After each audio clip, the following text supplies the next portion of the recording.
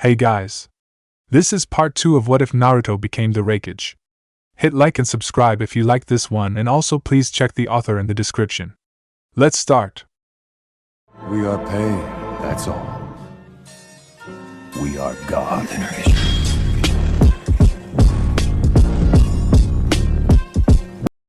Chapter 4 3 days later on Kumo airship docks.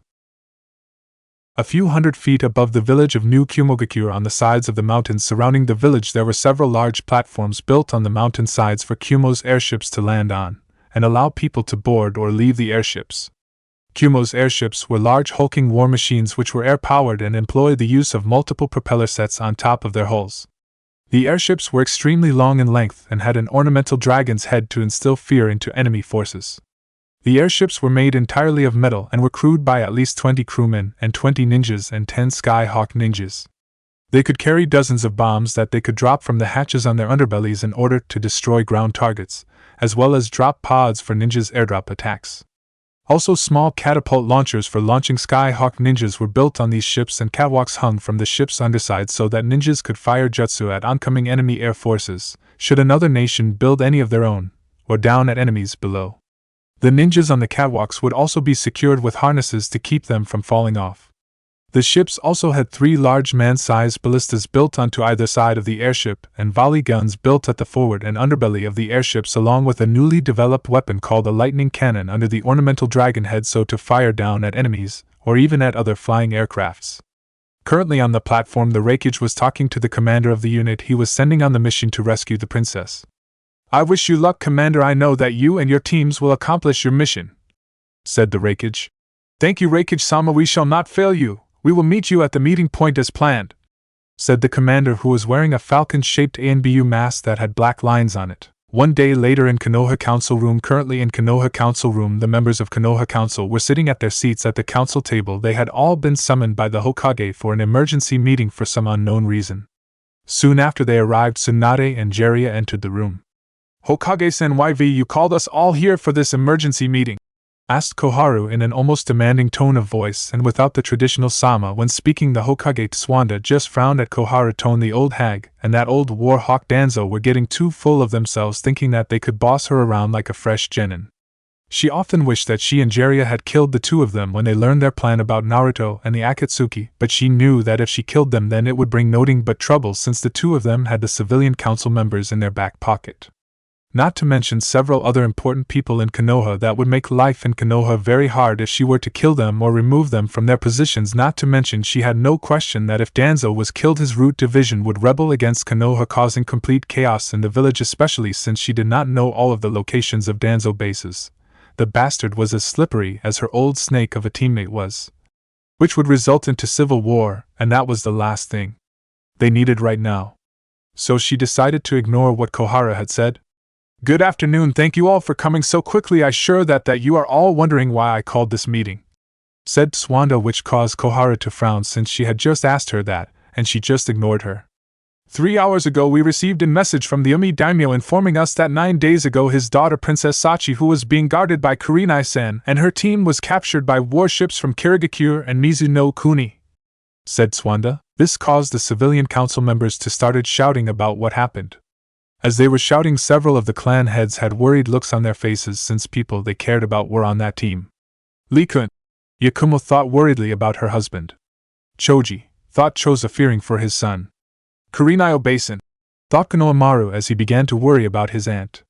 After a quick burst of killing intent and a frosty glare that would have frozen hell itself from Hinata, the civilian member wisely shrank down and shut up. This caused Tsuwanda to smile a little in gratitude at her former student for shutting the fools up. "Hokage-sama, how exactly was the princess captured? As I do not think that Kurenai-sensei would hand over her to Mizuno Kuni and Kiri," spoke Hinata, as she too was worried about her former sensei that had been like a second mother to her when she was younger. At this question, Jiraiya intervened and answered Hinata's question. "It seems that somehow the Mizu Daimyo and the Godame Mizukage found that Princess Sachi was leaving to go to Suki no Kuni to go to her wedding and had only a light guard protecting her. They then sent 3 Mizuno Kuni warships and 2 Kiri warships to capture the princess. Also, according to the royals' guards who were assigned to protect the princess, the two Curie warships had volley guns, and they had even created handheld versions of them and given them to their ninjas. Which was why when they saw what they had, the princess surrendered herself to them so that they would spare the others' lives.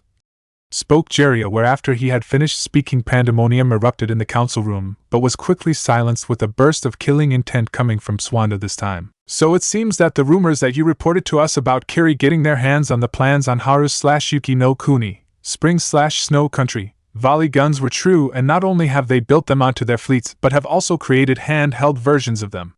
This is greatly troubling, said Danzo said with a frown. But what happened to my husband and the other members of his team? Asked a worried Yakumo. I'm afraid that Kiri decided to take them as prisoners to interrogate them for information on us, answered Swanda sadly, since like some of the other members of the council she was worried about the members of the team, including Sakura. For although she was still a bit angry for her past sins against Naruto, that didn't mean she wanted her to be tortured, raped, and killed, which was what would most likely would happen to her. This caused Yakumo to gasp in fear, knowing what that meant, and put her hand to cover her mouth as thoughts of Lee being tortured crept into her mind, where a black pit of dread started to form in her stomach as she thought of this. Where are the princess, Kurenai-san, and her team being held? Asked Hamaru. They are being held in the hold, answered Jiraiya. This caused a good bit of worried muttering, since everyone knew the infamous prison of Kirigakure, which none had ever escaped from, and where they held most of the political prisoners of both the Mizu daimyo and the Mizukage, not to mention the large number or rebel ninjas that were held there as well. So what do we do now? Asked Hamura. What do you think we have to rescue them? Shouted Konohamaru. Konohamaru had grown up quite a bit in the past 10 years. He was now a tall young man about 5'8", and wore the standard attire for a jonin, with a green flat jacket and black shinobi pants and shirt underneath the flat jacket. His hair was still spiky but was now longer, where he had his tied up in a short ponytail at the back of his head and had his headband around his head. He also carried a small metal tube on his right side hip, where once he flicked the small switch on the tube it would extend into a long metal battle pole to use when fighting. The extendable battle pole was a new device that Mikumo Tenshin, Tenten father, had created based on another new device, the extendable spear that an old blacksmith friend of his from outside the village had shown him, which according from him had been created in Kumogakure. Konohamaru-san, please settle down, since things like this are not that simple. We cannot waste vital resources and risking more lives on a single team, since every shinobi knows that there is always a risk of something like this happening. Besides, it would take a small army of shinobis to attack that prison, and we can't afford to send that many to attack the hold. Since if we did, IWA, Kusa, Oto, or the Hanya clan would most likely take advantage of our depleted numbers and attack us. Kurenai-san and her team are expendable losses, stated Koharu simply, without so much as a shred of sympathy. To hell with that, my grandfather always told me Konoha shinobis never abandon their comrades. Not to mention right now my little cousin is staying at my home waiting for his mother to return home, and I'd be damned if I going home to tell him that his mother has been captured and no one is willing to try and rescue her. He has already lost his father before he was even born, so there is no way in hell I going to let him grow up without a mother too, shouted Konohamaru. There are many orphans in this world, Sarutobi-san, and many shinobis with children who know well that whenever they go on missions that they may leave their children as orphans. Besides, what is one more orphan in this village to the many that there are now? Stated Danzo coldly. Konohamaru was about to blow his gasket and attack the one-eyed bastard for his comment, but Yakumo spoke up before he could do anything. You may be willing to leave them all to be tortured and killed in that prison, Danzo, speaking his name with venom, but I'm not, and there is no way I going to let my daughter grow up without her father either, said Yakumo. I agree with Konohamaru-san and Yakumo-san, there not a chance in hell I going to let my son rot in that place, spoke Choza as he slammed his fist down on the council table, making large cracks on the table. Both Shikaku and Inoichi nodded in agreement. As my mother so often tells me, a pack never abandons its members, said Hana, who had recently took over the position as clan head from her mother, who was now helping teaching younger Inuzuka children to work with their canine partners. I also agree with Sarutobi-san in rescuing Kurenai-san and her team, since although sometimes some of the hive must sacrifice themselves for the good of the hive itself, it is not in this case, since Kurenai-san, Lee-san, Choji-san and Sakura-san are all powerful and valued members of Konoha. Also, they know a great deal of our secrets, and if they reveal them to Kiri they will use them to greatly hurt us, so logic dictates that we must save them to prevent that from happening, answered Shibi. I agree as well, and if Konoha does not agree to send a team to rescue Kurenai-sensei, then I and my clan will, and I will personally lead that team myself," announced Hinata as she stood up and spoke with confidence and determination. Hinata had also grown up quite a bit as well, where instead of short hair her hair was now long that reached down to her lower back. She also wore typical shinobi black pants and fishnet shirt, and a midriff tank which showed of her impressive figure and bust, although she cared little of that. Hinata also wore black fingerless gloves and wore a long white sleeveless coat with the Hyuga clan symbol on it, and yellow flames on the edges. Hinata's statement of course got many surprised looks from everyone, since Hinata had just stated that if they did not go rescue Kurenai and her team, that she and the Hyuga clan would go on their own and rescue the others themselves. Hence, if they did do that, it would hurt Konoha reputation greatly, since if one of their most prominent clans, the Hyuga clan, went against Konoha ruling and took upon themselves to try and rescue one of their captured teams, it would make Konoha look incompetent. Since people would believe that Konoha had no control over their shinobis and their clans, hence they would lose face and more business from current clients, and that was the last thing they needed, since they were already in a hard spot as it is in financial and economical standing. "That will not be needed, Hinata. We will send an infiltration team to rescue Kurenai and the others, as well as Princess Sachi," said Swanda. "Hokage-sama, you can't be serious. We can't afford to lose any more of our best shinobis. All we be doing is weakening ourselves," shouted Ashikaga Shin. "I am very much serious, and this is a ninja matter, Ashikaga, hence you have no say. Beside, you don't understand the situation that we are in right now," grounded Swanda. "Situation? What do you mean, Hokage-sama?" asked a confused Shin.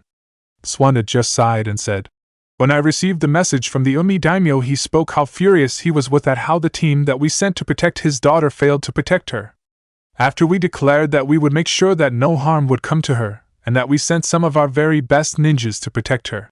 But that was not our fault. There was no way we could have known that Kiri would be waiting to ambush us, not to mention that they would have those weapons with them," said Asehida. "That still doesn't change the fact that our ninjas failed to do what they were hired to do, and even after all our assurances," said Tsunade, where she then continued. "Hence we have no choice but try and rescue both Kurenai's team and the princess, or we throw away any chance we have of good relationships with Umi no Kuni and Suki no Kuni, and also risk further isolating ourselves further. Then what are we waiting for? Ba-chan, let me and my team go, and we rescue them all," roared Konohamaru. "That is enough, Konohamaru! Rushing off half-cocked like that will only end up in disaster," ordered Swanda, which got the young man to calm down and sit back down onto his seat, after which Tsunade spoke again. "Before we make any kind of rescue attempt, we need information on the prison and where Princess Sachi, Kurenai, and the others are being held, after which we will need to make a plan of attack to infiltrate the prison and get them out as quickly as possible. Jiraiya, I need you to head to Mizu no Kuni and get as much information on the hold as you can, and find where Kurenai and the others are all being held in it as soon as possible. Also, if you can see if you can get us pictures of the prison, or better yet plans of it if possible," ordered Swanda. "Right, Haim, I do what I can," replied Jiraiya, and quickly shunshined away. "Once Jiraiya has gotten all the information on the prison that he can, I want you, Shikaku, and your son Shikamaru, to create a plan to allow us to infiltrate the hold," ordered Swanda, to which Shikaku just nodded. "This meeting is dismissed," said Swanda to the council. As the council members were leaving, many were muttering about what they had learned, many were talking about what they were going to do and ways they could save the princess and Kurenai and the others, while some others like Danzo, Kohara, and the civilian members were commenting that this was a mistake and a waste of valuable resources that could be put to better use. Swanda could only scoff at them. After they had all left, she then started to leave the room. She needed a drink badly, but knew she couldn't, since she had stopped drinking ever since Naruto was banished. "First, most of our allies and clients turn their back on us for banishing Naruto. Then the Heavenly Alliance is formed and takes most of our missions from us. Then Orochimaru rebuilds Oto's forces and gathers Iwa, Kiri, Kusa, and the Hanya clan to ally against us, and now this. Things seem to only get worse and worse for us," thought Swanda. After which she then looked out to the blue cloudless sky. "Is this the heaven's wrath on us for turning our backs on Naruto, or is it you, Naruto, who is punishing this village from the heavens for betraying you?" 2 days later, in a prison cell in the hold, currently laying on top of her bed in her cell, was Sakura. She and the others had been in the prison for about a week. They arrived at the hold after a 4-day trip from where they were ambushed to here. After they had arrived, they were all separated and put into different cells, although she did know that Kurenai was in the cell on her right, while the princess was in the cell on her left. They could not make contact with one another. Sakura was wearing a standard gray prison outfit with a long short-sleeved shirt and long gray trousers with normal sandals. She also had a collar around her neck with special seals placed on it where it suppressed her chakra and kept her from using it. It also would paralyze her body should any of the guards activate it, and if she tried to tamper with it, it would explode with enough force to blow her head off. Fortunately for the past week, nothing had happened so far in being held in the hold, since they hadn't been interrogated yet for information, which was fine by her. Although she knew that eventually they would start soon enough, they were mostly likely deciding what to do with them and how to interrogate them. As she lay on her bed looking up at the ceiling, she had not much to do other than think about how things had changed since Naruto banishment. Thinking about him made her think about how much of a cold-hearted and selfish bitch she was to him. She remembered how she used to fawn over Sasuke all because he was talented, handsome, and from a powerful and noble clan, in which due to her stupid crush over him it had cost her a good friend that she truly never deserved. It made her sick as she remembered how weak and foolish she had been, where she spent all her time trying to look nice for Sasuke while she could have used the time to train and get stronger. She then began to remember where the truth was finally slapped in her face by Tsunade, who had revealed to her how stupid, selfish, and weak she had been for the past few years as she fawned over Sasuke. Flashback. No, and oh. That wrong. If you did that to a patient, you would block the patient coronary artery and give the patient a heart attack. Haven't you been listening to me? If you had, you would know not to do that. Now we will start all over again and keep doing this until you get it perfect. Is that clear? Spoke Tsuwanda angrily, as if she was speaking to a dunce. Sakura at the time was barely containing her temper at this moment, since she had been belittled, hassled, undermined, insulted, and pressured for weeks by Tsuwanda ever since she started this training course to be a medic. Everything she did was either wrong or not good enough by Tsuwanda standards. No matter how hard she tried, Tsuwanda would always find something wrong with what she did. The way Tsuwanda treated her made her feel as if she was a complete moron that could do nothing right. Are you even listening to what I'm telling you, or are you off in your own little world dreaming about how you and your beloved traitor will be having your wedding? Grounded Tsuwanda and saying traitor with venom. Don't you dare call Sasuke-kun a traitor. He wasn't well when he left. The crew's seal made him leave the village with how it messed with his mind, said Sakura as she stood up to Tsuwanda. If you believe that tripe that the civilians are spouting, then you're even more deluded than I even thought, scoffed Tsuwanda. Sakura just balled her fist in anger and glared at Tsuwanda and then snarled out. You're just taking out your anger out on me because Naruto got banished from the village. What did you just say? Snarled Tsuwanda as she let out a small amount of killing intent, since she was barely reining in her temper and keeping herself from strangling the girl. But despite this, Sakura held her ground and then started to shout out. You heard me. You and the others are all blaming me and Sasuke-kun for Naruto being banished when it was clear that he was losing control of the Kyuubi. Look at what he did to Sasuke-kun. If he had stayed, then he would have eventually destroyed the village, or those Akatsuki guys who hurt Kakashi-sensei would have come back and destroyed the village to get him. We're better off without him gone now. He was a threat to the village, but you and the other refused to see that. After her little rant, Sakura took in a few deep breaths to calm herself down a bit, in which she started to feel a little better, knowing that she had finally stood up to her teacher, although that pride only lasted for a second or two before Tsuwanda grabbed her by the throat and slammed her into the wall, making a large dent in it, and held her up high enough so that she would be at eye level with Tsuwanda. When Sakura looked into the Hokage golden eyes, she saw them filled with uncontrolled rage and fury. The look in her eyes paralyzed Sakura with fear. Shizen, who was in the room as well, was about to step in and try and save Sakura from her master's anger, but was stopped by a look that Tsuwanda gave her that clearly told her not to butt in. Let me tell you something, you little tramp. Saying it with venom. Did you know the real reason why Naruto was the dead last in your class? Snarled Tsuwanda as she looked Sakura right in the eye. Sakura did not answer, since she couldn't even move, since Tsuwanda had a vice-like grip on her throat, and she could barely breath, let alone move, since her entire body was frozen with pure terror at the killing intent that Tsuwanda was unleashing and the look of pure rage and hatred that filled her eyes. Well, I tell you why. The only reason why Naruto was the dead last was because of ignorant fools like you, and the school decided to sabotage his training by giving him old school books that were unreadable or behind in current teaching. They taught him the wrong things when training him in taijutsu. They even ignored him when he asked for help and gave him questions that only Jonin-level ninjas would know. Which was why I had the majority of the teachers in the academy fired as well as half of the hospital staff when they refused to treat Naruto when he was hurt when he was younger and why I made sure that they would never practice medicine again and why I had them and the teachers from the academy sent to Ibiki for 3 months after I learned about what they'd done to Naruto after he was banished. Snarled Suanda, after which she then continued. But even despite all the handicaps that the teachers gave him in the academy, he was still able to learn the Kagebun Shinjutsu A-B ranked Jounin level ninjutsu technique and the Tajuu Kagebun Shin no Jutsu, an advanced A ranked forbidden technique of the Kagebun Shinjutsu in just 3 hours without any help, and defeated your former teacher Mizuki by himself when he turned traitor. He even saved your miserable worthless life when he defeated that Gaara kid during the invasion of Suna and Oto. He also convinced me to come back to this cesspit of a village to help your beloved Uchiha.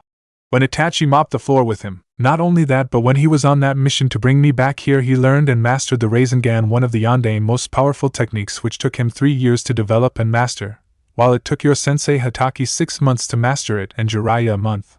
But for Naruto it only took him 1 week to master it. He was even protecting this thankless village every day of his life from the Kyuubi by keeping it contained, and for that bigotry idiots like you beat him up 3 days a week for what he contained, and after every beating he got he had to go to the hospital. He even got worse beatings on his birthdays, which was the day when the Kyuubi was sealed into him, and he lost his parents.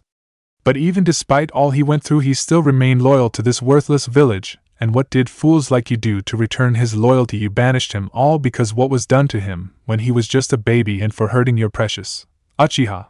When he turned traitor, she then tightened her grip around Sakura's neck, almost choking her. And you have the gall to do the things you did to him, and then call him a monster, surprising Sakura. Oh yes, I heard what you did to Naruto and how you used to beat him up at the academy for practically no reason other than him being himself or to make you feel better about yourself. I've read your file. Your skills are practically, since they're still at academy level, you might have shown some skill in Yuki no Kuni as well as shown good chakra control, but that it. The only real reason you even passed was because you passed the academic part of the academy, which goes to show how far the academy has fallen, if little. Sluts. Like you are our top kunoichi.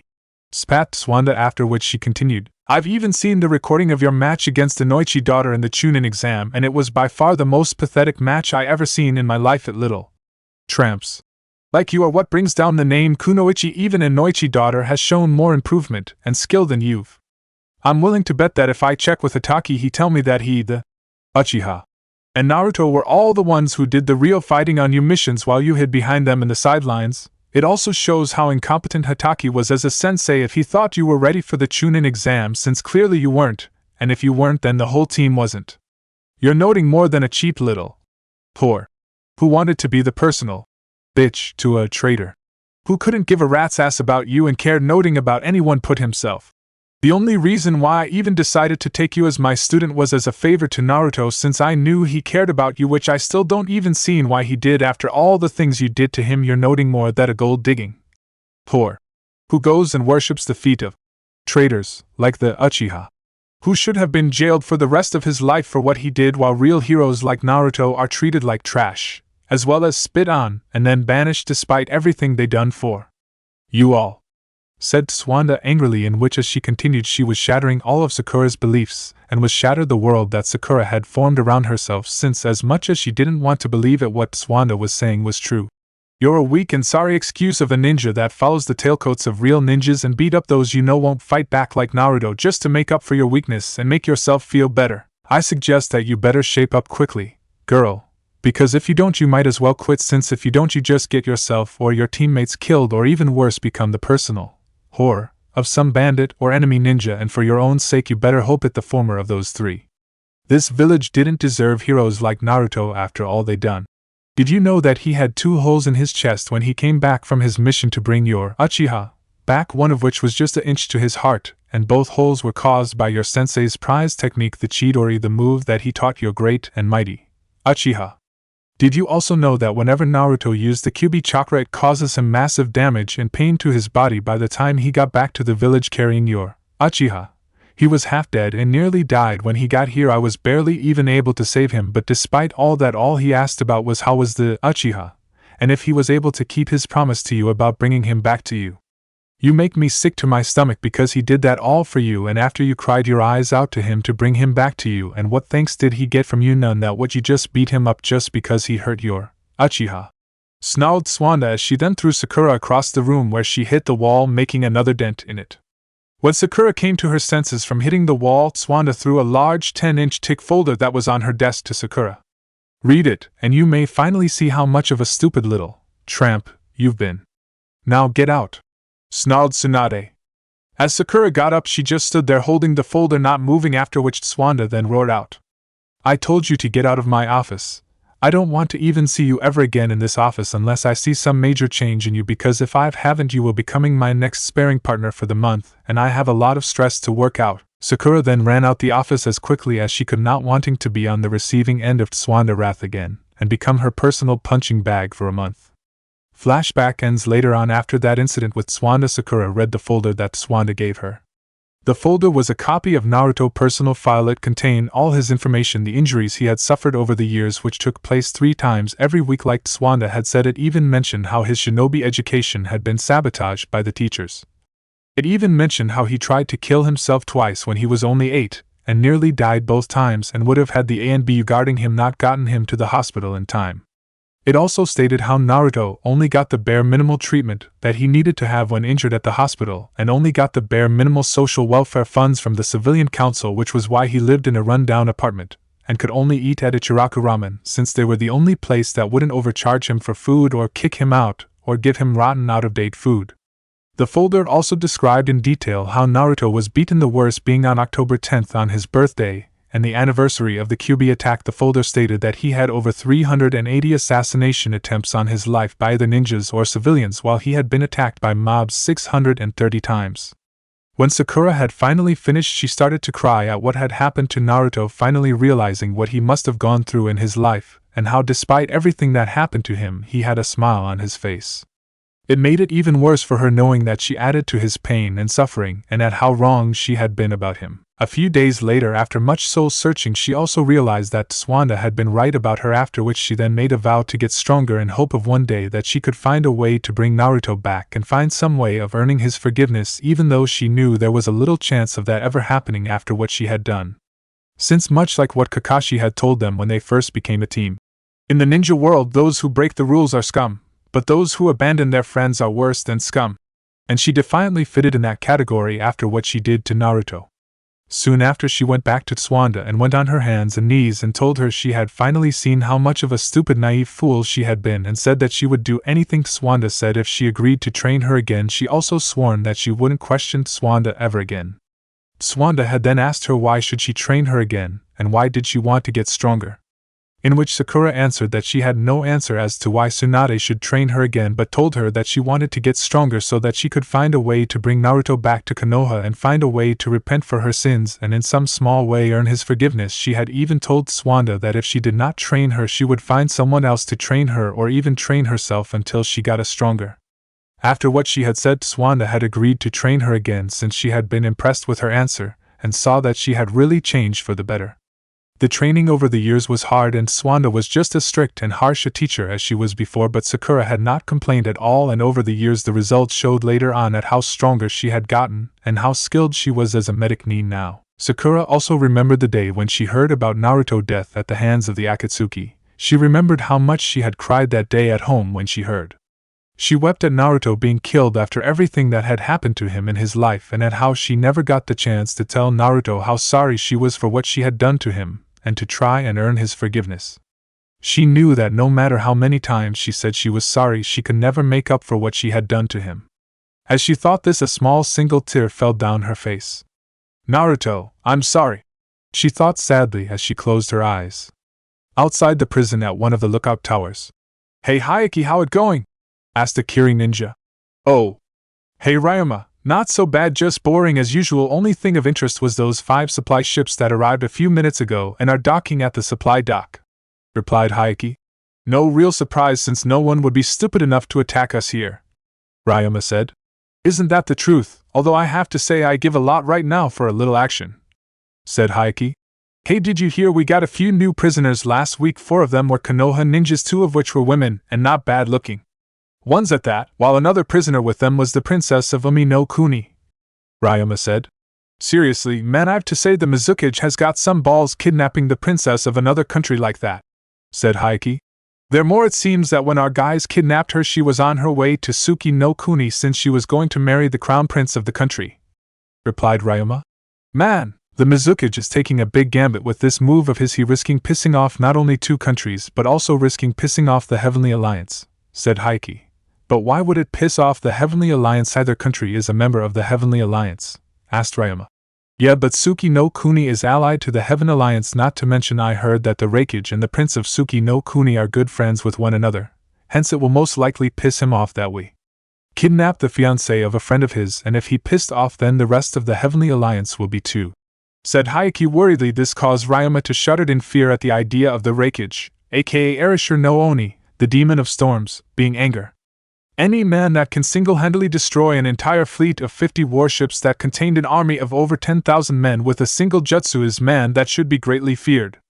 Maybe, but even Kumo and the Heavenly Alliance wouldn't attack this place. It would take a massive armada of ships and a small army to take this place, and by the time they even broke through the main defenses, reinforcements from Kiri would arrive. Not to mention we have the new volley guns on our ships and guard towers, as well as have those new handheld versions of it, answered Ryoma.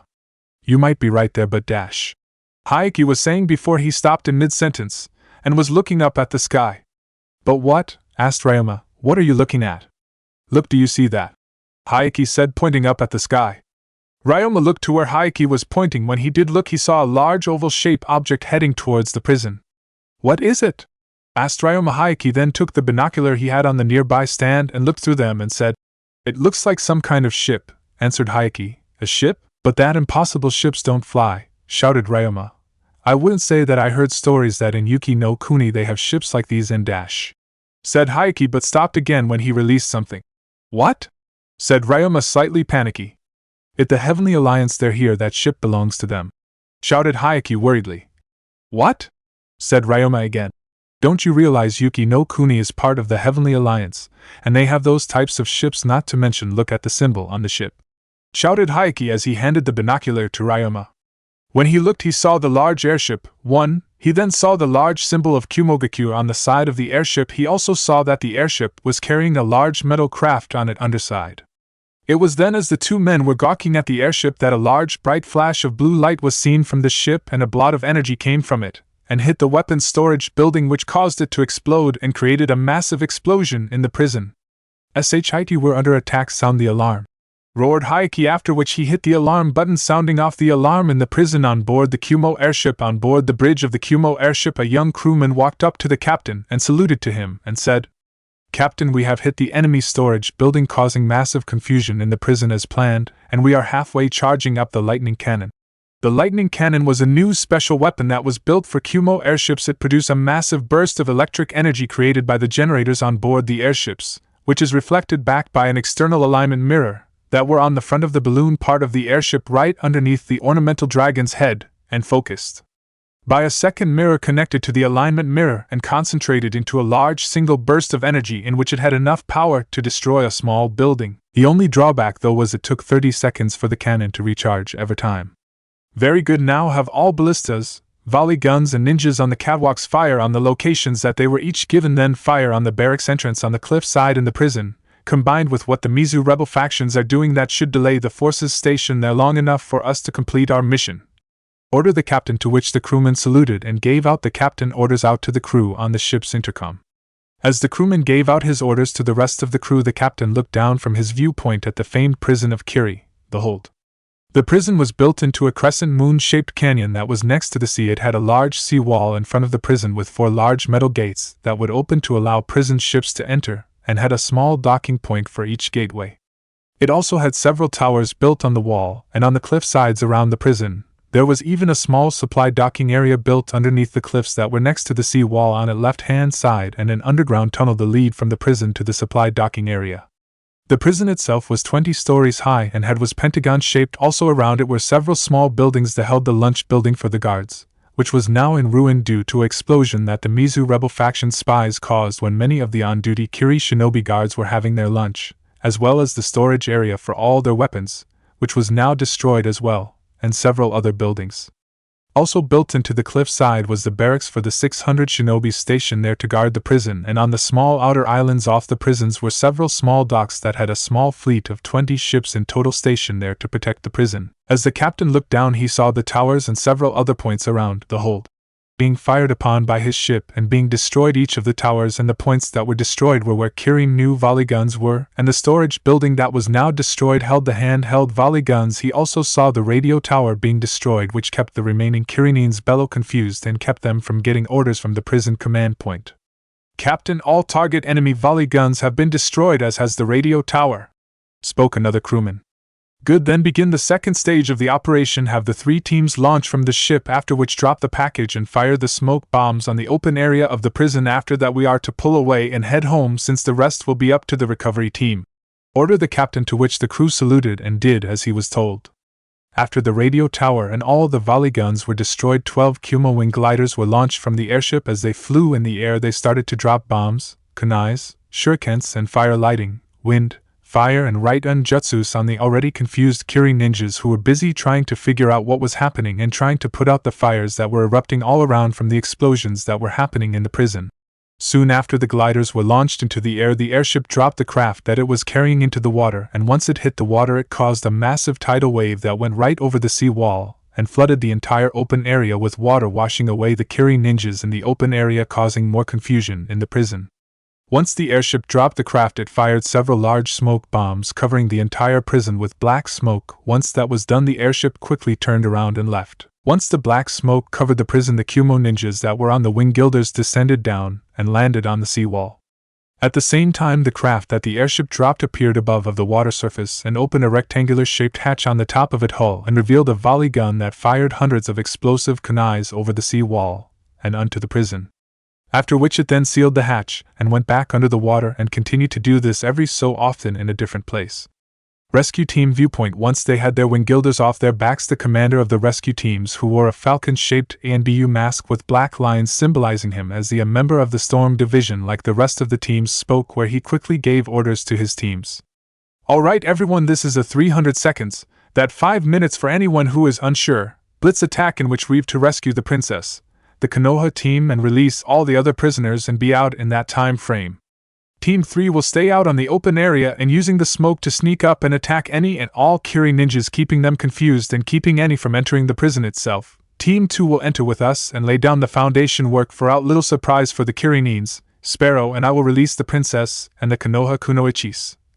Raven, you will release the male Konohanins, and Hawk, you will go to the control center and release the rest of the prisoners and release the coded message to them through the intercom.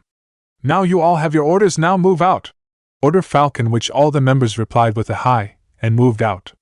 The hold command point. The hold command point was built on the cliff side of the canyon, and directly behind the prison itself and overlooking it. Currently the command center was in utter chaos right now, trying to figure out what was happening and what was going on.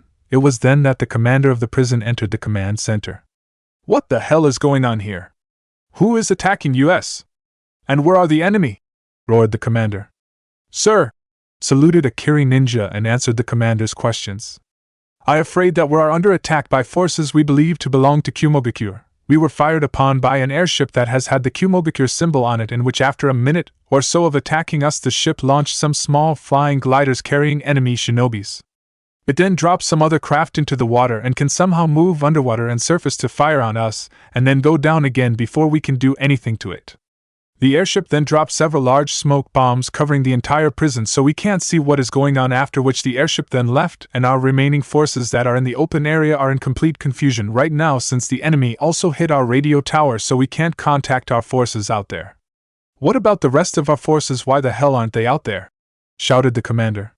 "I'm afraid that the enemy airship fired on the main entrance out of the barracks in the cliff side that leads to the open area and destroyed the entrance. The rest of our men are trying to get out through the emergency entrances, but it will take 5 minutes before they are all out. Also, a large number of our men have been killed when an explosion erupted in the mess hall when many of our men were eating their afternoon meal, and our hidden volley guns have also been destroyed by several other explosions. We believe that the explosions was caused by exploding notes planted by rebel spies from the rebel factions that infiltrated the prison, and we just received reports that a large force of rebel ninjas from the rebel factions have taken over the supply docking area and are moving through the underground entrance into the prison. It seems that they disguised their ships to look like our supply ships so that they could sneak into the supply docking area," replied the Kirin. "Damn those Kumo bastards," the commander shouted as he slammed his fist onto the desk next to him. "Are they working with the rebel factions? They must be after the princess at the prison. It's the only explanation why they are here and attacking us." He then turned to the Kirin he had been talking to. "Have our entire forces get out to the open area as fast as they can and secure the prison as quickly as possible. We can't let them get away with the princess." "Yes, sir," answered the Kirin and quickly went to do what the commander had ordered. "You won't get away with this, you Kumo scum, I swear it," thought the commander as he looked out at the smoke-filled prison with small explosions been seen every so often. Rescue Team General Viewpoint. As Kurenai looked out her small bar window, she could see the explosion and smoke outside and could not help but wonder what was going on. It was oblivious that the prison was under attack. She knew it wasn't Konoha since they couldn't have heard of their capture and mounted a rescue attempt so soon, not to mention she didn't think that they would come and use the limited resources that they would need for the war to simply rescue them. Could it be the rebel factions in Mizu no Kuni attacking the prison? No, they wouldn't have the resources to make such an attack. But if it not them, then who? Thought Kurenai. It was then that she heard a knock and a voice from behind the cell door. "Hello, Yuhi Sarutobi Kurenai, are you in there?" called the voice. "Yes, I'm. Who is there?" asked Kurenai. "My name is Falcon, my team, and I've come to rescue you and the princess of Umi no Kuni. Now please step away from the door, I'm going to blow it," said Falcon, which Kurenai obeyed. As soon as she moved away, the steel door blew open and the room filled with smoke. When Kurenai stepped out of her cell room, she also saw Sakura and Princess Sachi stepping out of their own cells at the same time. After which she then saw two ANBU masked men. The men wore typical ANBU armor and clothes, and the only strange thing about them was that their masks were blue with black lines and markings around their masks. This was strange since she had never seen ANBU from any country wearing masks like theirs. "Thank you, but who are you?" asked Kurenai. "My codename is Falcon and my comrade here is Sparrow. We are with Kumo Elite Storm Division," answered Falcon. "Kumo? But why are you trying to save the princess? Umi no Kuni is not with the Heavenly Alliance, nor is it allied with it, and the same for our village," said Kurenai. "Although it is true that Umi no Kuni is not allied with us, nor is it a member of the Heavenly Alliance, Suki no Kuni is allied to us, and Princess Sachi is the fiancée of the Crown Prince Hikaru, and is hence the future queen of Suki no Kuni. Since that is the case, we cannot let the future queen of Suki no Kuni to be held prisoner by the Mizukage or the Mizu daimyo. Not to mention Lady Daimyo Kicho was greatly angered when she heard that the princess was captured, as was the Raikage," answered Falcon. "Lady Kicho sent you to rescue me?" asked Princess Sachi, and a wave of gratitude filled her heart for the Lady Daimyo of Kaminari no Kuni, Lightning Country. "Yes, she and the Raikage sent us to rescue you, as well as the Konoha ninjas that were supposed to protect you," said Falcon, although Kurenai and Sakura caught the harshness of his words. "Although we are grateful for rescuing us, the question, why are you? I can understand why the princess now, but not us," asked Kurenai. "I'm afraid that I cannot answer your questions now. There is not enough time, and we need to get out now," the Falcon said quickly. Before Kurenai could reply, all the prison doors opened automatically and a voice was heard over the announcer. "Attention all prisoners, you are to make your way to the supply docking port. Your friends are in here to rescue you. The code word is Blue Pearl. I repeat, the code word is Blue Pearl." "What was that about? What's going on?" asked Kurenai. "It a code word that is known to all rebel shinobis and other rebel members in Mizu no Kuni, where if they hear a message from an unknown force, and that word is mentioned, then it tells them that the unknown force is a friend and that they are telling the truth. Now there's no more time, we only have 200 seconds left to get out," said the Falcon fiercely, where he then turned to the princess. "Princess, I'm afraid that I must have you get on Sparrow back since you do not have the training to keep up with our speed, so you must get on his back so that you won't slow us down," said the Falcon politely, but the urgency in his voice could be heard. "I understand," said the princess as Sparrow turned his back and kneed down so that the princess could get on his back. As the princess got on Sparrow back, Sakura quickly asked, "But what about Lee and Choji? We can't just leave them here." "Don't worry, one of my men is rescuing your comrades now. We must move, we don't have much time left," ordered Falcon in a commanding tone, in which he took off with Sparrow and the princess right behind him, who was closely followed by Kurenai and Sakura. As they ran, Falcon started to speak on his radio that was connected to his mask. "Raven, this is Falcon, what is your situation? Over." After which a voice replied, "Falcon, this is Raven, over.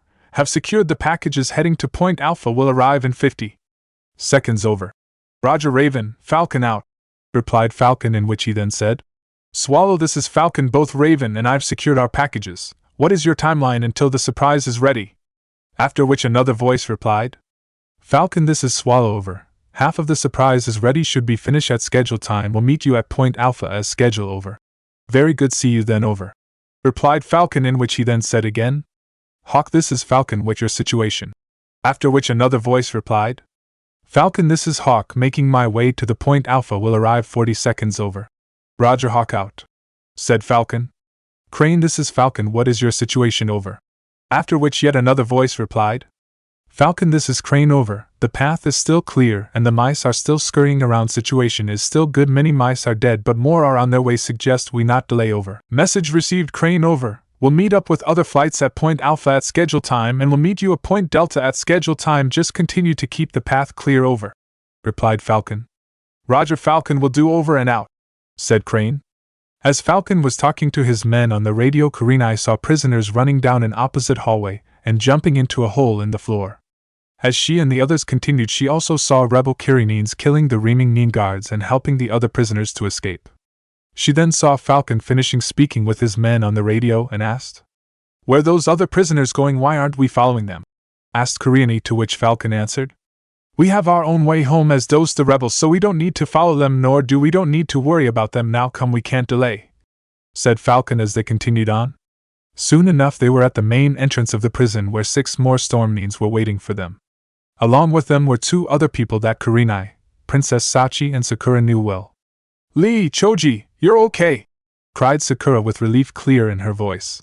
Yes, we are, thanks to these youthful shinobis from Kumogakure, said Lee with his trademark shining smile and thumbs up. Swallow, did you finish laying things out for our little surprise for the Kirinine? Asked Falcon as he came up to the other Stormnines. Yes, sir, answered Swallow. Good. Now we only have 100 seconds left to get to Point Delta and reach the rendezvous point with the swordfish, or else we will become permanent guests here, said Falcon. He then turned Kurenai and the others and said, Come, we have to move there, no time to waste. After which they all started to run out into the smoke-filled open area. Stay together and stick close to us and don't separate or fall behind, because if you do you get lost in the smoke and be captured again, and we won't rescue this time. Order a Storm ANBU to the Konoha Nin, who wore an owl-shaped mask and was clearly female by figure of her body and sound of her voice. As they ran through the smoke they were met by another squad of Storm ANBU. One of them had a crane-shaped mask and spoke to Falcon. Sir, the enemy reinforcements are moving in on the open area, so we may still run in on some Kirinines, but most of them seem to be heading for the prison itself. Many are covering the open area. I suggest we not delay, since our smoke cover will soon be gone, and they will quickly surround us. Spoke Crane. Right, then we have to hurry. We only have less than 100 seconds left before we have to get to our rendezvous point, and if we miss it then we're finished, said Falcon.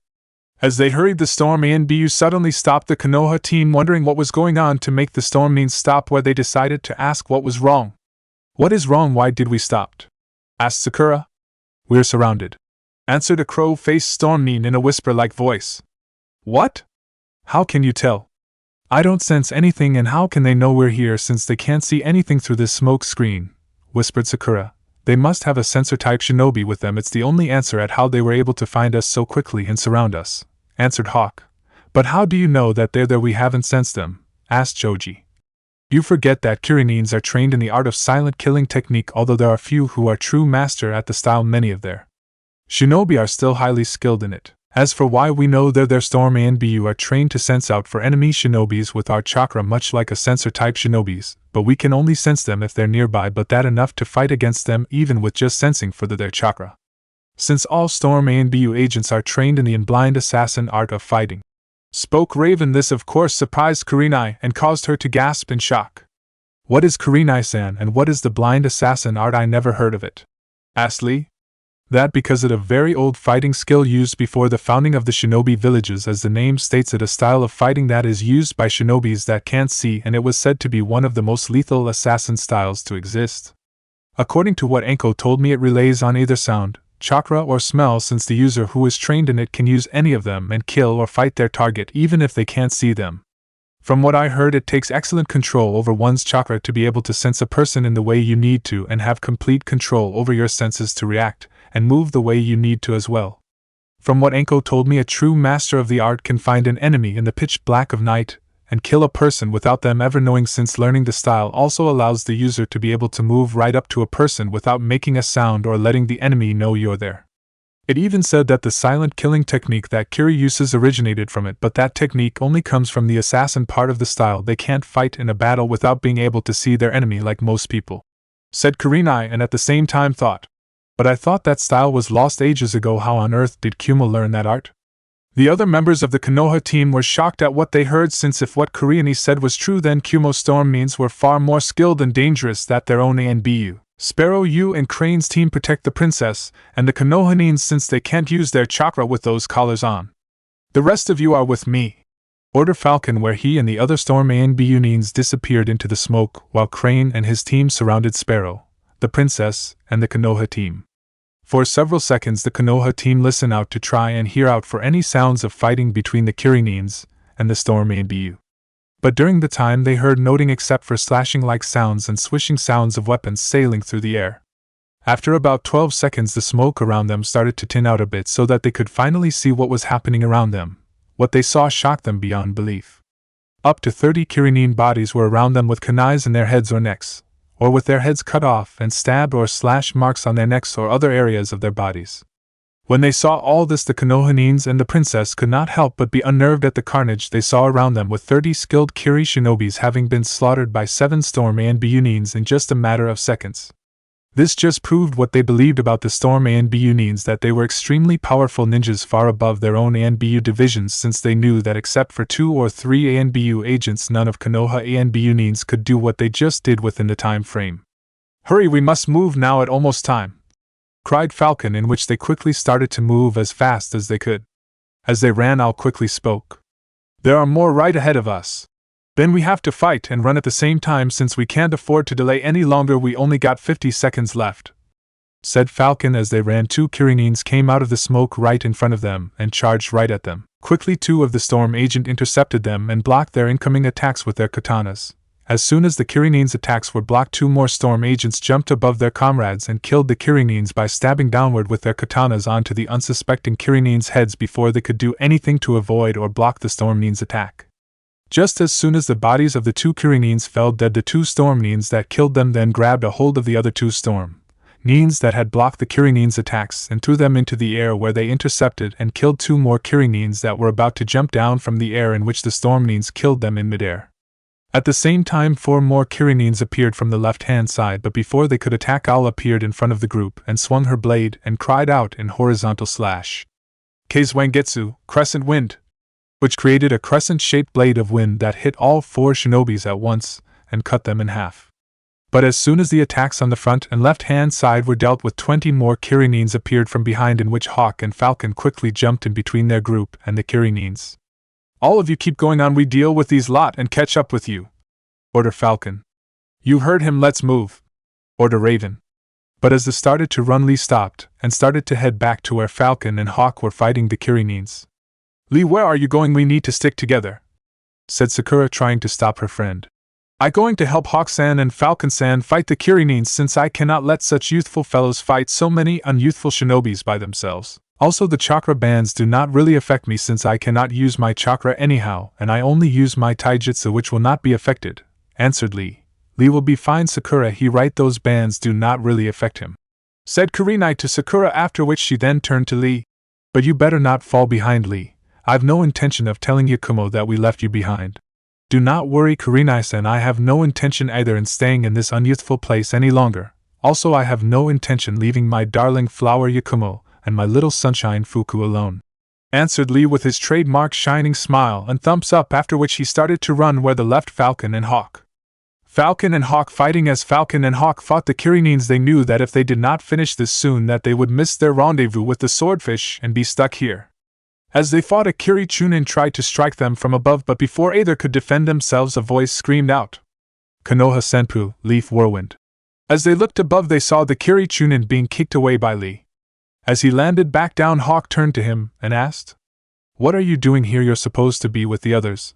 I came here to help you, my youthful friends. Since you were kind enough to save us, I thought it only right that I help you to return the favor, since the collars don't really affect me, since I can't use any chakra to begin with, answered Lee, Very well, just watch yourself. Although you don't need chakra to fight to your full strength, those collars still can paralyze your body if they activate it," said Falcon. Lee nodded and rushed off and attacked 2 more Kiri Chunins. Lee quickly ducked a stab to his head from one of the Chunin and quickly punched him in the gut, and then spin kicked him to the ribs, sending him flying. He then blocked a kick to his side from the other Chunin and pushed the other Chunin away. He then punched a man in the head and sent him a powerful knee in the stomach, followed by a strong kick to the side of the man's head, sending him crashing to the ground. As Lee finished defeating the 2 Chunin, he turned to where Hawk and Falcon were fighting the main part of the group. When Lee turned, he could not help but be in awe at how the 2 men fought. The 2 of them fought like a perfect team, side by side, each with their back to the other, and defending each other back. The 2 of them fought in perfect sequence with one another, where if Hawk attacked, Falcon would defend, and if Falcon attacked, Hawk would defend. The 2 slashed and cut the surrounding Kirinins with their katanas like they were noting. The 2 moved as if they were of one mind and knew what the other was going to do on pure instinct. It was as if they were doing some kind of dance at the way they moved with one another.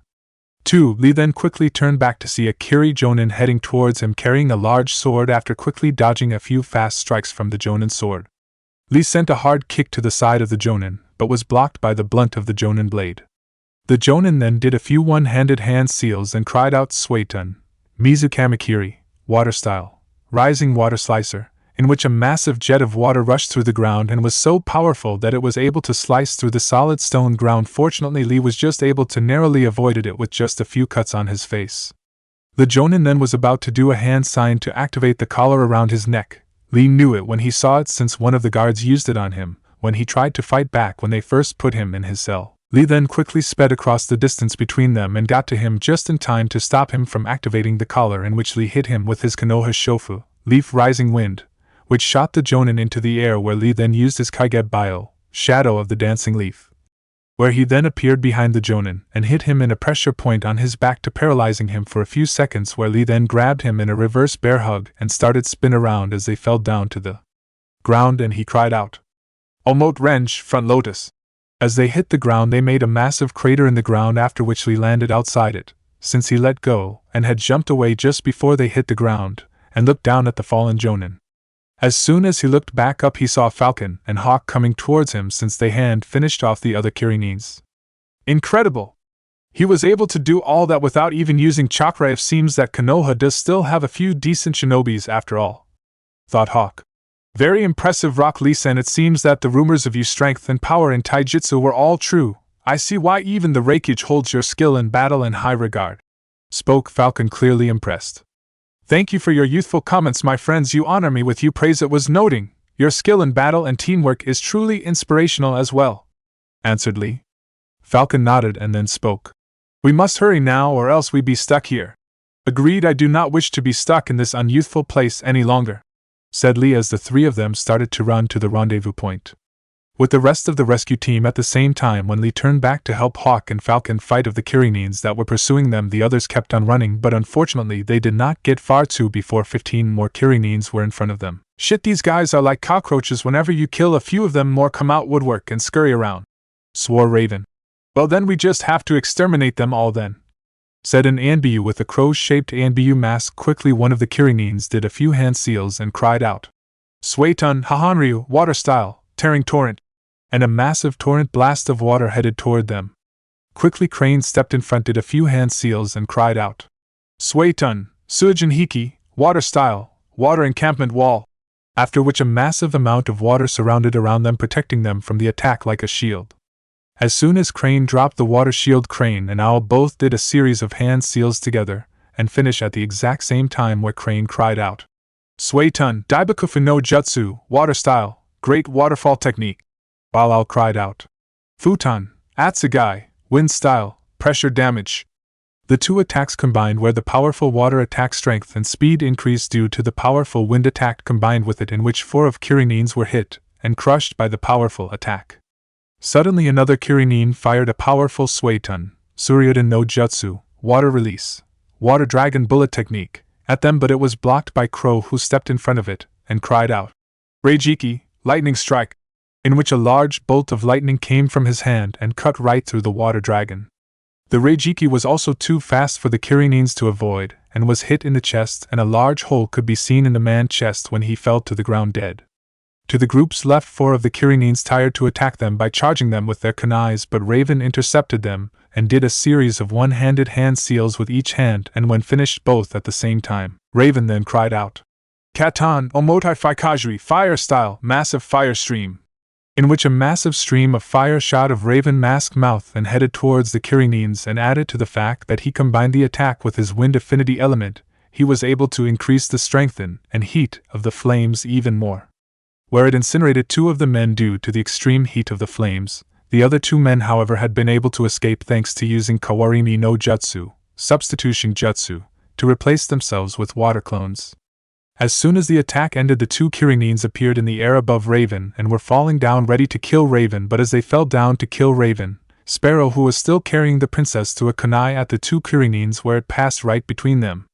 Thinking that Sparrow missed, the Kirinins ignored the kunai, but if they hadn't ignored it they would have seen the kunai changed into Swallow, where he then quickly took out his sword and spun around and decapitated both the shinobis with a single slash from his sword without either of Kirinins ever knowing what had happened.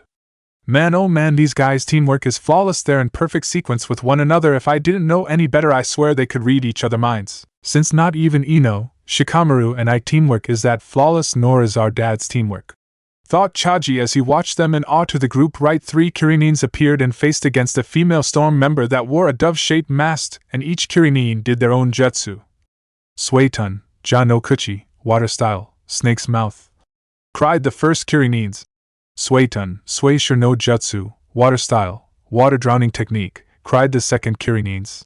Suetun, Hahanryu, water style, destructive rapid torrents, cried the third Kirinins as the 3 water attacks charged at her. Dove quickly did 2 sets of one-handed seals together with incredible speed, and when finished shouted out, Suetun, Reitu Tsunami, water style, freezing tidal wave, in which a massive tidal wave appeared in front of Dove and went right through the other advancing water attacks, where when it passed through the attacks where they were frozen solid and shattered into thousands of pieces, as were the Kirinins who could not avoid the attack and were hit by it and killed when their frozen bodies shattered. This was due to the wind element that Dove combined with the water attack, which allowed the water to freeze anything it hits.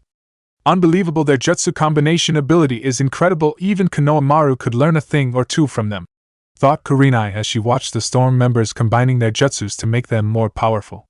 As Dove was dealing with the 3 Kirinins, another Kirinin came up behind Sakura and was about to stab her with his sword before she could even try and move out of the way. But just before the Kirinin could stab her, a sword appeared sticking out of his chest. When the sword was pulled out and the man fell dead, and Sakura saw that her savior was a female storm Anbu who wore a thrush-shaped mask. I suggest that you watch your back more carefully, Haruno-san, said Robin, who was clearly female by the sound of her voice and shape of her body. Just after finishing speaking, the last 2 remaining Kirinins appeared out of the dying smoke and charged at Sakura and Robin with their short katanas, but before they could get close enough, 2 separate voices shouted out, Right-un Suzukiri, lightning style, cutting sparrow, where screaming birds-like sounds similar to Kakashi's Chidori were heard, and then they saw dozens of birds made out of lightning heading towards the Kirinins. They tried to avoid the attacks, but the birds followed them and cut right through them, cutting them into pieces. When they turned to whom had saved them, they saw 2 storm members just to their right. One was wearing a phoenix-shaped mask. Another, who was clearly female by the shape of her body, wore a swan-shaped mask. Thanks guys, I owe you one, said Robin to the members who had saved them, to which they just nodded. Alright everyone, let hurry, we're nearly there and it almost time to go, shouted Crane as they started to run again, where not long after they arrived at docking point 2 and saw the large metal gate at the docking point. So what do we do now? Asked Choji. We wait, answered Owl. But for what and for how long? Asked Sakura. You see in 5, 4, 3, 2, 1. Now, said Raven, looking at his watch, after which the metal gates exploded, and when the smoke cleared, a large metal craft appeared through the gate. The large craft was about the size of a medium-sized ship, made entirely of metal armor and gold-plated rims. It had a fish-shape-like design and seemed to move through the water fairly quickly. It also had raised platform with a large hatch and hand railings on the top of it. It also had a propeller on its tail end which allowed it to move. It also had a glass window on its front and small portholes on its sides. Although they could not see in through the window or the portholes, it was likely that the people inside could see out. What the hell is that thing? Asked Sakura, which was what Kurenai and Choji were both thinking as well. It one of Kumo's latest creations it called a submarine, answered Crane. A sub what? Asked Choji confused. A submarine, a metal ship that can sail on water and underwater, said Ao. Impossible ships can't sail underwater, said Sakura. Well, this one does, as you will soon see, answered Phoenix. Just then the top catch of the submarine opened up and a woman wearing tight red top and shorts, with matching socks and shoes and wore a Kumo headband on her head with the simple cloth being red instead of brown appeared on top. Right on time, guys, now get on quickly. Half of Kiri Navy is behind us and is about to surround this place, shouted the women. Right, all right, everyone get on. Order Crane, in which they quickly did. When they did, Sakura quickly shouted. What about Lee and the others? We can't leave them here. We can't wait for them, because if we do the Kiri Navy will surround the prison and fire on us, said the women in red. There's no need to wait, they're here, said Dove as she pointed, which when the others looked, they saw Lee, Hawk and Falcon heading for them, where they quickly jumped on. Perfect timing, guy, we were about to leave, said the women in red. It was thanks to Lee-san help here that we were able to get here on time. Had he not come to help us when he did, we would not have gotten here in time, spoke Falcon, which caused Lee to smile since he was glad that he could help them. Quickly the submarine reversed out of the docking point and turned facing out into the sea. As they moved, Swallow took out a small note with a seal. I believe it time that we release our little surprise for the Kirinines, don't you agree, sir? Asked Swallow to Falcon, where he just nodded. What's that? Asked Kurenai, to which Swallow replied, Watch and will you see. After which he channeled some chakra into the note, and a few seconds later several massive explosions could be seen coming from the prison itself. They then saw the prison starting to collapse, creating a massive amount of smoke to rise due to the explosions and collapsing building. What did you do? Asked Kurenai, with shock clearly heard in her voice and seen on her face, as well as the princess and the other Konohanines. When Falcon and his team were releasing the princess, you and your team and the rebel prisoners, my team set large amounts of powerful exploding notes on the foundations of the prison as well as some other key points in the building so to destroy it and everything around it, answered Swallow as Swallow gave his explanation to the princess and the Konohanines. Falcon turned to his left, where he could just see from the distance the 5 rebel ships sailing away. This caused the man to smile behind his mask since he was glad the rebels were able to get out in time. He also hoped that they were able to get all their comrades out as well. It was after that they heard several small explosions, causing them to turn away from the hold and look forward to see a large fleet of Kiri warships nearing them and firing their volley guns to fire their exploding kunais at them, which were now flying towards them. Fortunately, they were just out of range of the volley guns and weren't hit. Everyone get in now! Ordered the women in red, where everyone quickly went down the hatch and into the submarine, where once the entrance hatch was shut, the women in red ordered the ship to dive underwater, which it did, and the ship sailed right under the Kiri fleet and headed for their rendezvous point with the escort fleet.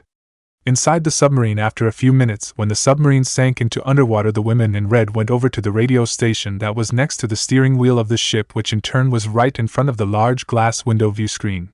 She then picked up the radio speaker and spoke. Seagull, this is Swordfish, come in, Seagull, said the women in red. After a few seconds a voice replied.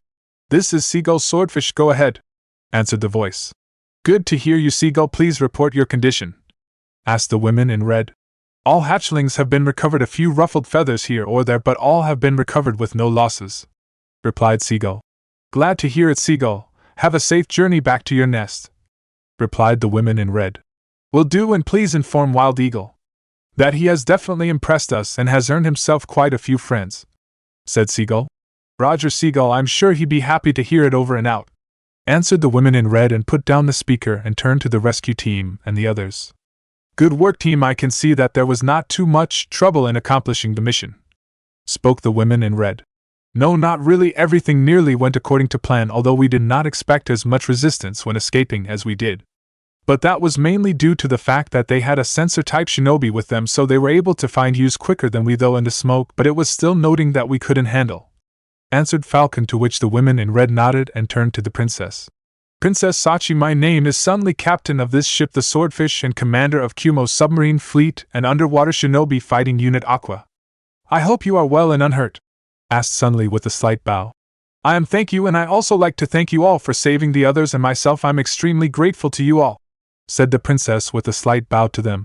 It was noting, Princess, but you are welcome none the same. Also, I'm afraid that the ship does not have much room or privacy, since there is not as much room in here as there is on a normal ship, since this submarine can only carry at max 30 people, which is what we are carrying now. If you follow one of my crewmen, he will lead you to my private cabin so that you may rest, since I sure you must be tired. I will also have some food sent to you, since you must be hungry as well," said Sunli.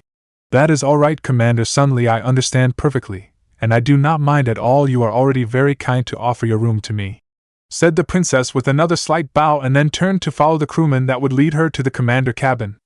When the princess went down the steps to the lower level, Kurenai came forward and started to speak to Sunli. "Commander Sunli, my name is Yuhi Sarutobi Kurenai, and on behalf of my team and myself I would like to thank you and the Storm members for saving us," said Kurenai with a slight bow, which was followed by Lee, Sakura and Choji. "You are welcome, Kurenai-san," replied Sunli neutrally. Unlike the friendly one she had used when speaking to the princess, Kurenai decided to ignore the sudden change of attitude and decided to ask what she had been wondering ever since she found out it was Kumo's shinobis that had saved her and her team along with the princess. "Excuse me, Commander Sunli, but I have been wondering, why is it that you and your teams were sent to rescue us along with the princess?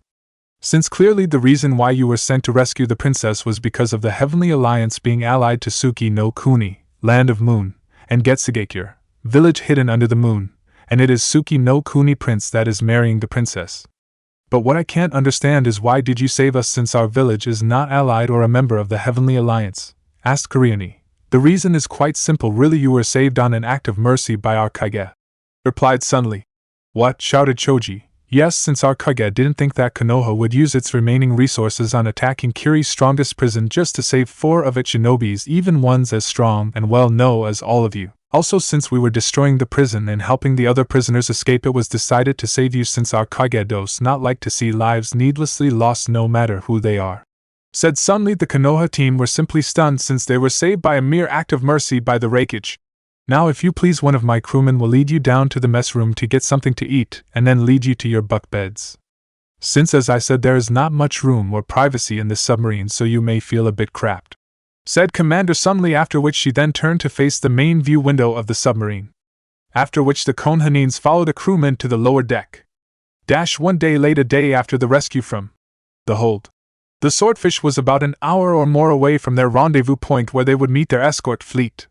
Currently lying on their bunk beds were the Konoha team. They had to stay in their bunk beds since there was not much they could do after their collars had been removed by the Storm members, who were skilled enough in Fuinjutsu to free them of their collars. They were even given some spare Inbu outfits, minus the masks and swords, that the Storm Nins had to wear and change out of their prison outfits. At first they were a bit uncomfortable with being underwater, but they soon got used to it. They would even sometimes look out the small portholes to look at the fish go by them. They were not allowed to explore the submarine much due to the Kumo crewmen telling them so, which was not surprising since they were not allies to Kumo or the Heavenly Alliance, nor were they members of it. The only time they were really allowed to move around a bit was when the submarine surfaced for air. Despite this fact, they did know a small bit about the submarine from what 1 or 2 of the crewmen were willing to tell them. From what they were told, the submarine had 3 levels. The top was the bridge of the submarine, was where the submarine was controlled. They were allowed up to the bridge, but whenever they went they were accompanied by 1 or 2 members of Storm. The second level was where the captain cabin and the bunk beds were, and where the small mess room and kitchen was, which was big enough for 10 people to eat in. The third level was where the engine room was, as was the diving room where Kumo Aquanines could go out into the water. Also there was the torpedo room where the submarine could fire missile-like weapons filled with exploding powder that would explode when fired and made contact with its target. The Konoha team knew that with ships like these, Kumo could easily take control of the elemental oceans. It was as the Konoha team were lying on their bunk bed thinking about different things that they then felt an explosion that rocked the submarine and caused Sakura and Choji to fall out of their beds. "What the hell was that?" asked Choji as he picked himself up. "I don't know, but we better get up onto the bridge to find out," said Kurenai as he got out her bunk bed and went up the spiral stair, followed by Lee, Choji and Sakura. When they reached the bridge they saw the princess with Robin and Crane on either side of her. They also saw several crewmen pulling several different handles and switches helping to control the ship, while the man at the steering wheel was trying to control the submarine, and Sunli was giving out orders to the other crewmen. "Commander Sunli, what going on?" asked Kurenai. Sunli turned to face Kurenai and said, "We're under attack. That what going? But how?" asked Lee. "We're being attacked by Kiri's shark unit," Kiri must have had ships out on the open sea, and they must have informed them of the attack and sent out their ships to search for us by sending out their shark teams to search underwater. It also seems that some of those teams found us and are attacking us with their portable volley guns loaded with exploding kunai, which was the blast that you felt. Answered Sunli. I'm afraid we have more trouble than just the shark unit, Commander, said a crewman who was looking up the periscope of the submarine. What is it? Asked Sunli harshly. A squad of 10 Kiri warships is heading right for us. The shark teams that found us must have radioed them and reported our position to them, said the crewman. Suddenly there was another explosion that made everyone fall to their left. Shit, and we're so close to the rendezvous point, swore Sunli. She then turned to the radio man. Crewmen, try and radio to the escort fleet, inform them of our situation and that we need help. Order, Sunli. I trying Mayam, but that last blast damaged the radio, and I don't know if they getting it, answered the radio man. Just keep trying, damn it, said Sunli, and she then turned to Falcon, who had also arrived around the same time as Kurenai and her team. Falcon, get 2 of your teams out there and deal with those bastards out there, said Sunli, where just Falcon nodded and went down to get his 2 teams ready while leaving the 3rd in the submarine. Just when Falcon went down, 2 Kurenins appeared in front on the view screen of the submarine, and both holding a portable volley gun, and fired them at the view screen.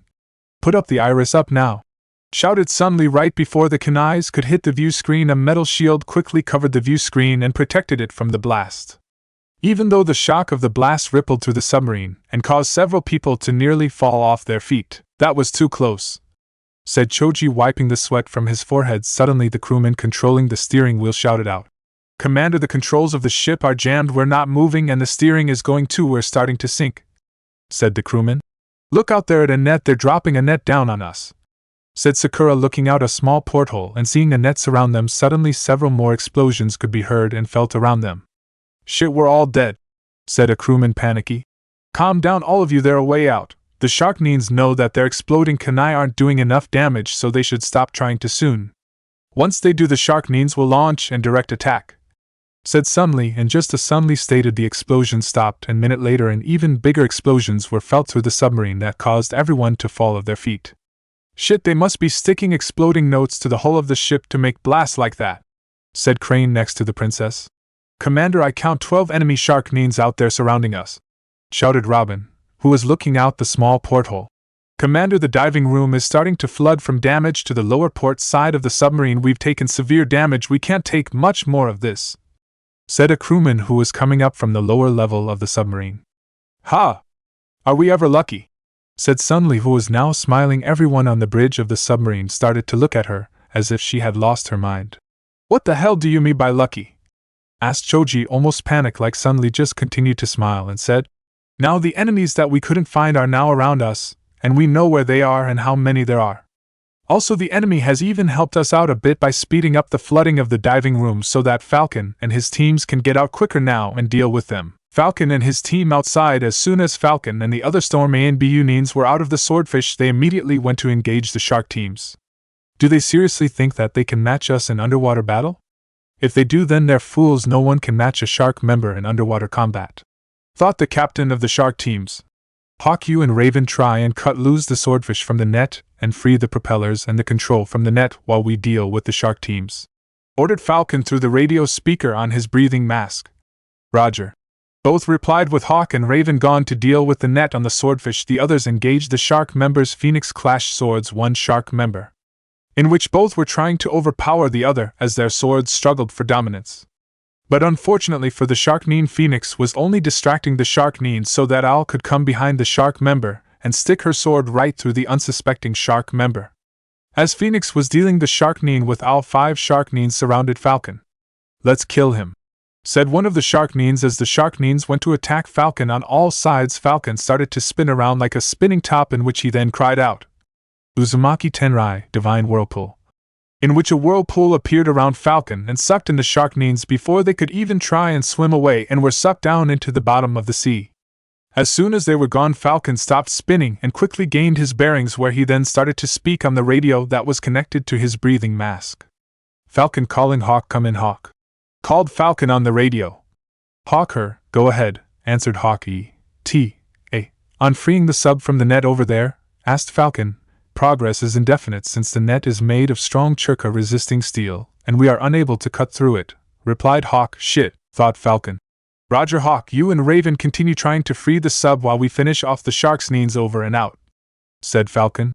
Roger. Falcon will go and out, spoke Hawk. As Falcon spoke to Hawk on the radio, the Storm Neens continued to fight the remaining half of the Shark Neens. During the fight, one of the Shark Neens used the Suetun, Gashoka's aim, water style, 5 feeding sharks, to launch 5 water sharks on the Storm Neens, in which the water sharks cut and wounded Owl and Crow in their sides and arms as they tried to dodge them.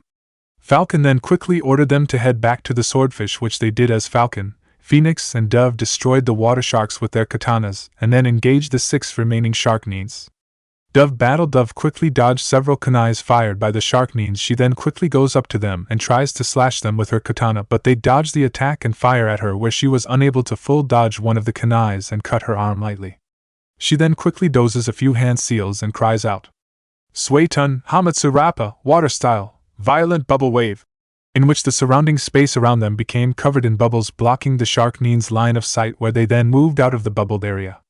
This, of course, was what Dove had wanted, and when the 2 Shark Neens moved out of the bubble-filled area, Dove quickly attacked them, taking them both by surprise and killing one of the 2 Shark Neens by slicing his throat, which she nearly decapitated him by doing so. Unfortunately, the other Shark Neen was able to get away in time.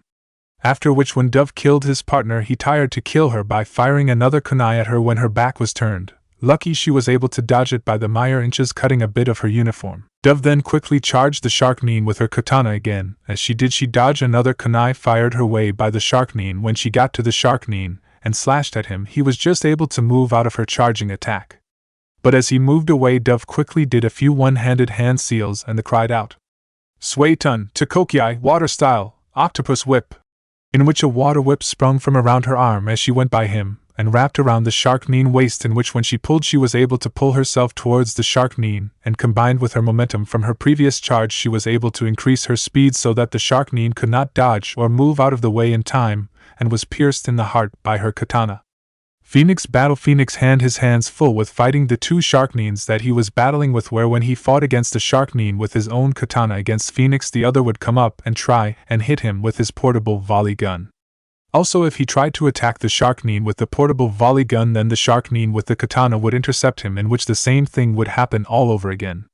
As he dodged another kunai sent his way, the Shark Neen with the katana started to do a few hand seals and cried out, Suetun Mujinsame, water style, infinite shark, where a massive amount of sharks started to head towards him. Knowing that he couldn't defeat so many water sharks with just his katana, Phoenix quickly began his own set of hand seals, and after finishing them he cried out, Rantun Ryza Sakasu Storm Style, Laser Circus, in which several massive laser-like beams came from his hands and hitting several different water sharks and destroyed them. The beams then began to alter their direction and started to destroy the other water sharks, and within seconds all the water sharks were destroyed. But as soon as he finished his jutsu, Phoenix was hit in the shoulder blade with a kunai by the Shark Neen with volley gun, and when he realized what had happened he saw the other Shark Neen charging forward with his katana. Within a few seconds the Shark Neen had stabbed Phoenix in his stomach with his katana. But before the Shark Neen could fully enjoy his victory, he quickly realized that the body that he had stabbed was the body of one of his dead comrades, that Phoenix had been able to replace himself with a Kawarimi no Jutsu, substitution jutsu. The Shark Neen also then noticed several exploding tags on the dead Shark Neen body. Realizing this, the Shark Neen tried to get away but was caught in the explosion when the tags on the dead body exploded. After a few seconds after the explosions, the Shark Neen came out of the bubble screen that covered the blast area. And even though he had survived the blast, he was still badly injured, and as he tried to swim away, he then saw Phoenix heading towards him with shocking speed. Unable to move away quickly enough due to the injuries he had suffered from the blast, all he could do was watch as Phoenix charged towards him and stab him in the head with his katana. As soon as a Phoenix had killed the first Shark Neen, the other fired several kunais at him, where Phoenix had to dodge and deflect them. After which he then charged at the Shark Neen, but the Shark Neen made sure to keep his distance from him. Knowing that he couldn't get close enough to the Shark Neen, Phoenix then started to do a few hand seals. Thinking that Phoenix was going to fire a jutsu at him, the Shark Neen got ready to dodge the attack.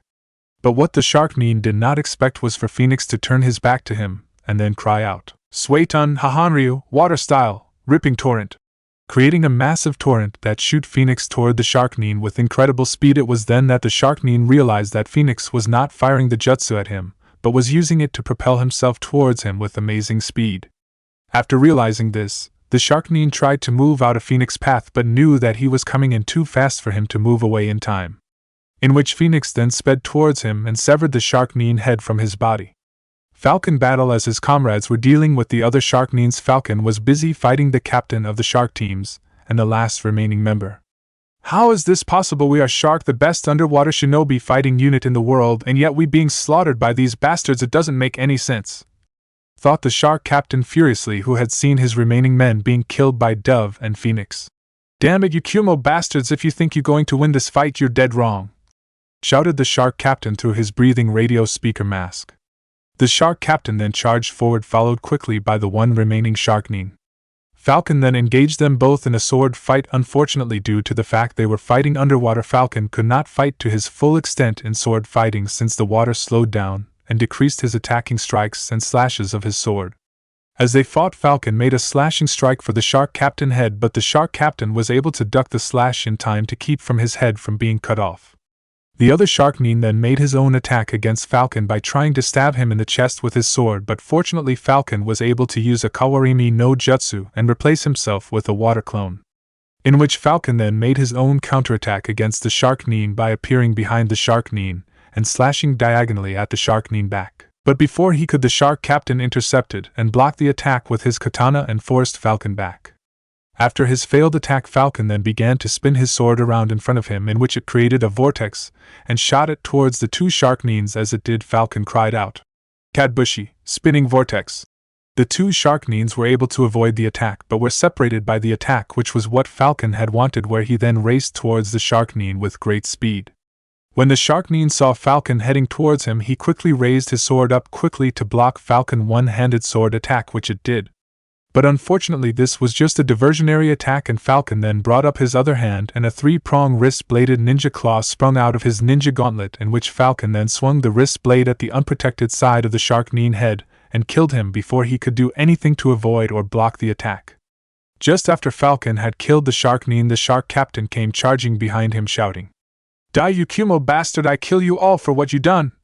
Where he then swung his katana in a downward slash, which Falcon was just barely able to block the attack by holding up his wrist blade and katana above his head in a cross-X fashion, and push him back. But as soon as he pushed the shark captain back, the shark captain began to do some hand seals and shouted out, "Suetun, Kyohoshokuparin, water style, piranha school feeding frenzy," in which dozens of small water piranhas appeared and started to race towards Falcon, who tried to fight them off with his katana, and although he was able to destroy 3 or 4 of them, several others were able to wound him by biting his arm, sides, and legs, as well as cutting them. Realizing that he could not destroy all the water piranhas with just his sword, Falcon then put his sword back in his sheath on his back, began to spin around again like he did before when he defeated the 5 Sharknins that had surrounded him. But instead of spinning clockwise like he did earlier, he was now spinning counterclockwise. He thus shouted out, "Uzumaki Tenrai," in which he created another giant whirlpool around him like before, but instead of sucking things in and around it, it forced things outwards and creating small water blades at the same time that pushed the shark captain away and destroyed the water piranhas at the same time. Soon enough the attack ended and Falcon stopped spinning, but just as soon as Falcon regained his bearings, he saw the shark captain charging directly in front of him, crying out, "Diani!" Falcon then just managed to bring up both his arms up to block the sword downward slash, and caught the sword with the metal spikes on his ninja gauntlets, after which with a power pull he separated his arms and broke the katana at the same moment. Not losing the momentum of what he did, Falcon then quickly brought up his arm with the wrist blades on it, and did a powerful uppercut on the shark captain, who was still slightly stunted with his sword being broken. Where when Falcon did his uppercut, the blades went right through the shark captain bottom chin, and up to his head, where the tip of the middle blade could be seen at the top of the now dead shark captain. When Falcon removed his wrist blades from the dead shark captain, Phoenix and Dove swam over to him. "Commander, are you okay?" asked Dove. "Yes, I fine, thank you. Just a few scratches, nothing to worry about. How about you two?" replied Falcon. "We're both okay, sir, no serious injuries," answered Phoenix. "Good, now with the Sharknins gone we can deal with the net that has the swordfish," said Falcon, in which he and the others swam to the submarine where Hawk and Raven were still trying to free it from the net. "Hawk, any luck with the net?" asked Falcon. No sir, the net is too strong with ordinary blades and it resistant to out chakra, there's just no way to cut it, said Hawk. This is troubling to say the least. If we do not free the swordfish soon it will sink further down and eventually be crushed due to the pressure, spoke Falcon. Swordfish, this is Falcon, over, spoke Falcon on his radio, in which Sunli responded. Falcon, this is Swordfish, go ahead, over. All sharks have been eliminated but we are unable to free the ship. The net is resistant to our chakra and is too strong for our blades to cut over, spoke Falcon. After Falcon had finished reporting the situation to Sunlight, the net around the ship started to get tighter, and the swordfish stopped sinking and was beginning to rise. What going on? Asked Raven. The Curie warships above are pulling up the sub, answered Hawk. But why? Asked Dove. They must still want the princess, not to mention they properly want to capture the swordfish, so to examine it and try and create their own fleet of submarines, said Phoenix. Falcon! Come in, Falcon, this is Swordfish, what is going on, why are we rising? Spoke Sunli through the radio. Swordfish, this is Falcon, it seems that the Curie warships above are pulling up the swordfish. I believe that they want to recapture the princess and capture the swordfish along with us, answered Falcon. Roger, Falcon, you and the rest of your teams come back and over, replied Sunli. Roger, Swordfish, over and out, replied Falcon, after which he and the others started to swim back to the swordfish. Emergency air hatch so to enter back into the submarine since the flood room was damaged. The bridge of the swordfish. Damn it, swore Sunli when she had finished speaking to Falcon on the radio, after which she then turned to the radio man and asked, Have you been able to make contact with the escort fleet? No ma'am, all I getting is static, so even if they got our message we can't tell since we're unable to receive any reply from them, answered the radio man. Commander, what are we going to do? If we don't do something now we're all going to be captured or killed, spoke the crewman at the steering wheel. For a minute or two, Commander, Sunli said, noting, and just continued to look out the main window screen. Commander Dash, spoke the crewman again, but before he could finish Sunli interrupted him and asked her own question. Saizo, are our ballast tanks still working? Asked Sunli, to the crewman at the steering wheel whose name was Saizo. Yes they are, but why? Said the confused Saizo. Because we're going to take the fight to them, answered Sunli. Huh, said Saizo. In our current condition we will be all captured or killed, and the only chance we have of getting out of here is to take these guys out, and since we can't maneuver underwater to fire at them with the net on us, the only chance we have is to raise the ship to the surface and take them out quickly before they have a chance to fire back at us, answered Sunli. But even if we do rise the ship, they will fire on us within a minute. We have no chance against them, spoke Saizo. Not if we destroy one of the ships as we rise up at the same time, huh? Said Saizo again. It's simple. As we near the surface we will eventually go right underneath the Curie ship that is pulling us up, and at that moment we blow the ballast tanks of full power, which will launch us up to the surface, and with the momentum we would smash right through the ship, and which would create confusion with the other ships and give us an opportunity to take them out before they can organize themselves. But ma'am, if we do that it could destroy us along with the ship when we rise up, said Saizo. I know, but it our best bet. Besides, this ship is tough. I know that she can take it, answered Sunli, at a slight smile on her face as she said the last part, and continued. Now I know there's a long shot of best people, but at the best I got, and if anyone here has any better ideas I'd be more than happy to hear it, asked Sunli, where she was met with only silence since no one had a better ideas. Now once Falcon and the others are back, and have everyone get ready for the attack and have them be ready for a harsh surfacing, so they better hold on to something tight. Yes, ma'am, answered Saizo. Commander Sunli, are you certain this is the best course of action to take? Asked Kurenai as she stepped forward. Sunli then turned around to her and said, As I said, it is our best chance, otherwise we will be all captured or killed, and I for one have no intention of being their prisoner, or handing over this ship to Curie. Beside, if we going down then we might as well go down fighting, spoke Sunli. But what about the princess? We can't put her life in danger like this. Your duty was to bring her back safely and dash, said Kurenai, but before she could finish Princess Sachi interrupted her.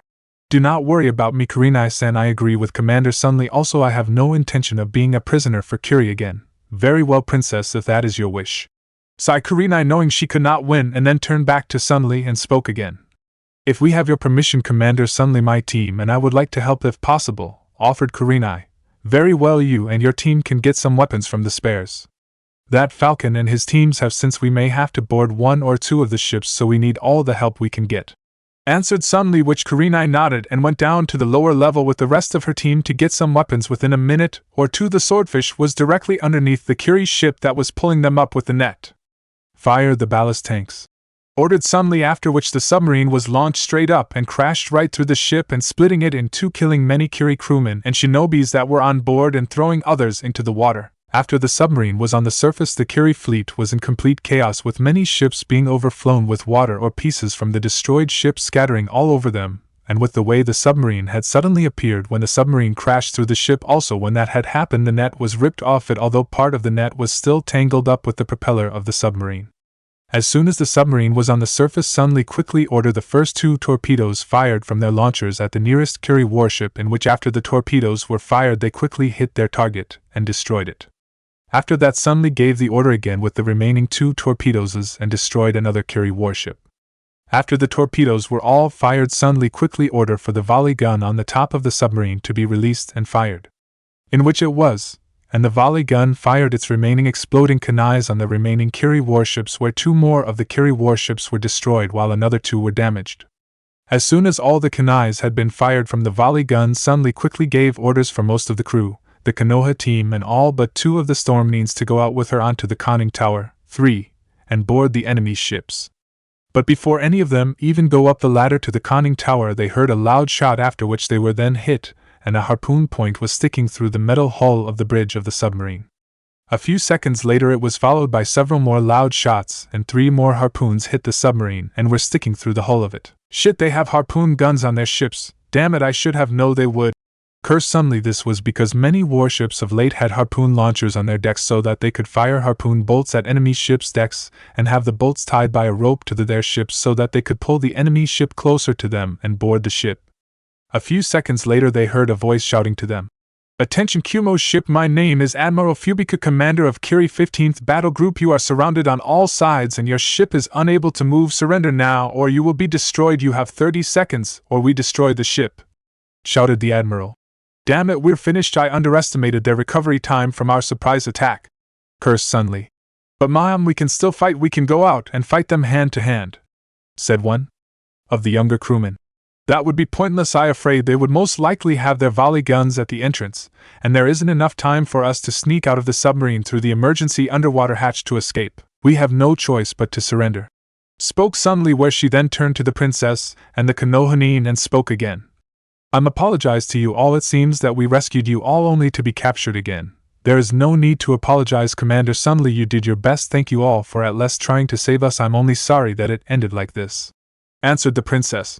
"As I, my princess," replied Sunli, after which she then turned to Saizo and said, "As we each go up to conning tower, make sure to head exploding notes all over the swordfish and have them ready to explode as soon as the first Kirinine goes down into it. I don't want Kiri to have a model to make their own fleet of submarines." "Yes, ma'am," replied Saizo. "Admiral Fubika, this is the captain of the ship. We will surrender and are coming up," shouted Sunli to the Admiral as she opened the entrance hatch to the submarine and came out. A few minutes everyone on the submarine was out on top of the submarine with their hands in the air as a sign of surrender. "Wise decision, Captain. Now have the princess step forward so that we can see her," ordered the Admiral, which the princess did. "Very good. Now we will send a small boat to you and the princess will get on it and bring her to us. Once that is done, my men will then come to you and board your ship and you will all be held as prisoners of war," spoke the Admiral. But once he finished he then turned to his second in command and spoke quietly to him. "Once the princess is away, have our men ready to fire the volley guns on my orders at the crew of the ship. Once they are all dead we will board the ship and take it as our prize to the Mizukage. But sir, why don't we take them prisoner? I sure we could get valuable information from the Konoha and the captain of the ship, and those ANBU ninjas are sure to have very useful information about Kumo and the Heavenly Alliance that we could use," whispered the second in command to the Admiral. No, the Mizukage orders were to eliminate the Konoha and the crew of the ship for destroying the hold. Not to mention we lost all 3 of our shark squads and half our force because of them, so we're going to eliminate them before they cause us any more trouble. But we will take some of the bodies of those ANBUs, since any ninja group that can defeat our shark units in an underwater battle is a major threat to us," answered the Admiral. "Very well, sir," answered the second in command. After a few minutes a small boat with 2 Kirinines and 2 Kiri crewmen came up to the swordfish and brought the princess on board and moved away from the submarine. Once it was a few feet away from the ship, the Admiral gave out the order to prepare to fire at the crew of the Swordfish, in which all the volley guns on the ships and the portable ones carried by the Kirinines on board were aimed at the Swordfish crew. I knew it, thought Sun Li angrily.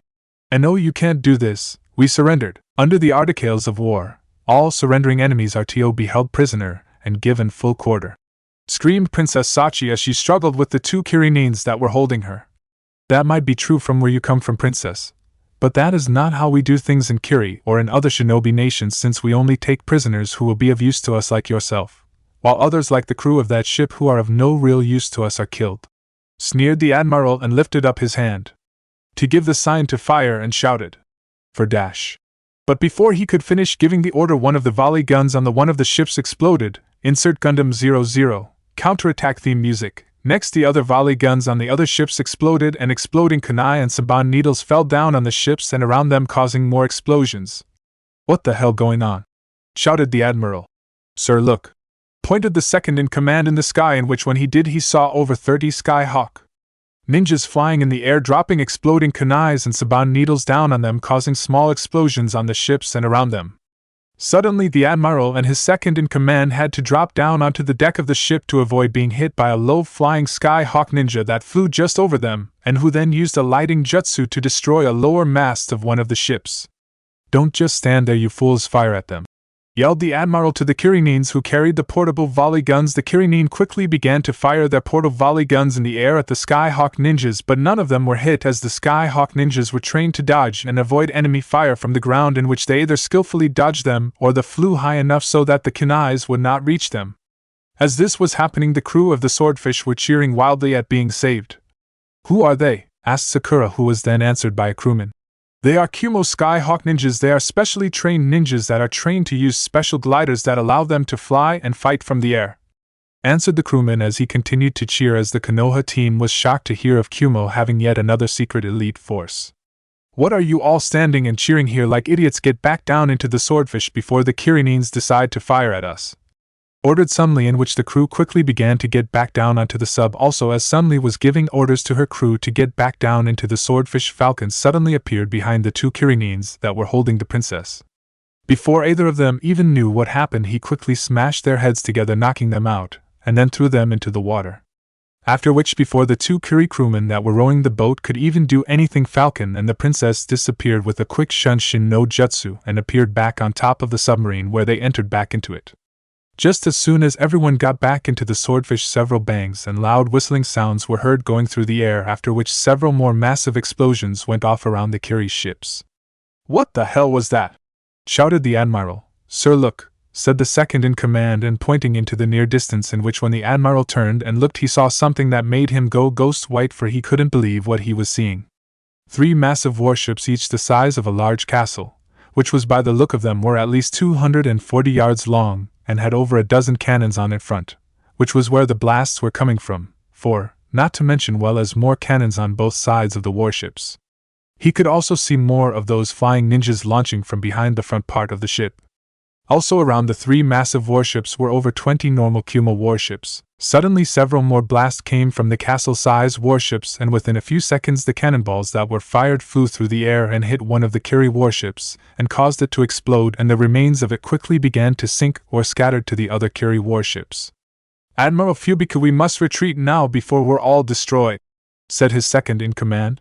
Are you mad? I will not let these Kumo bastards make me run away. I would rather die here and now than live with the sham dash, spoke the Admiral, but before he could finish he was struck by a stray kunai from one of his own men and was killed instantly. With the Admiral dead, his second in command quickly took command and ordered all the remaining Kiri warships to retreat, in which the Kumo force decided to not pursue them.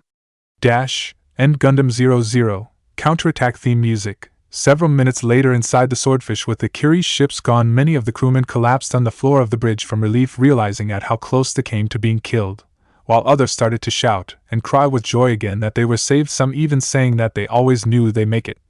Even some of the storm means showed signs of relief by sighing, or by the way their bodies seemed more relaxed, since no one could see their faces since they still had their masks on them. Even the commander Sun Li showed a bit of relief when she lowered her shoulders and sat down at the nearby seat. even as everyone in the submarine was now letting down their guard since they knew they were safe now with the escort fleet here. There were some people that did not join the others in the celebrations. Those people were the Konoha team and Princess Sachi, who were now looking through the main view screen at the oncoming castle-sized warships with looks of awe or disbelief, since as the warships came closer their true size came into scope and the Konoha team could not believe what they were seeing or even that ships this size actually existed. As the ships got closer they noticed that the lead ship differed from the others since Bowsprit 5 was in the shape of a large golden dragon head that looked like to be roaring at them, which most likely was the point so to scare the enemy. "Impressive, aren't they?" spoke Sunli, who came over to them. "What kind of ships are they?" asked Kurenai. "They are called fortress ships due to their massive size. They are the backbone of Kumo and Kaminari no Kuni naval forces as well as the naval forces of the Heavenly Alliance, since we have several of them in various different fleets and battle groups," answered Sunli. "You have more of those things?" spoke a shocked Sakura, which Sunli just nodded in reply. "How many?" asked Choji. "Enough to make Kirigakure and Mizu no Kuni rethink about their belief that they are the major naval military power in Elemental Continent," replied Sunli, which made the Konoha team and Princess Sachi wonder just how powerful was Kumo and the Heavenly Alliance, especially since they can keep things like these fortress ships, the submarines and flying ninjas unites a secret from the rest elemental nations without anyone finding out. Soon enough the lead warship with the bowsprit shape of a large dragon head got closer to the swordfish, where its bow 6 began to open up like a double door, much to the surprise of the Konoha team and the princess. When the doors opened up they could see inside a small dock inside the ships large enough to hold a submarine. Quickly enough the fortress ship swallowed up the swordfish, and after the swordfish was inside the fortress ship the doors closed. Several minutes later inside the fortress ships, once the swordfish was inside the fortress ship, both the crew and the ninja teams got out quickly enough along with the princess. Both the princess and the Konoha team were still in shock at how big the warship was, but they quickly got over their awe when they saw something else which was equally surprising. For on the dock were several different people waiting for the crew of the swordfish. Normally this would not surprise them, but the fact that surprised them was that one of the people waiting on the dock was the Rokudame Raikage, aka the famed Raiden no Kami, god of thunder and lightning, the man who destroyed an entire armada of 50 warships, which carried an army of 10,000 men, with a single jutsu. As he came closer to the group, everyone there could practically feel an aura of dominate authoritative power coming from the Raikage, which made them all submissive to his presence. He had also a powerful essence about him which made everyone around him feel a combination of fear and respect for him. As he came closer the Konoha team could not help but shiver slightly at the power that they felt emanating from the Raikage, which told them that he was not a man to be trifled with.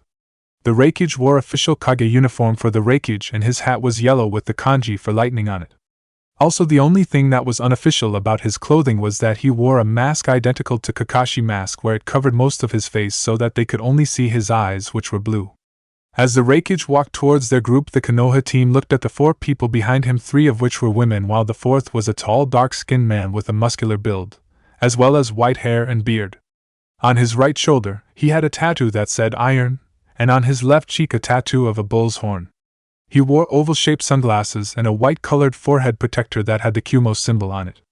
He also wore a white-colored one-strap over one-shoulder flak jacket of a Kumogakure Jonin, with a red rope tied around his waist, white handbands, and a white scarf around his neck. He also carried 7 swords on his back. One of the women next to the Raikage was a tall, long blonde-haired woman who had her hair tied up in a ponytail and wore her headband around her head.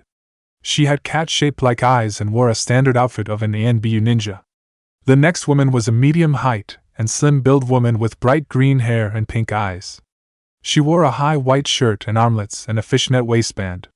She also wore her Takigakure forehead protector on her right arm and her Kumogakure on her left. She also carried a cylindrical object on her back. The final woman was a tall, slightly shorter than the blonde woman, black-haired woman who had her hair in a bun and wore her Kumo headband around her head.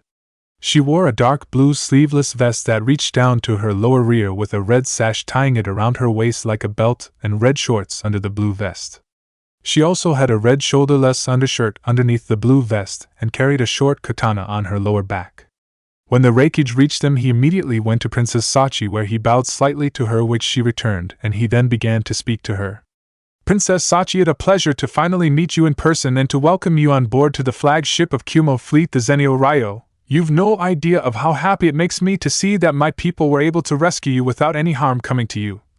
spoke the Raikage in a polite and respectful voice. Thank you for your kind words, Raikage Denka, as well as for sending your people to save Kurenai-san, her comrades and myself, for if you had not we would most certainly be still in the hold as prisoners. I'm truly in your depth, as are my family and my people, for saving me from being used by the Mizukage and the Mizu Daimyo, replied Princess Sachi, who bowed to the Raikage again in gratitude. It was our pleasure, Princess Sachi, said the Raikage. Now allow me to introduce my personal bodyguards, said the Raikage, where he introduced the tall dark-skinned man with a muscular build as Killer Bee, the blonde-haired woman as Yujito, the green-haired woman as Fu, and the black-haired woman as Okatsu. After each introduction to the princess bowed respectfully to each of them as they did to her, although when Killer Bee was introduced he started to talk in rhymes about who he was and about how beautiful the princess was, although, as he did, most people noticed that they weren't very good rhymes. He only stopped when Yujito hit him over the head, causing a large bump to form on his head and telling him to shut up, which just caused Killer Bee to rub the bump on his head and mumble about how an artist is never appreciated in his time, which just caused the Raikage to chuckle since he was used to their antics. This of course surprised Konoha team, since they knew who 3 of the Raikage bodyguards were when he said their names, since when Jiraiya first went to gather information on Raikage Blue Lightning, he informed Swanda, the council, and all senior shinobis of the names and identities of Kumo's Jinchurikis. They also knew the name and identity of the Taki's Jinchuriki, since they used to be allies with Takigakure. Although they were surprised at first at who were the Raikage bodyguards, they quickly got over it, since it did make sense to have people like them to protect the Raikage, since who better to protect a Kage than a Jinchuriki host, since there were few people in the world that could stand toe-to-toe with a Jinchuriki, let alone 3 at the same time. After the Raikage had introduced his bodyguards to the princess, he then spoke again to her. Princess Sachi, I thought you would like to know that we informed your father and King Michirusuke that we were sending a team to rescue you, upon which they each sent a large task force of ships to meet up with us at a rendezvous point off the northern shore of Nagi Island, where they will bring you to Suki no Kuni. We've also just sent a messenger hawk to inform them of our success, and we should meet up with them by later on this evening. Also, I thought you would like to know that your fiancé Prince Hikaru and your brother Prince Tachihiko are on each of the task force fleets that will meet us, spoke the Raikage. Hikaru-kun and Tachihiko and Ai-san will be there? Asked the princess with clear joy written on her face at seeing her loved ones. Yes, replied the Raikage, after which he then continued. Now if you follow Okatsu here, she will lead you to my private cabin, which has been made ready for you. I'm sure you must be tired and hungry after the events that you have gone through as of late, and would like to rest and have something to eat before we meet up with your brother and your fiancé, said the Raikage. Thank you, Raikage Denka, but I'm fine, since Commander Sunli was gracious enough to give me her cabin, and I ate well enough of the swordfish. But if it is possible, could I have a change of clothing, since I would like to be rid of this prison uniform? Answered the princess. Of course, we have a selection of elegant kimonos that I'm sure you would like on board the ship, for whenever Lady Daimyo Kicho is on board, please take whatever one you would like to wear. The Lady Daimyo will not mind, I'm certain. Also, if there is anything else that you wish, like food or something, please don't hesitate to ask, spoke the Raikage. Thank you again, Raikage Denka, replied the princess as he left with Okatsu to go and get change in the Raikage private cabin. After which the Raikage then turned to Falcon and his teams and spoke again. Excellent work, all of you. I expected nothing less from you all. Were there any problems other than the ones that you had on the swordfish when you rescued the princess? Asked the Raikage. Nothing that we could not handle, Raikage-sama. The attack itself went according as you planned, answered Falcon, which the Raikage nodded and spoke again. Very good, I want a detailed report from all of you in 3 days. Other than that, you are all dismissed. Expect for you, Falcon, I wish to speak to further in a few minutes, ordered the Raikage, where all the storm means saluted and all but Falcon shunshin away, after which the Raikage turned to Commander Sunli and her crew. Excellent work to all of you as well. I will make sure that you will all receive commendations for your efforts, spoke the Raikage to the crew, which they saluted, after which he then turned to Sunli and spoke again. As for you, Commander Sunli, I recall asking you not to do anything reckless that would get you into trouble, and that little stunt you played when you battled with the Kiri warships would count as reckless, spoke the Raikage with authority. I apologize, Raikage-sama, but it was the only real course of action I could take in the situation we were in at the time, and it did give you enough time to come to our aid. Beside, you know better than anyone I take after my husband, and you yourself can't talk much. Since this plan was yours, and if I may say, some of the other stunts that you did back in the Civil War were a great deal more reckless and risky than the one I pulled back there, replied Sunli with a small smirk on her face. After which the Raikage started to chuckle and began to speak again. Very true, so I guess I can't really lecture you either, but I can at least ask you to try and not take as many risks if possible, asked the Raikage with a slight chuckle.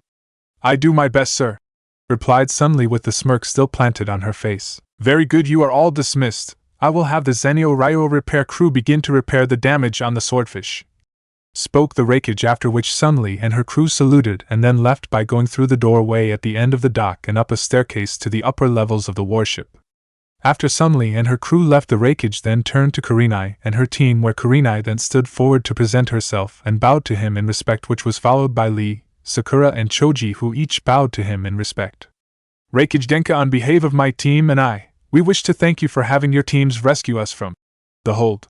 Even though you were under no obligation to do so, we owe you our lives, thank you, spoke Kurenai respectfully. You're welcome, Kurenai-san, think nothing of it, said the Raikage official, after which he then turned Lee and spoke.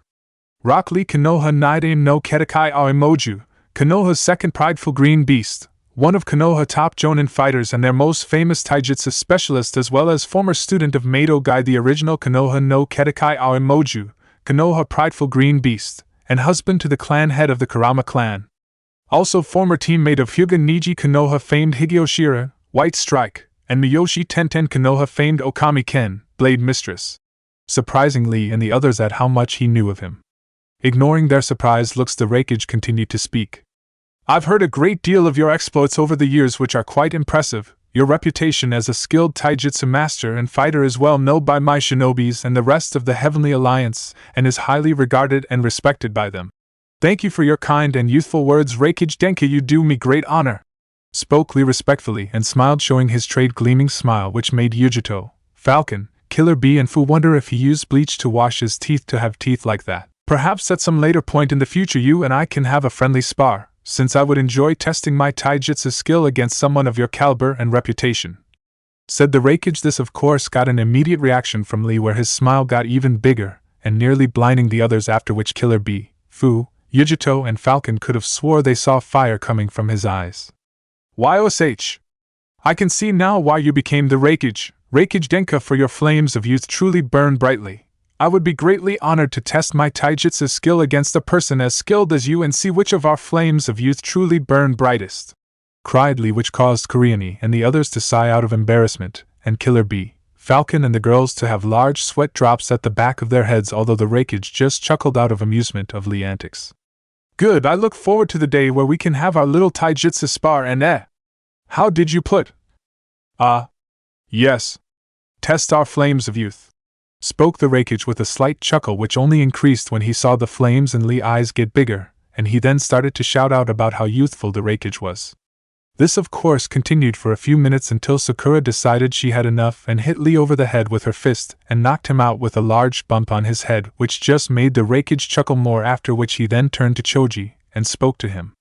Akimichi Choji Konoha no Kaijin Kayad, Konoha strong-armed giant, son of Akimichi Choza, former member of the original Ino-Shikacho and heir to the head of the Akimichi clan Akimichi Choza, as well as member of the Neo-Ino-Shikacho. The fame of your team is also well known to me, as well as your individual fame and skill is quite admirable, to say the least.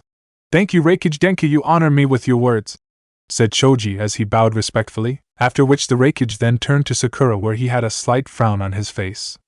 Haruno Sakura Konoha Chiyu Sakura, Healing Sakura of Konoha, an apprentice of Godame Hokage. I heard a small bit about you as well, your skill which is somewhat acceptable as a shinobi, and decent to say the least as a medic nin, although nowhere near the same level as your sensei the Hokage, spoke the Raikage in an emotionless voice.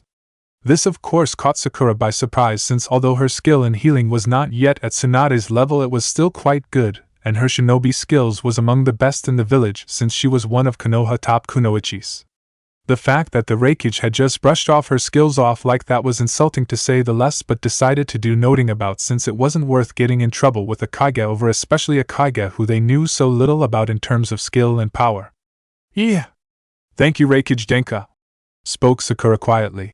As of right now, this fleet is heading for our rendezvous with the task force fleets from Suki no Kuni and Umi no Kuni. Once we done that, we will drop you all at Fire Country shores, where you can make your own way back to Konoha. Also, we have set up cabins for you to sleep in since it will take us about 3 days to reach the Fire Country after we have handed the princess back to her fiancé Prince Hikaru and her brother Prince Tachihiko. As long as you are on this ship, you will be allowed to be on deck and walk around it. You also be allowed in the mess hall and the crew's lounge rooms, but you will not be allowed anywhere else due to security. Failure to obey these rules will result in you being put in the ship's brig and have your memories erased of your time on this warship. Is that clear? Spoke the Raikage with the air of authority that showed why he was a Kage.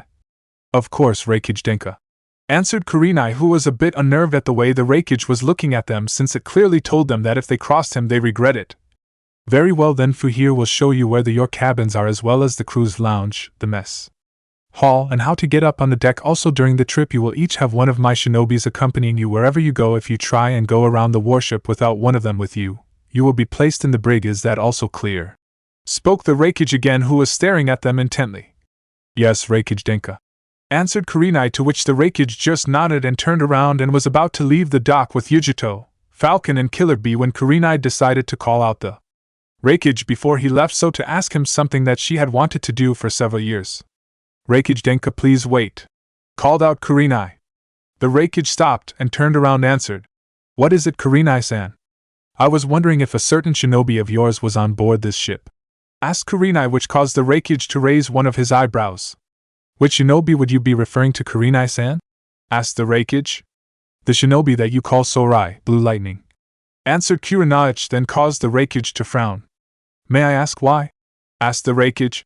I wish to thank him for avenging my husband's death by killing the ones reasonable for his death, as well as informing us of what he did, answered Kurenai.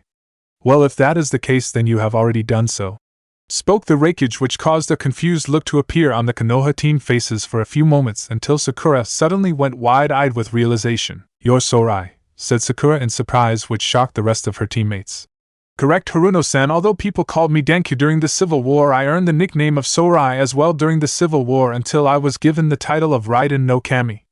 Hence, when I killed the 2 Akatsuki members Kakuzu and Haiden, I made sure that people knew it was a ninja called Sorai that killed them, since most people know that I called Raiden no Kami, but do not know that I'm also Sorai as well. Since, as you know, when I battled as the Sorai, I never let people see my face and moved too fast for them to get a good look at me. Hence they believed that Sorai and I were 2 different people, which was what I wanted them to think until recently. Now if you excuse me, I have other duties to perform before we meet up with Suki no Kuni and Umi no Kuni task force fleets, said the Raikage, after which he, Killer Bee, Yujito and Falcon left while Fu stayed with the Konoha team and asked them to follow her to their cabins and so she could show them where the mess hall was as well as the crew lounge and how to go up to the deck of the warship.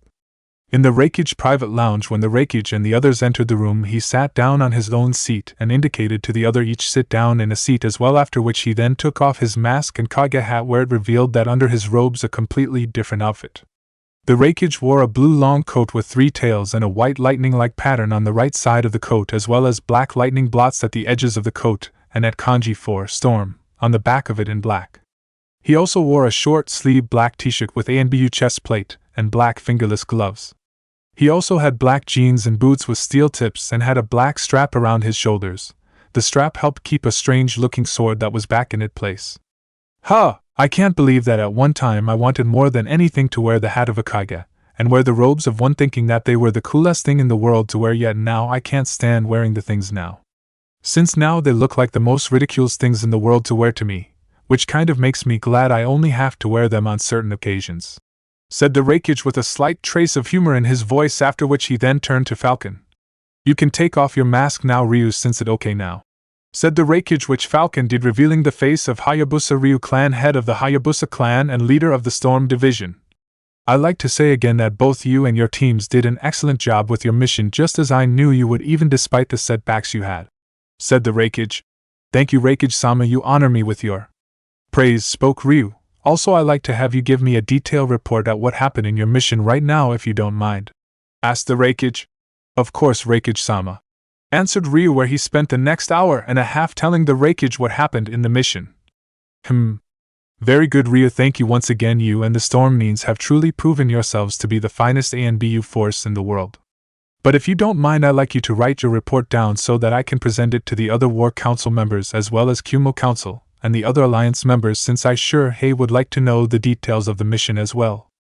Also after you rested, and we arrive back in Kumo, I like you to work with Masato and the CIND division as well as Yoruchi and Anasu. 8. In organizing a special task force that we be sending out soon to help set up a major operation called Operation Clean Sweep that I have planned and be launching in a few months' time, said the Raikage.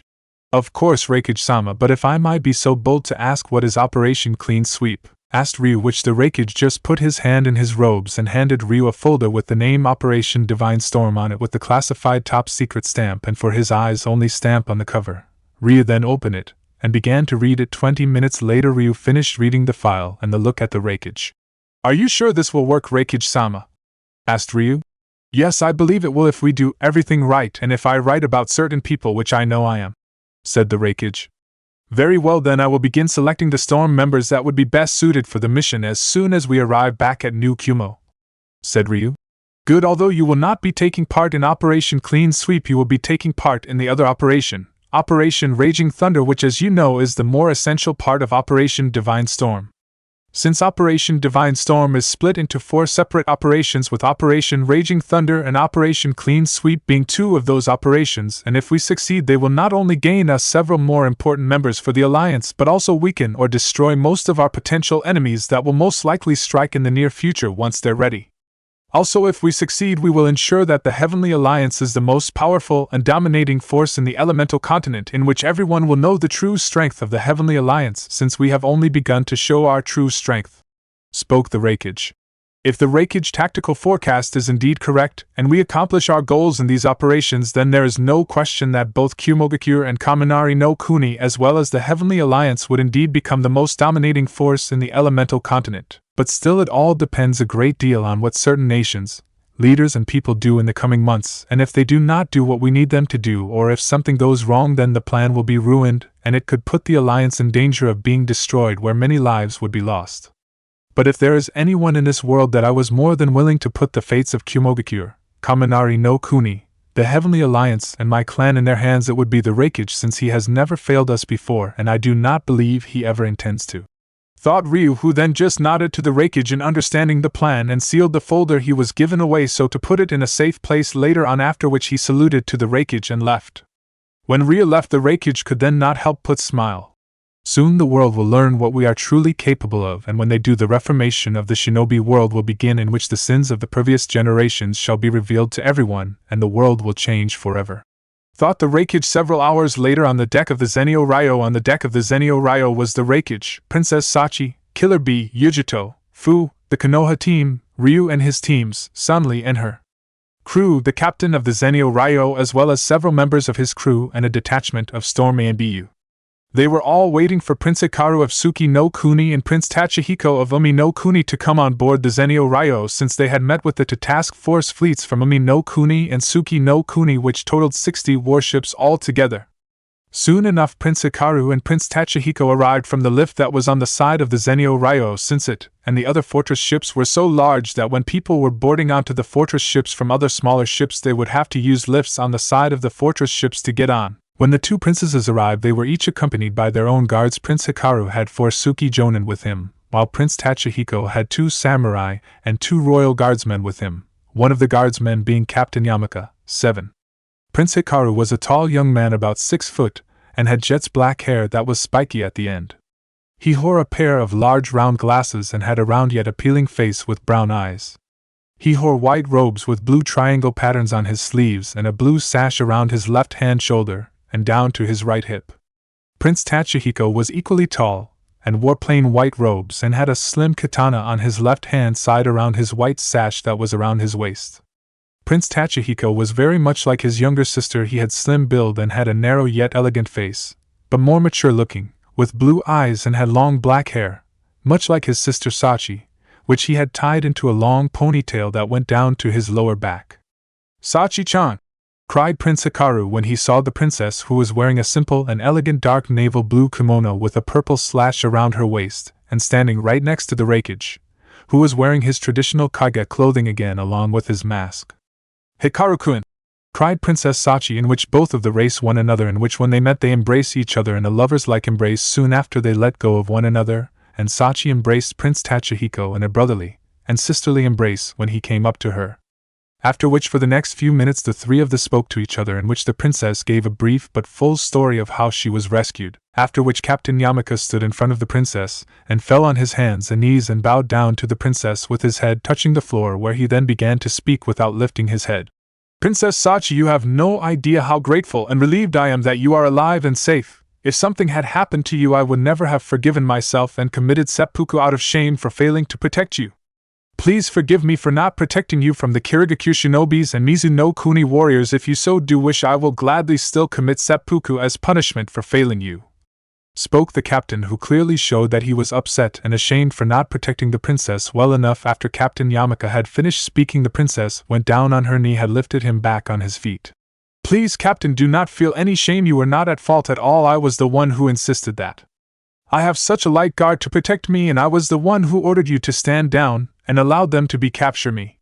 Even if you had tired to protect me back on the ship, you and the others would have been killed and they still would have captured me. So please stop blaming yourself, for I do not," spoke the princess kindly.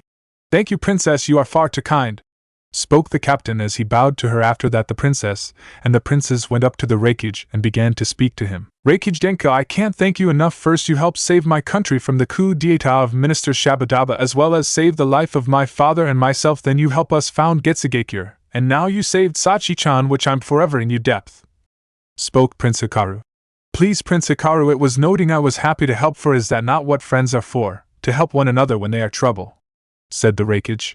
"But even still we owe you a great debt, Raikage Denka, especially my father and I, for saving my sister," said Prince Tachihiko, after which he then bowed to the Raikage out of respect and gratitude to him, after which Princess Sachi then whispered into Prince Hikaru's ear, where when she was finished whispering he smiled and nodded, where the princess then began to speak.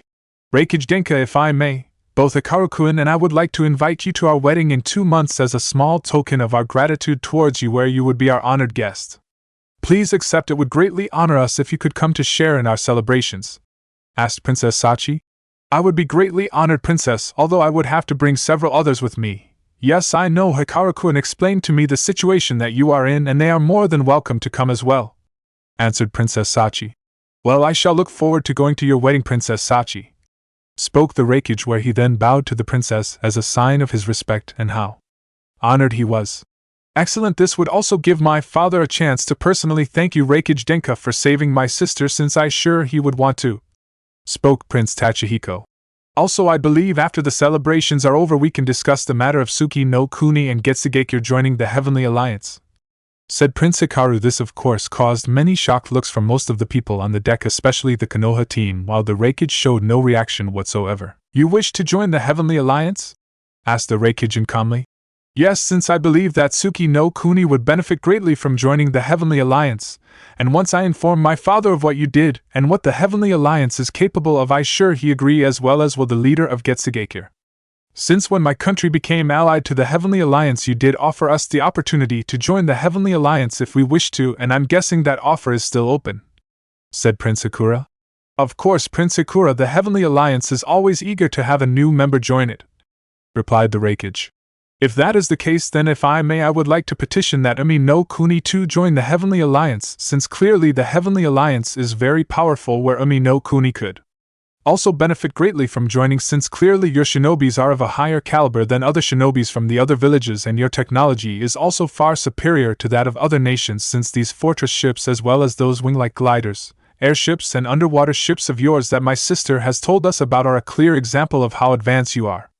Hence it is why I believe that my country will benefit greatly from joining it, and I have no doubt that my father will agree as well once I inform him of what Sachi has just told me so far," spoke Prince Tachihiko. This of course got even more surprised looks for nearly everyone on the deck, since both Suki no Kuni and Umi no Kuni wanted to join the Heavenly Alliance. Kurenai and her team not only were surprised but were also worried now, since they knew this would not go down well once the Konoha Council hears about this, not to mention that with Umi no Kuni and Suki no Kuni joining the Heavenly Alliance, it would shoot any remaining chance they had at getting any kind of trade alliance or treaty with either Umi no Kuni and Suki no Kuni, as well as their chances with having an alliance with Getsugekure.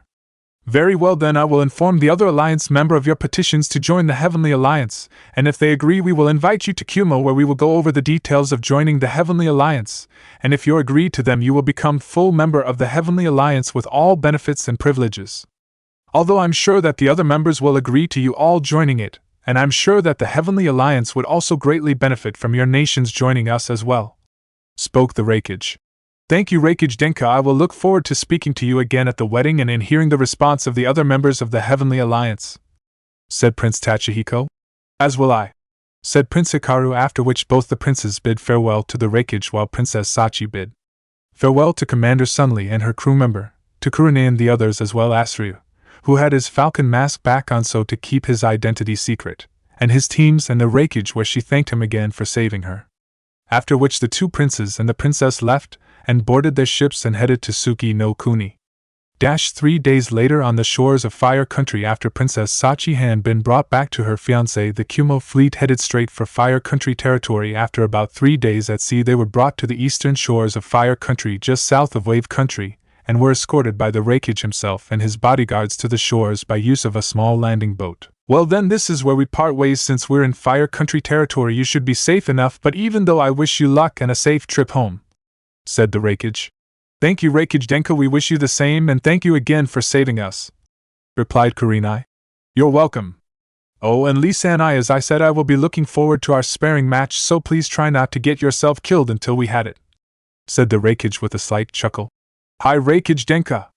I shall try not to, but if I do, I shall run across the Fire Country on my hands 100 times, and if I should fail at that, I will dash," said Lee, where he would have continued had it not for Sakura slapping him at the side of the head. "Lee, shut up, we don't have all day to listen to your rants," said an annoyed Sakura. "Goma, Sakura-chan," said Lee as he rubbed his sore head. "Goodbye then," said the Raikage, in which he and his bodyguards turned around and walked back to their landing boat, whereas the Raikage boarded his boat. Kurenai and the others turned inland and jumped into the treetops and began to make their home to their families and report what happened. As they traveled back to Konoha, they could only wonder what the reaction of everyone in Konoha would be when they arrived at Konoha gates after being captured by Kiri. They also could not help but imagine the reaction of the council, especially certain members like Koharu and Danzo, when they learned about the strength and power Kumo and the Heavenly Alliance had shown in the past few days. Altogether, one thing was for certain: Konoha was going to be in for a big surprise when they arrived there. Chapter 5. A day and a half later on in the Hokage. Currently, Tswanda was sitting in her office looking over some reports she had gotten about the borders on Kusa no Kuni, Grass Country, and Ta no Kuni, Rice Country. From the reports that she had gotten, there had been no skirmishes, raids, or attacks along those borders, from either Kusanins or Otonins, nor had there been any raids against their ports by Kiri warships and raiding parties for the past 2 weeks. Tsunade did not like this, since Orochimaru and his allies were not the type to stay quick for too long, and if they weren't making any kind of attack at their borders right now, then that meant that they were planning something big, since there had yet to be any major battles between them and Orochimaru and his allies. As Tsunade was reading the reports, an ANBU wearing a wolf-shaped mask suddenly appeared in front of her, when Tswanda looked up at him, where he saluted and immediately began to speak. "Hokage-sama, I have some urgent news from one of our patrols outside the village." "Well, what is it?" demanded Tswanda. "It seems that Kuriani-san, Lee-san, Sakura-san, and Choji-san are all just outside the village and are heading here as we speak," answered the ANBU. "What?" shouted Tsunade. "That's impossible, they're being held prisoner in the hold. There is no way that they could have escaped from there by themselves. They must be imposters. I'm afraid not. Our patrol squad confronted them and checked them for henges and any other type of disguises and have found none. They even asked each of them their individual coded word that is known only to each of them to confirm their identity, which they all answered correctly," answered the ANBU. "But how did they escape?" thought Tswanda, where she then looked back up at the ANBU. "Have Kurenai and her team come here to me immediately for debriefing, Hokage-sama. I'm afraid that you may have to wait, since Kurenai-san has asked that we have a full council meeting, with all council members and senior shinobi members, as well as yourself, be present, since she says that they have vital information that is needed to be heard by everyone, since it concerns Kumogakure and the Heavenly Alliance," spoke the ANBU. "Kumo and the Heavenly Alliance, but what have they got to do with this?" answered Tswanda.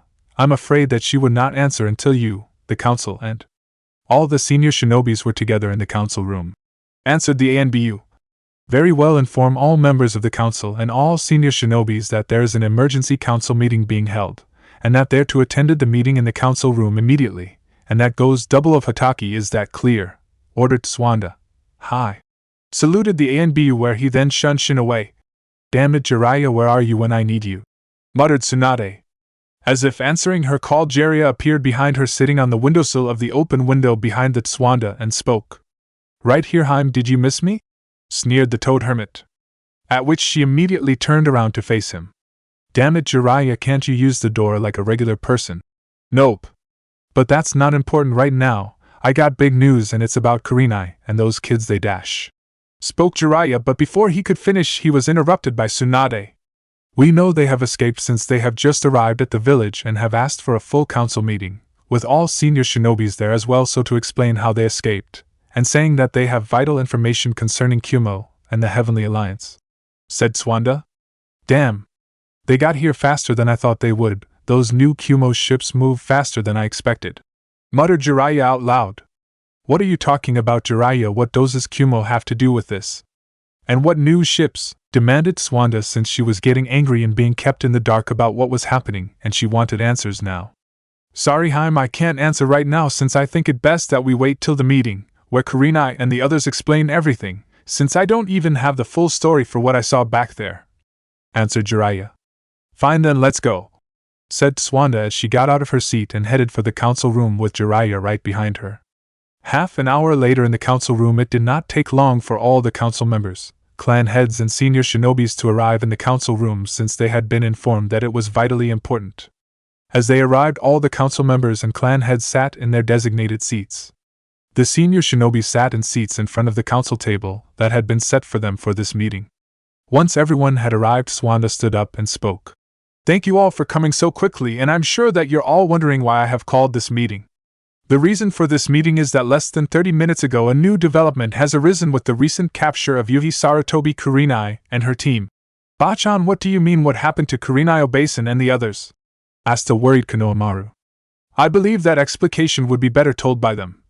Answered Tswanda, where she signaled the two ANBU at the double door to open it, where when they did, Kurenai, Lee, Sakura and Choji all entered the council room, shocking everyone, minus Tswanda, Jiraiya and the ANBU captain, who had been informed by his ANBU at the same time as Tswanda. When everyone saw who had entered, they were stunned to say the less, since they were the last people many thought that they ever see again. Lee-kun, thought Yakumo, as she had to restrain herself from jumping over the council table and rushing over to her husband in joy that he was safe. Choji, thought Choza, as pure joy and relief flooded him, in which he started to silently thank every deity in the heavens he could think of for his son's safe return. Kurenai Obasan, thought Konohamaru in shock before joy replaced it, since his aunt was alive and that his little cousin would still have his mother and not grows up an orphan. When everyone had gotten over the shock at seeing Kurenai and her team in the council room alive and unharmed, question imminently began to arise at how they escaped from the hold, at which Kohara stood up and spoke. Kurenai-san, as much as myself and everyone else in this room is happy to see you and your teammates alive and well, which caused Tswanda to scoff, since Kohara was among those that were willing to write off Kurenai and the others, and leave them to rot in the hold. We would like to know how you all escaped the hold and got here. The answer is quite simple, Kohara-san, we did not escape, we were rescued. Answer Kurenai, which shocked the entire council and everyone else there, minus Jiraiya. At which point many the civilian council members started to shout out questions, that each wanting their questions answered first. After a minute or so of this, Tswanda had enough. Silence! Shouted Tswanda, and leaking a large amount of killer intent at the fools to shut them up. After which the civilian council members shut up and sat down, where Tswanda then turned to Kurenai and her team. Kurenai, who was it that rescued you and your teammates from the hold? Asked Tswanda, although she already had an idea who had rescued them. We were rescued by shinobis of Kumogakure, the hidden cloud. This caused a large amount of muttering to go around the room, which soon died down when Hamura stood up and asked the question that was on everyone's mind. Kumogakure? But why would they attack the hold and save you and your teammates? The reason why they attack the hold was not to save us, but to save Princess Sachi, as well as help the rebel prisoners who were held there to escape. We just tagged along since they took pity on us and decided to save us. Spoke Kurenai. What? But why would they want to rescue the Princess Umi no Kuni, Sea Country? It is not allied to the Heavenly Alliance, nor is it a member. Spoke Kohara, who was confused like many in the room at the action of Kumo. The reason was because although the Umi no Kuni is not allied nor a member of the Heavenly Alliance, Suki no Kuni and Getsugeki are allied to the Heavenly Alliance, and since Princess Sachi is engaged to Prince Hikaru of Suki no Kuni, it then concerned them, or that at least their reasoning, answered Kurenai, which caused more muttering around the room, which ended when Inoichi stood up and asked another question. But if that was the case, why then did they help the rebel prisoners their escape? The reason, I believe, is because Kumogakure and the Heavenly Alliance have made some sort of alliance with the rebel factions of Mizu no Kuni, replied Kurenai, shocking many members and senior shinobis. This could be troubling, since if Kumo and the Heavenly Alliance are allied with the rebel factions of Mizu no Kuni, then it would make them more powerful. But then again, it could be put to our advantage, since if the Heavenly Alliance plans to wage war against Kirigakure, the Hidden Mist, then Kiri forces would be too busy fighting with the rebel factions and the Heavenly Alliance, that they would be unable to help Orochimaru and the remainder of his allies, spoke Danzo, where many were muttering agreement to what Danzo had said. We will leave that discussion for a later point, since it's too earlier to come to conclusions to what Kumo and the Heavenly Alliance are planning on doing, spoke Swanda, after which she then turned to Kurenai and her team. Kurenai, I believe many people here like myself would like to hear how Kumo was able to break out the princess as well as all of you out. This got murmurs of agreement from everyone in the room, since they wanted to know as well. But before Kurenai could even speak, Jiraiya stood up in front of everyone.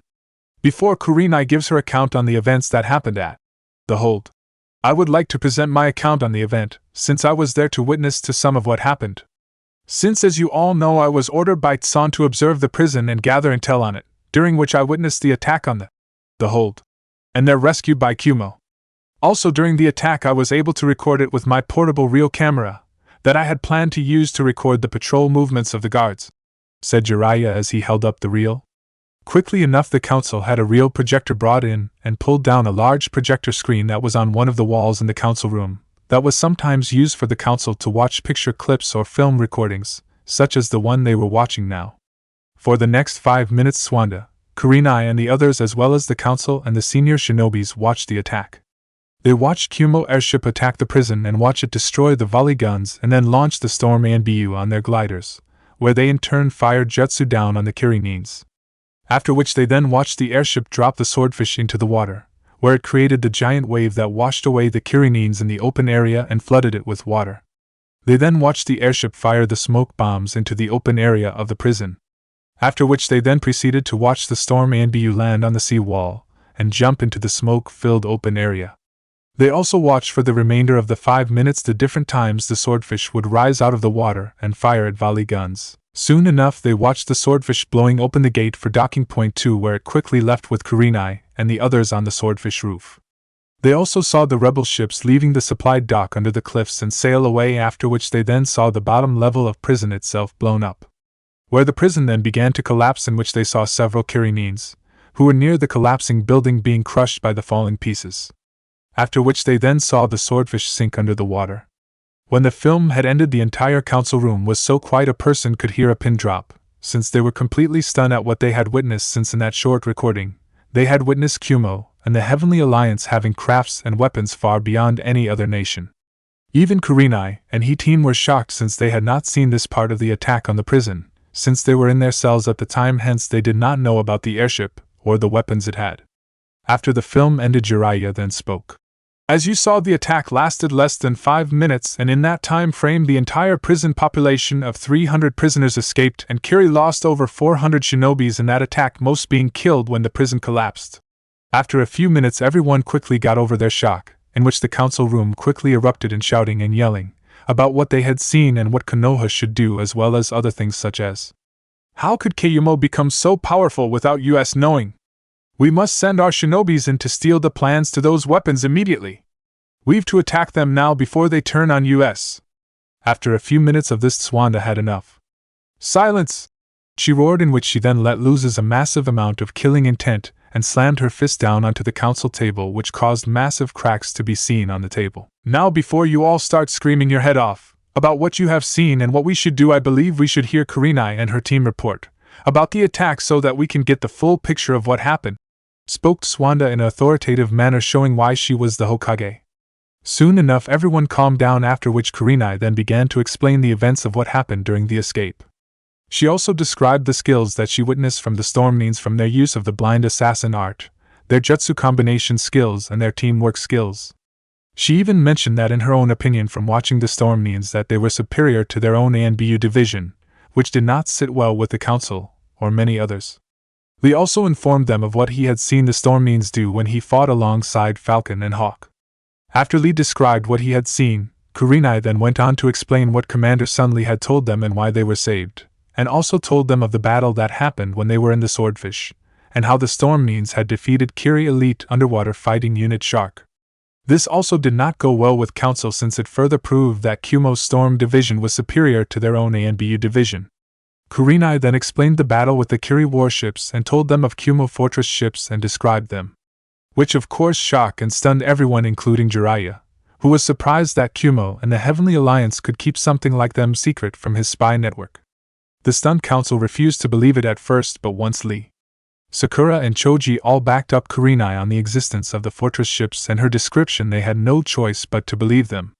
This of course then caused pandemonium in the council room, where people began to shout out again about what they should do about them. But thankfully Swanda was able to order silence in the room, after which Kurenai then explained how the fortress ships swallowed up the swordfish, and how they met the Rokudaime Raikage, which surprised everyone. "You actually met with the Rokudaime Raikage?" said a surprised Hamura, since Konoha had been trying to gather whatever they could about the man for several years now. Yet they hardly got anything other than the events that made him famous, like destroying the Kiri Armada. As well a few rumors about him that could not be true, like that he was a god made into mortal form, and that he could control the heavens and could level entire mountains with a single strike. It was as if he just appeared out of nowhere. Kurenai just nodded to the question, to which Hamura then asked, "Please describe him to us and what he is like, as well as anything you can tell us about him." "I'm afraid there's not much I can tell about him, since we did not speak with him for very long, nor can I give you much of a description of him. Since he wore the traditional attire of the Raikage, and wore a mask similar to Kakashi's to hide his face. The only things I can be certain by his description is that he is tall, about 6'2" in height, and that he has blue eyes," answered Kurenai. "What about the type of man he is?" asked Hamura. "I'm afraid there's not much I can help there either, since, as I said, we did not talk much with him. Although I will say that he is a man with immense power, since he had a kind of aura around him that spoke of immense power and authority," said Kurenai. This of course did not please the council, since it did not really answer any of the questions that they had about the man. "Although there is one thing of vital importance we did learn about the Raikage," said Kurenai. This of course got everyone interest, when Swanda signaled her to continue. "We were able to learn that the Raikage is also Sorai, Blue Lightning, the same man that killed the Akatsuki members Kakuzu and Haiden," spoke Kurenai. This of course caused many gasps of surprise and looks on shock on many people's faces in the room. "Are you certain of this?" asked Swanda urgently. "Yes, we are, since the Raikage admitted it himself when I asked to speak to Sorai, in which the Raikage told us that he was Sorai, and that he had wanted people to believe until recently that both he and Sorai were two different people," replied Kurenai. "But why would he want to do that?" asked Ashikaga-shin, who was confused as to why the Raikage would go to all the trouble at hiding what he was capable of doing. "It's simple if you think about it," spoke Jiraiya, which caused everyone to turn and look at him. "What do you mean by that, Jiraiya-sama?" asked Hojo Akira.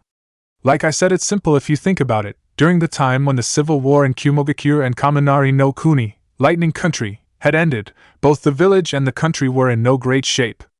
Their military forces, finances and economic structures were hit hard.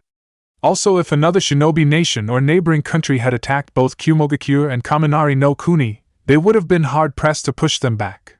Hence the Raikage did the smart thing by keeping all their main strength hidden, as well as keeping his own powers and abilities unknown to everyone, so that other nations would be wary to attack them without knowing what he could do or how strong their military forces were."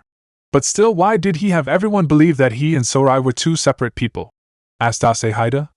"Same reason as to why he kept his powers and abilities hidden from everyone. Kumogakure and Kaminari no Kuni were still recovering from the civil war. The same was true during the events with the Jinchuriki of the Nibi no Bakaniko, two-tailed monster cat, which was when the name Sorai came to attention to other shinobi nations and organizations.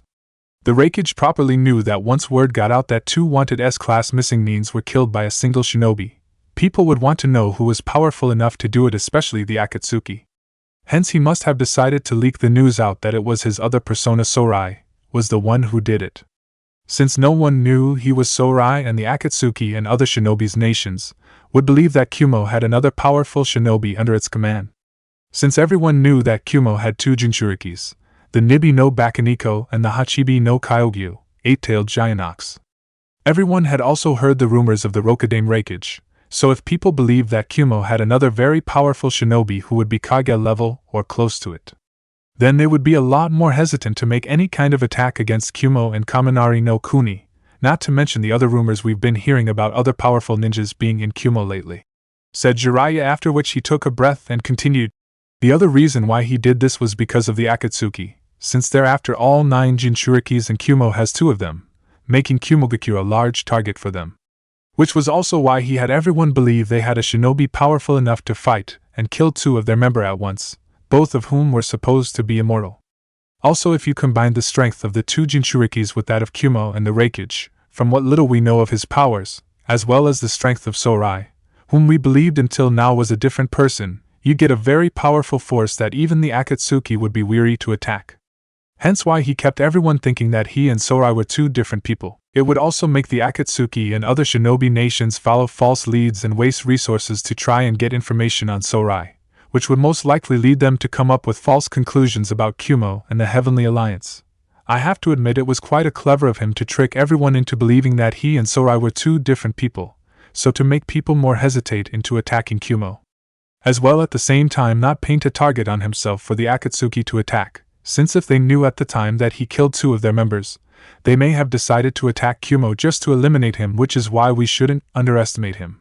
Since he's clearly a person who could be a dangerous enemy for us should we ever provoke him, Kumo, or the Heavenly Alliance," spoke Jiraiya, which caused the room to go quiet since everyone was thinking over at what Jiraiya had said and could not find any fault at his answer since it made sense.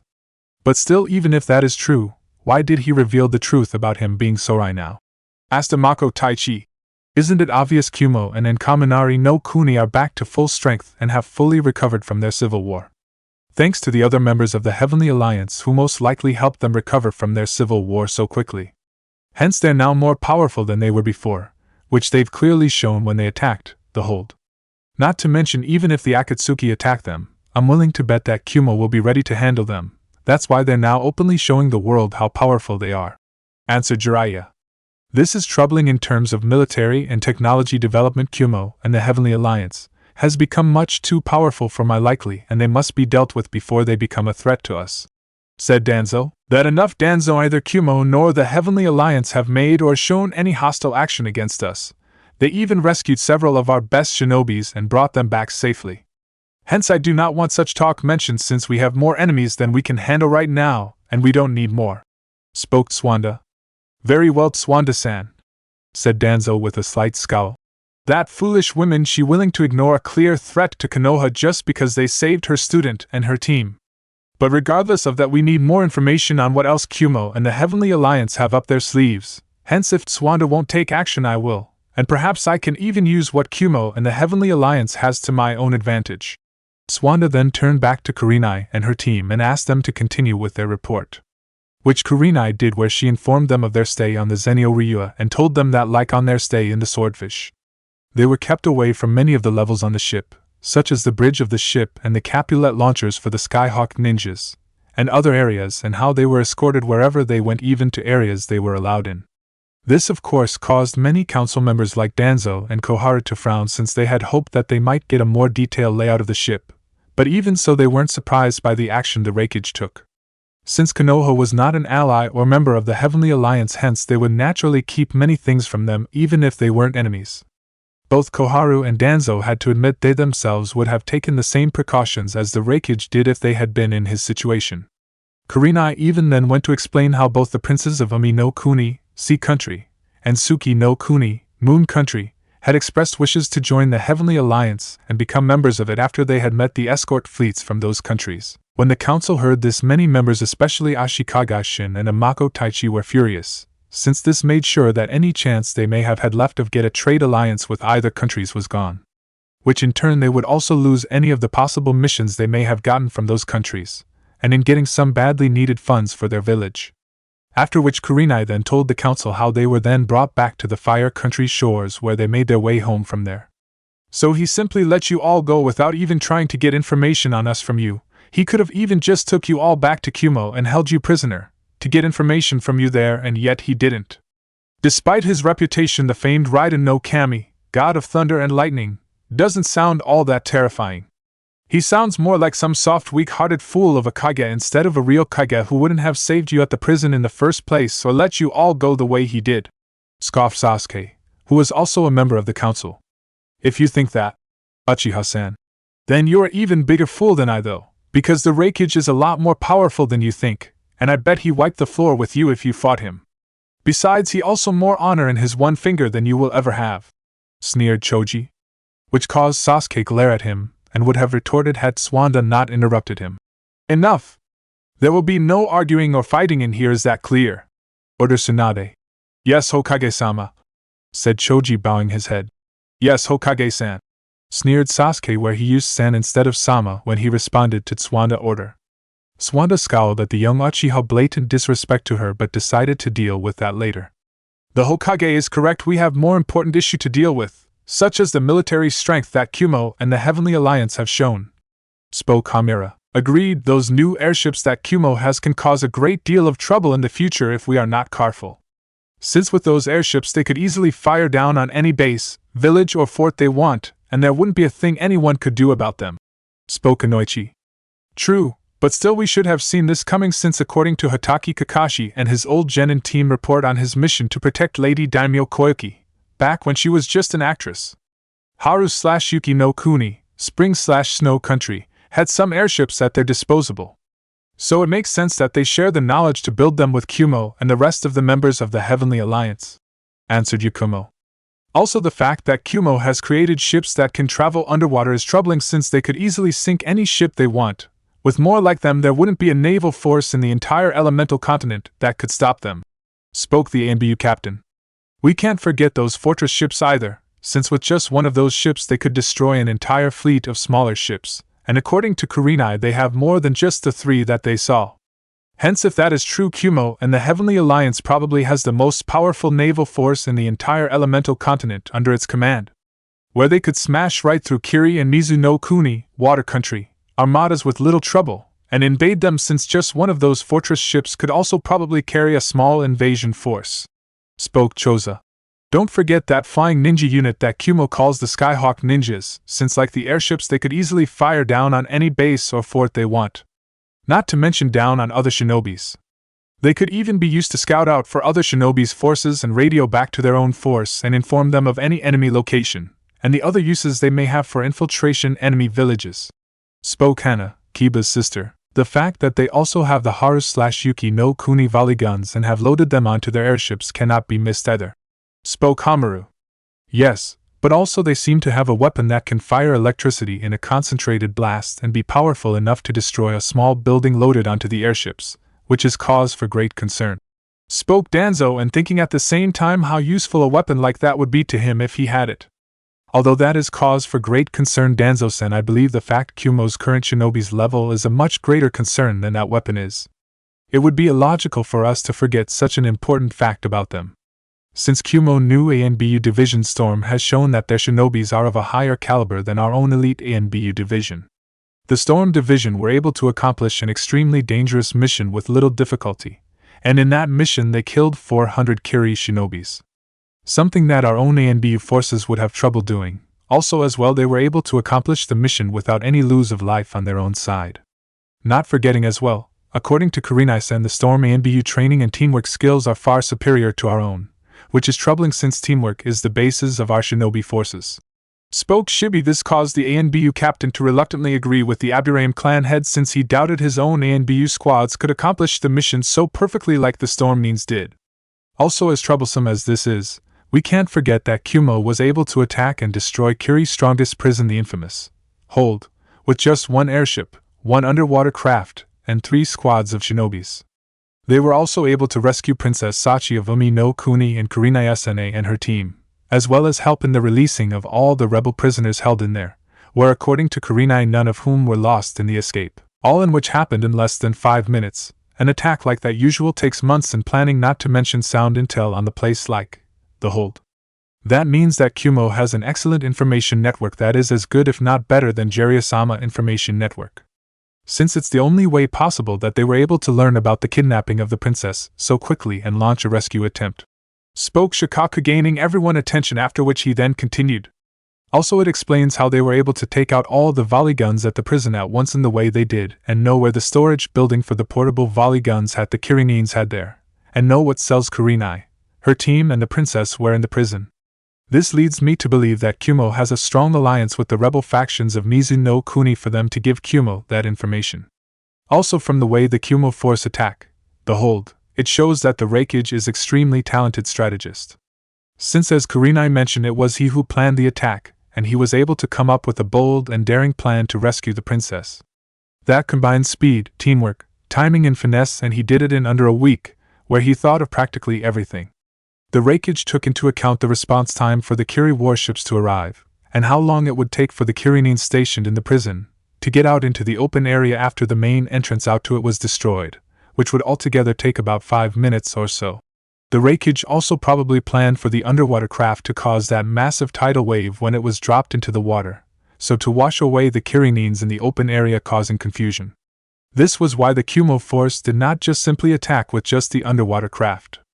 The Raikage also probably planned to use the smoke screen not only to cover the Stormnins as they attacked, but to cause more confusion. Since with the radio tower gone, the Kirinins could not communicate properly with their command station, and they could not see or find where the Stormnins were. This allowed the Stormnins to take apart the remaining Kirinins without trouble. Also, when they released the rebel prisoners, they caused more confusion with the remaining Kirinin guards in the prison itself, so that they couldn't try and stop or delay the Stormnins. After which, once they were away, they got to their meeting point before the Kiri reinforcements could stop them, and when the rebel prisoners were safe, they destroyed the prison, killing most of the Kirinins' reinforcements inside and around it. Spoke Shikaku, shocking everyone in the council room. Narasa, and surely you can't possibly believe that the whole attack was planned out the way you said it? Spoke Koharu in disbelief. I do, since everything that happened in that attack happened too well and too perfectly for it not to be planned out that way, not to mention the plan had another side to it, replied Shikaku. You mean that the Raikage plan had more to it than just the attack on the hold? Asked Swanda. Yes, since the way the attack happened was flashy, since it showed Kumo and the Heavenly Alliance military strength to the world, in which details will soon leak out in how the princess was rescued and the Heavenly Alliance strength. This will result in us as well as other shinobi villages to lose more business to Kumo and the other shinobi villages of the Heavenly Alliance, especially to Kumo. We be especially hurt, since we were the ones that were supposed to protect the princess in the beginning, and before we could even try and rescue her as well as our own ninjas. Kumo did it with a small force and inflicted a humiliating loss on Kiri. Also, at the same time, they showed their technological power and superiority, said Shikaku, after which he continued, It'd be especially humiliating to us, since like I said, not only did Kumo rescue the princess that we were supposed to protect, but they also rescued our own shinobis and practically handed them back to us, where we now look like complete fools to everyone, which was probably one of the reasons why he saved Kurenai and the others.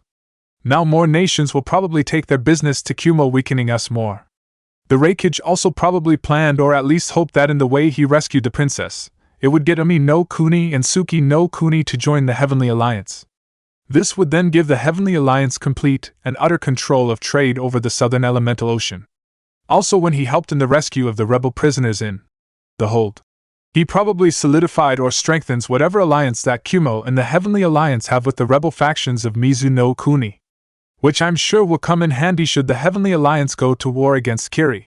Altogether, this shows that the Raikage would be an extremely troublesome man for us should he ever become our enemy, since at the very least he is a master strategist and tactician, since like in a shogi game he checked both Kiri and us in one move, said Shikaku.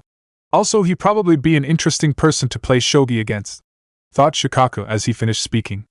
This caused a great deal shouting in the room, where people began to argue what they should do about Kumo and the Heavenly Alliance. Since what Shikaku had said made sense, and if it was true, then it made the Raikage and the rest of the Heavenly Alliance all the more dangerous enemy to have. Thankfully, silence returned to the room when Swanda shouted, Silence, after which Jiraiya then spoke. I've to agree with Shiko there, especially with what he said about their information network, but we can't miss probably the most important issue, which is both Kumo and the Heavenly Alliance Counterintelligence Network. What do you mean by that, Jiraiya-sama? Asked Choza. I mean the fact that Kumo was able to keep its real strength, like those fortress ships and airships hidden from the world without anyone having a clue about them. Especially from my network, since my network never even hinted them having things like that. Hell, they've been keeping almost everything that has happened in Kaminari no Kuni and Kumo hidden, ever since the Civil War ended. Since not even my network can find out what's really happening there, and to be able to keep those things secret from everyone without so much as a hint about them, is nothing short of amazing. I also willing to bet that we're only seeing the tip of what Kumo and the Heavenly Alliance is really capable of, since something tells me they have more tricks up their selves. Spoke Jiraiya with a hint of respect for Kumo and the Heavenly Alliance intelligence divisions. This proves all the more that Kumo and the Heavenly Alliance itself is a danger that we have to deal with. Spoke Koharu. I believe I told Danzo that I want no such talk happening in here, Koharu, so I suggest you hold your tongue. Threatened Swanda. This caused the elder woman to scowl slightly, which seemed to highlight her wrinkles more. Hokage-sama, should we try and negotiate an alliance with Kumo and the Heavenly Alliance? They clearly have the strength to help us in our fight against Orochimaru and his allies, as we share a common enemy with them in the terms of Kiri. Also, if we've an alliance with the Heavenly Alliance, Orochimaru and his allies would be more hesitant in fighting us. Spoke Hinata. This of course caused a great deal of surprise among everyone in the room, since it was no secret that the Hyuga clan had a strong dislike of Kumo, due to their past history with the village. This was especially true for Hinata since the incident involved her, and it was also no secret that she did not hold Kumo to a high regard. That is still an option, and we could greatly use their strength to help us in the war, but I do not want us into walking into any kind of alliance with the Heavenly Alliance, without us knowing more about them. Spoke Tsunade, in which she then turned to Jiraiya. Jiraiya! I want you to go out again, and this time I want you to gather intel on everything you can on Kumo and the Heavenly Alliance in the past 10 years. I don't care what you have to do, just get it done, ordered Swanda.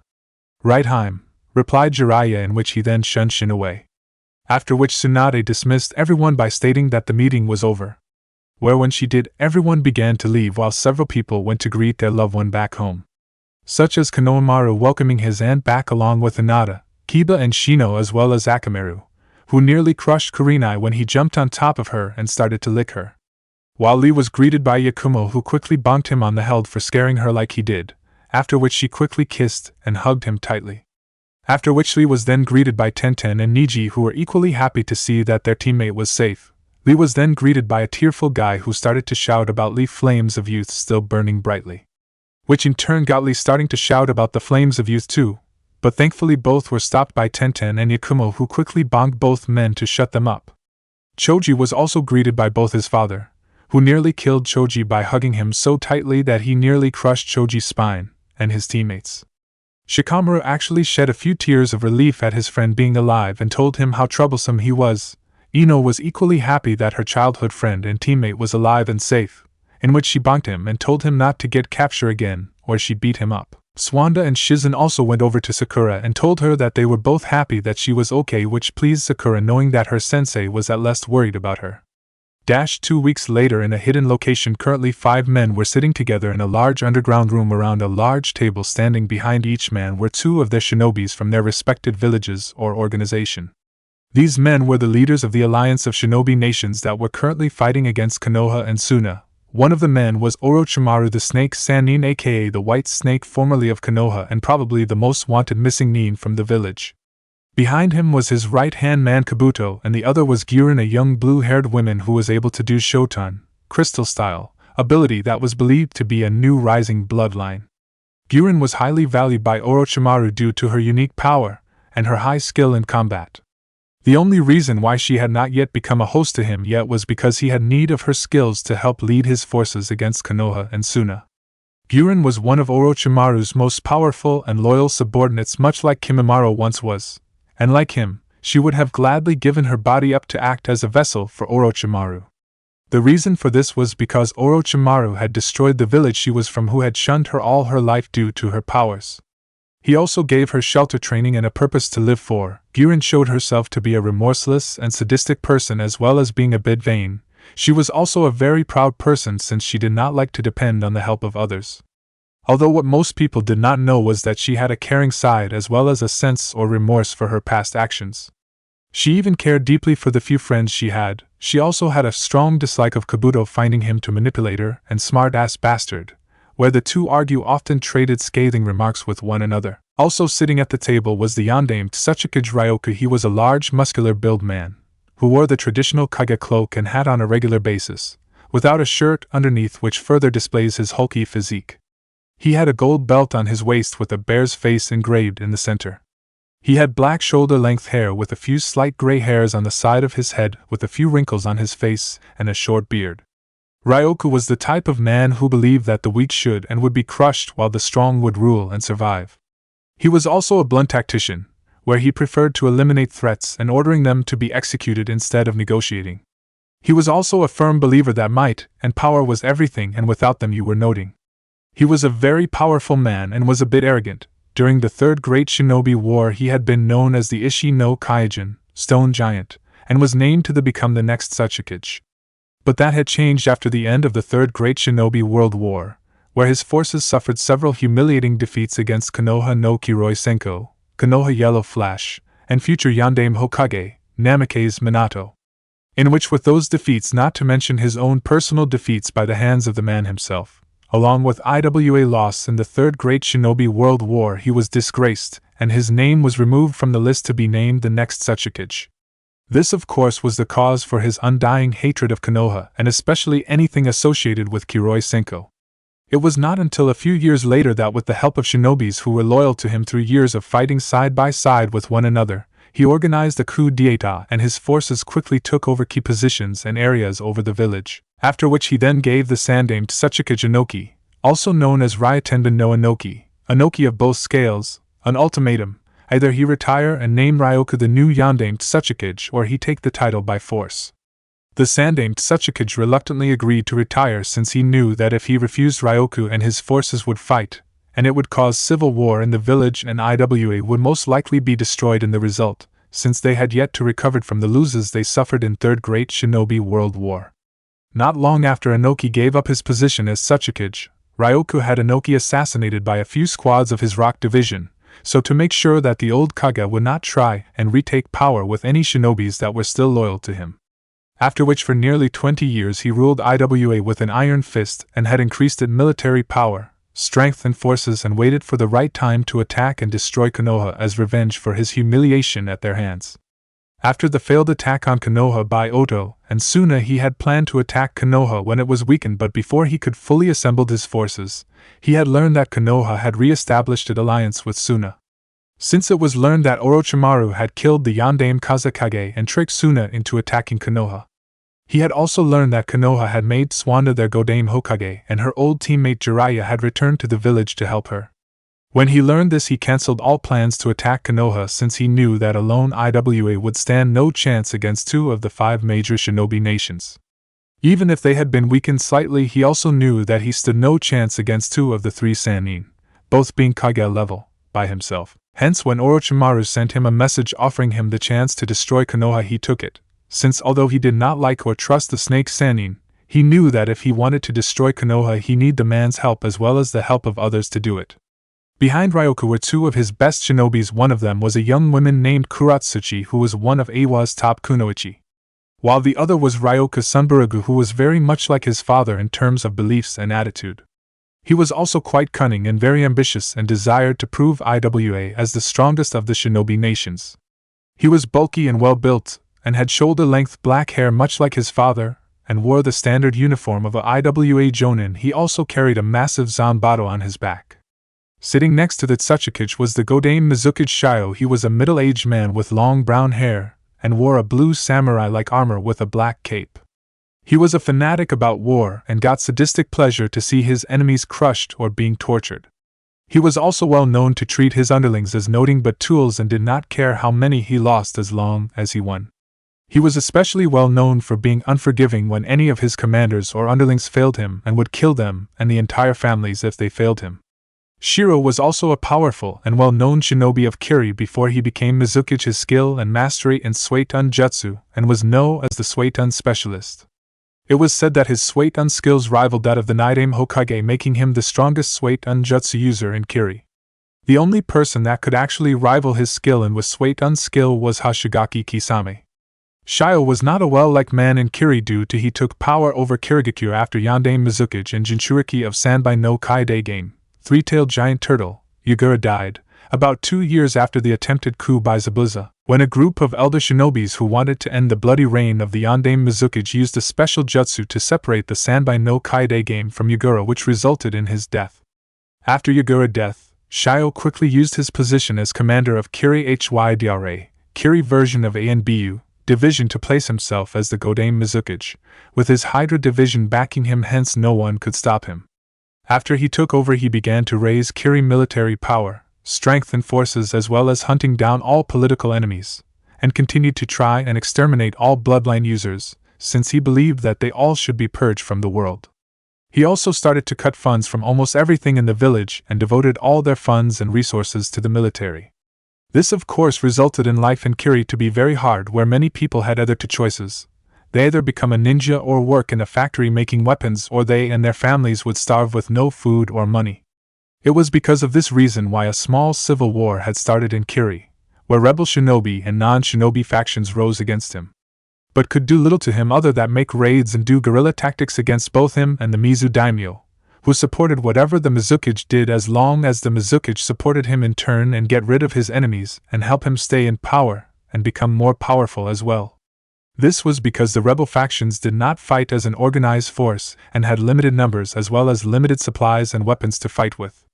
Behind Shio were two shinobis. One of them was Isurugi Raijuta, the last remaining loyal member of the current Kiri no Shinobigatana Nananin Shu, 7 Swordsmen of the Mist, who was also his most loyal and most trusted shinobi under his command.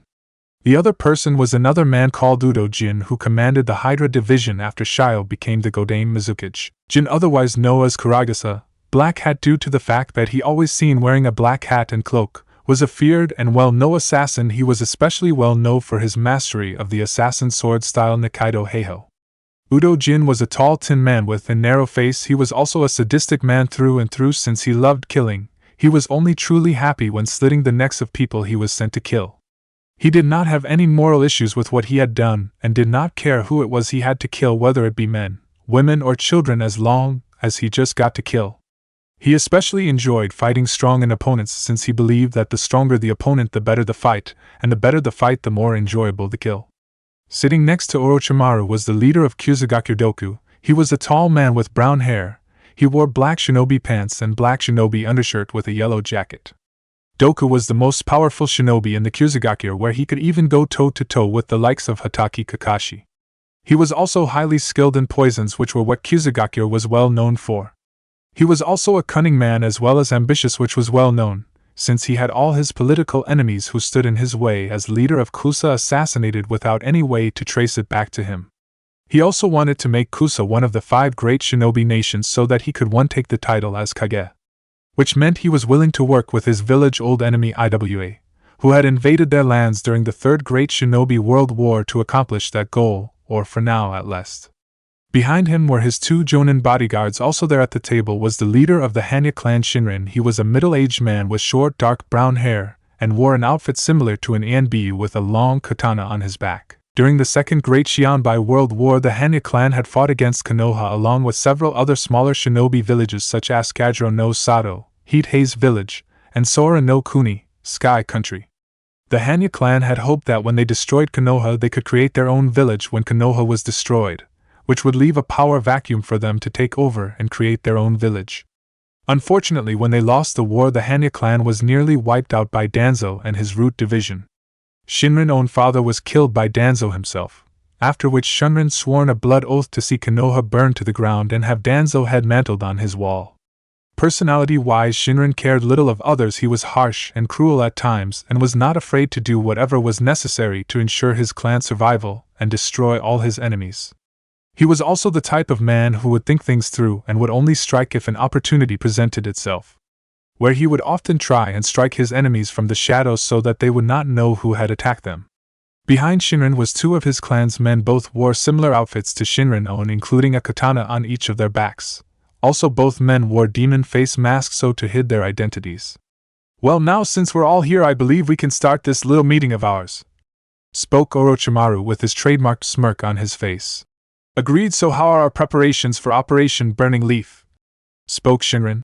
Well, about 50% of our main forces are in position. In a few more months we can have all our forces in position and ready. We would be ready sooner, but supplies and transporting the men into position is slow.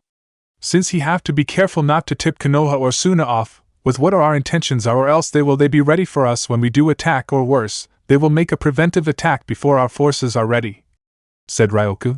Ku. Do not worry, Ryoku, and I have made certain that my old idiot of a teammate Jiraiya will not find out about our plan until it's too late. Since Kabuto and I have set up a series of false leads for him to follow that will keep him occupied for a while. Besides, he is busy right now looking up information on something else for my other old teammate Tsunade, said Orochimaru, which Ryoku just responded with a grunt. How are things progressing with the poisons? Asked Shinran. Well, they should be ready according to schedule, answered Doku. What about your end, Shio? Have you been able to disrupt the leaf shipping line and supplies? Asked Ryoku. We've been able to virtually cut off all Konoha supplies from the sea by either intercepting most of their supply ships or attacking and raiding their small supply ports on the coast of the High no Kanai, for country. I also hired some local pirates to make raids against any of the remaining seafaring countries that are still willing to trade with Konoha, and made sure that it can't be linked to us, answered Shio. That good, within a month or two Konoha will be running low in funds and supplies, by which time when Operation Burning Leaf begins, they will be too weak to do much against us, spoke Doku. How is the operation for Nami no Kuni, Wave Country, going? Asked Shinran. They are going well. By next month my vanguard should be ready, after which when they have taken the country, I send in a larger force to secure the country, and my forces can then use the country as a base point for all attacks against Konoha, spoke Shio. Not only will that divert much of Konoha forces to counter this new front, but it caused them to thin their lines, making it easier when we attack, added Doku. Let's hope that your shinobis can handle taking over that speck of a country, sneered Ryoku. Are you insinuating that my forces are weak? Growled Shio.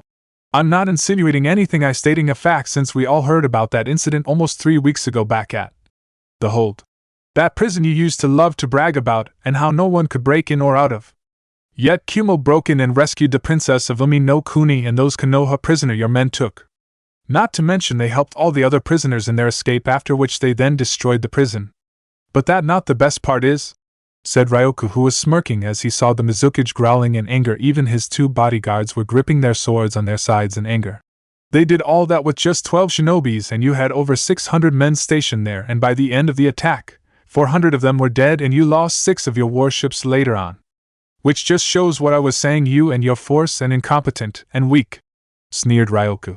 You dare insult my village and my own strength, roared Shio as he stood up in fury, letting loose a massive amount of killing intent, at which his bodyguards unsheathed their katanas. At the same moment Ryoku stood up ready to fight with his son and his other bodyguard ready to fight as well.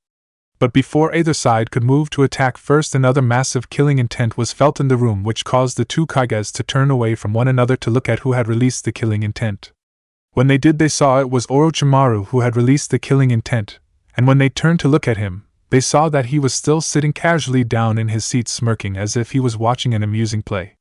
But both men saw that his eyes told a different story, for when they looked at them they saw anger, displeasure and annoyance at their fighting. Gentlemen, please, we are all allies here, so there is no need to fight, since we all share common enemies, which are Konoha and Suna.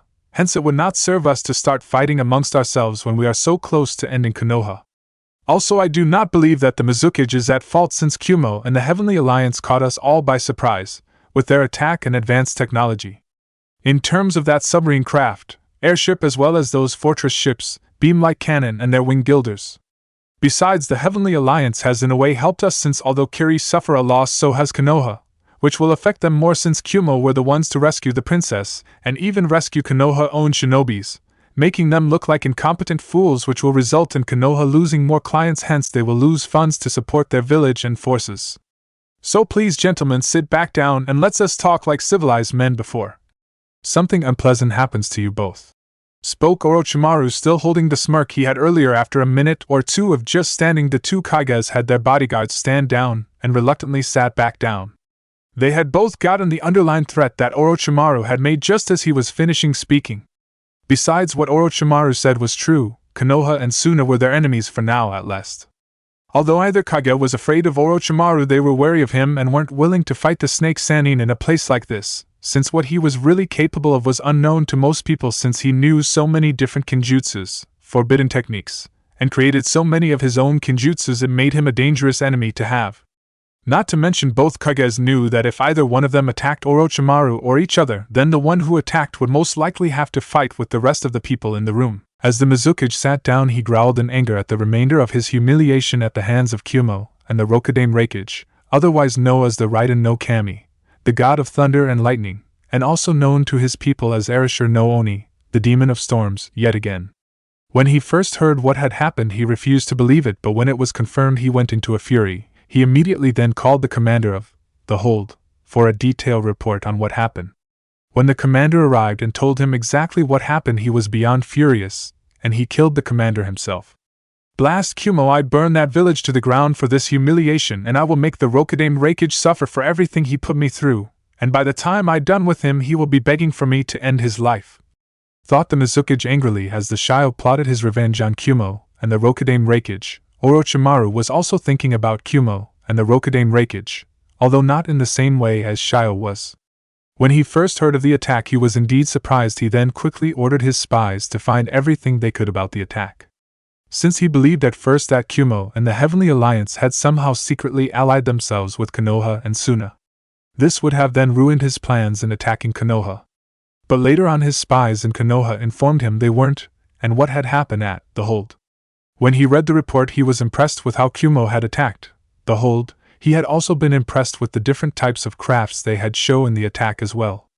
Not only that, he was interested finding out more about this mysterious Kage of Kumo, especially when he learned that he was also the famed Sorai, Blue Lightning, the one responsible for killing two of his old associates Kakuzu and Haiden from the Akatsuki. Not to mention, he was interested if some of the rumors were true about the Rokudaime Raikage. Clearly the Heavenly Alliance is much stronger than they appeared to be.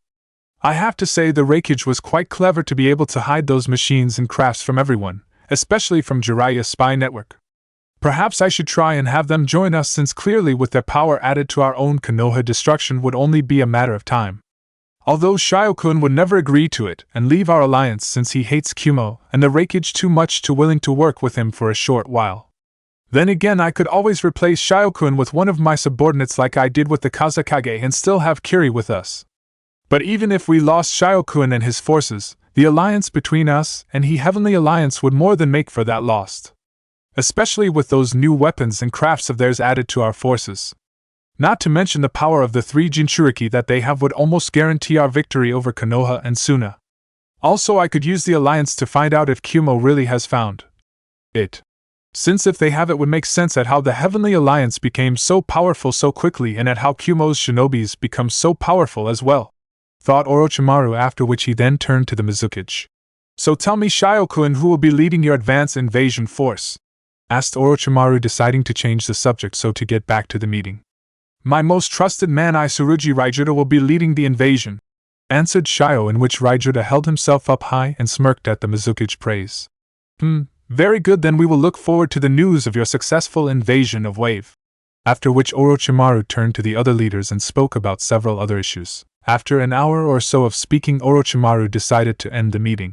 Gentlemen, I believe that we have discussed all that we need to discuss for now, and we should return to our respective village to help make sure everything goes according to plan for Operation Burning Leaf. I will contact you all through the usual sources and inform you all when we met next and where. Spoke Orochimaru. After Orochimaru finished speaking, both he and the other leaders left the room to return to their villages. After the room had emptied, a dark figure that had been hiding in the dark corner of the room moved and disappeared in the shadows of the room. 1 month later, in the Konoha Council Room, over a month since the rescue of Kurenai, her team, and the Princess of Umi no Kuni were rescued, the council as well as all of the senior jonins were called again for a meeting by Swanda. When everyone had arrived, Swanda had began the meeting. I'm afraid I have to skip all the pleasantries today, since I have urgent news that must be informed that I just received from Jiraiya a little while ago. Spoke Swanda. What exactly did Jiraiya report that is so important? Asked Hamura. Is it about Kumo and the Heavenly Alliance? Asked Hana. No, unfortunately Jiraiya has gotten little to noting about either Kumo or the Heavenly Alliance to report, since they seem to be keeping things fairly secret. He has informed me that he going to try and sneak into Kaminari no Kuni, Lightning Country, and then into Kumo itself," said Tsuwanda, which shocked many people in the room. "Is that wise, Hokage-sama, considering the facts that the last time we sent agents in there to gather information on them, the agents were found as soon as they crossed the borders? If Jiraiya-sama is caught, the Heavenly Alliance or Kumo may not be as generous as they were last time," said Shikaku. "True, but Jiraiya is skilled enough in infiltration and gathering intel that he should be okay," said Tsuwanda, although as she said this she still could not help but worry about the old pervert. "Hokage-sama, if I may, I believe there was something you wished to inform us about, since I do not believe that you called us all here so to inform us of Jiraiya-sama plans to infiltrate the Kumo," spoke Shibi. "You're correct, Shibi-san," said Tsuwanda, since she realized that they were being sidetracked from what she really wanted to discuss. "The reason I called this meeting is because when Jiraiya was trying to gather information on the Heavenly Alliance, one of his informants informed him that Kiri is launching an invasion on Nami no Kuni, Wave Country. This caused most of the members of Konoha 12 and the old senseis to gasp in shock, as well as caused several members of the council to become concerned. So why does that matter to us? Nami no Kuni is not an ally to us, and they broke all relationship with us as well, so why should we care that Kiri invading it?" stated Asahida rather arrogantly. "Because Yubaka, if Kiri successfully takes over the country, they can use the country and the bridge that links it, with Hai no Kuni as a foothold and staging point for attacking us, in which they could easily supply their forces when they attack us. Not to mention, if they control Nami no Kuni, they can open up a new front against us, in which we would have to set up our own front to hold back their forces. This will result in our forces being spread even more, weakening our other lines and the defenses of the village," said Tsuwanda, glaring at the stupidity of the man who was cowed by the glare that Tsuwanda gave him, and the fact that he had made a fool of himself. "Then we should just destroy the bridge linking Hai no Kuni and Nami no Kuni so to eliminate the threat," spoke Danzo. "That would only delay them, since all they would need to do would be to rebuild it, and the problem would just come back. Our best bet is to defend Nami no Kuni, even if it is just a buffer country between us and Kiri. We need to defend it.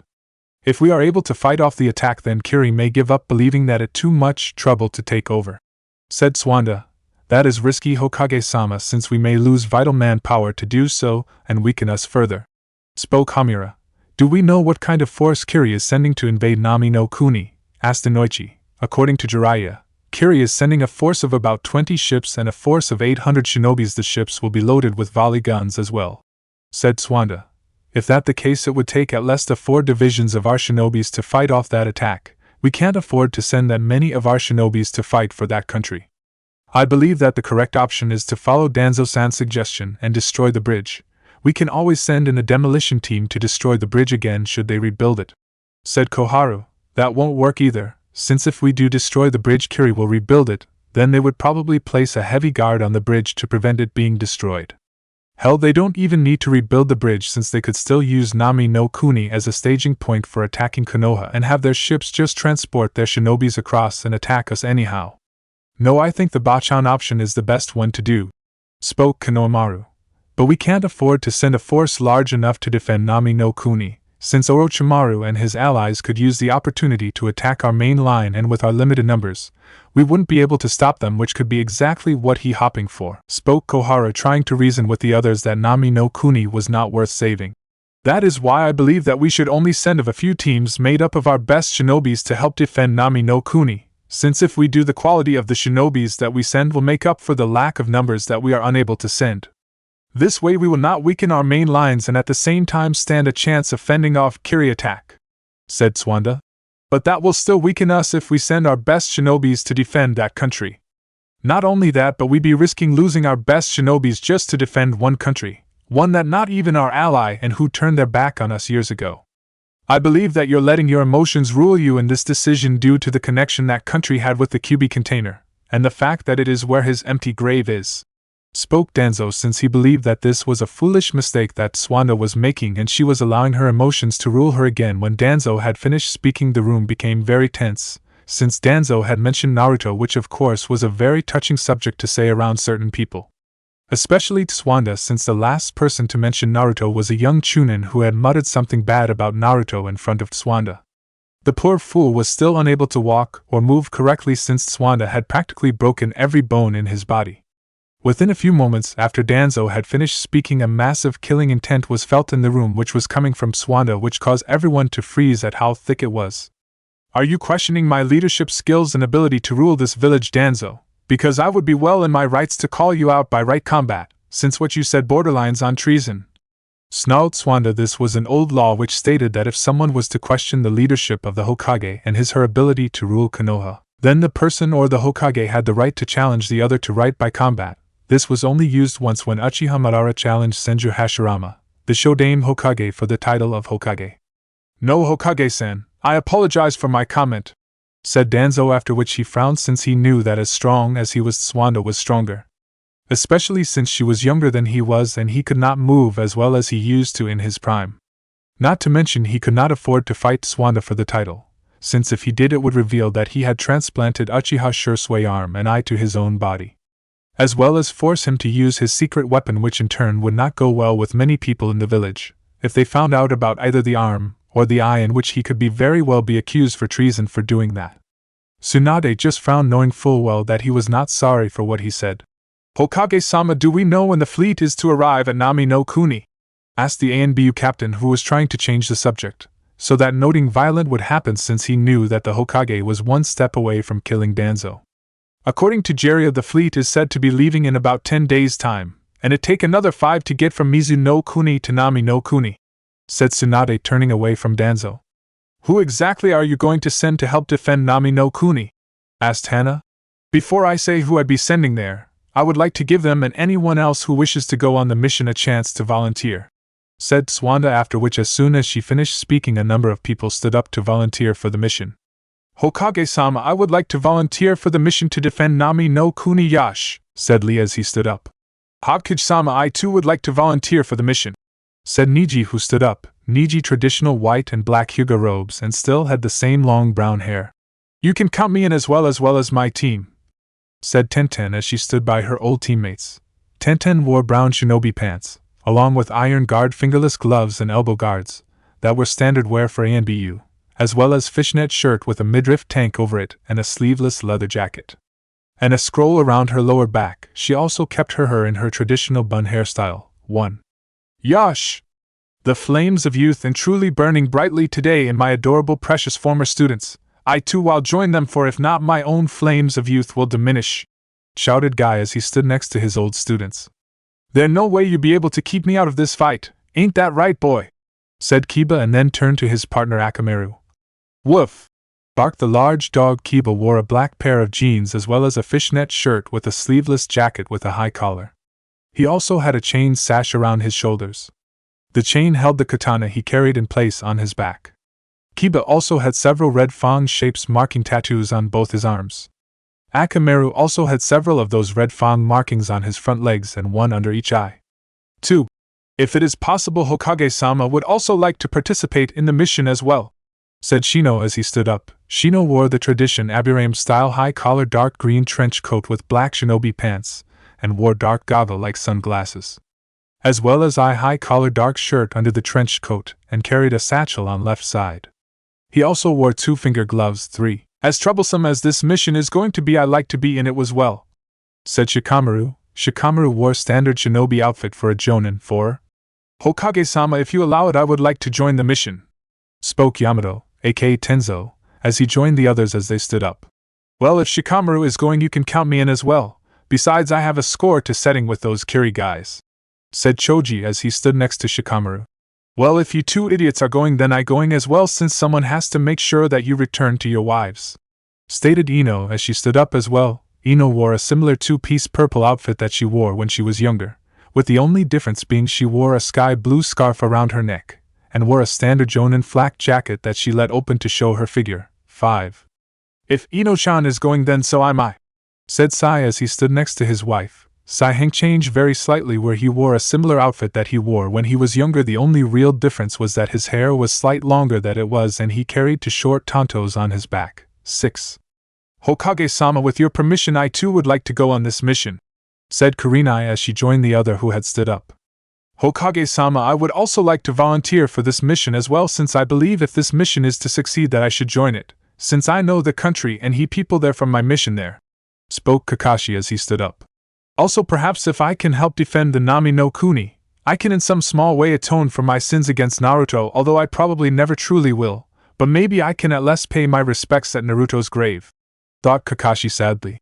"Hokage-sama, if I may, I would also like to join in the mission to defend Nami no Kuni, since like Kakashi-sensei I have knowledge of the terrain and the people there, which may be useful in the battle," said Sakura as she stood up.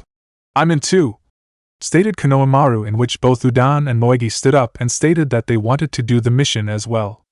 Udan grew up to be a tall enough young and wore a standard jonin outfit, and his hair had grown longer where he had tied it into a short ponytail, while Moegi wore a tight-fitting Chinese tunic with pink shinobi pants, and had her hair into pigtails that went either side of her and went due to her lower back.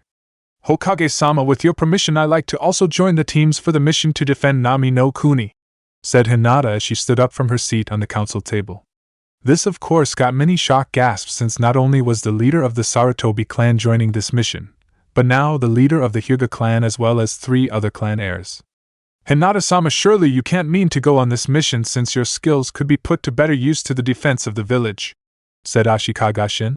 "I mean what I said, and if the Hokage will allow it I will go on this mission, and this council has no say in the matter, since it is my choice and I'm still an active shinobi, hence it is up to the Hokage to allow me to do or not," spoke Hinata with conviction. Swanda had stayed quiet as she watched the whole event with an unreadable face, but secretly she was smirking.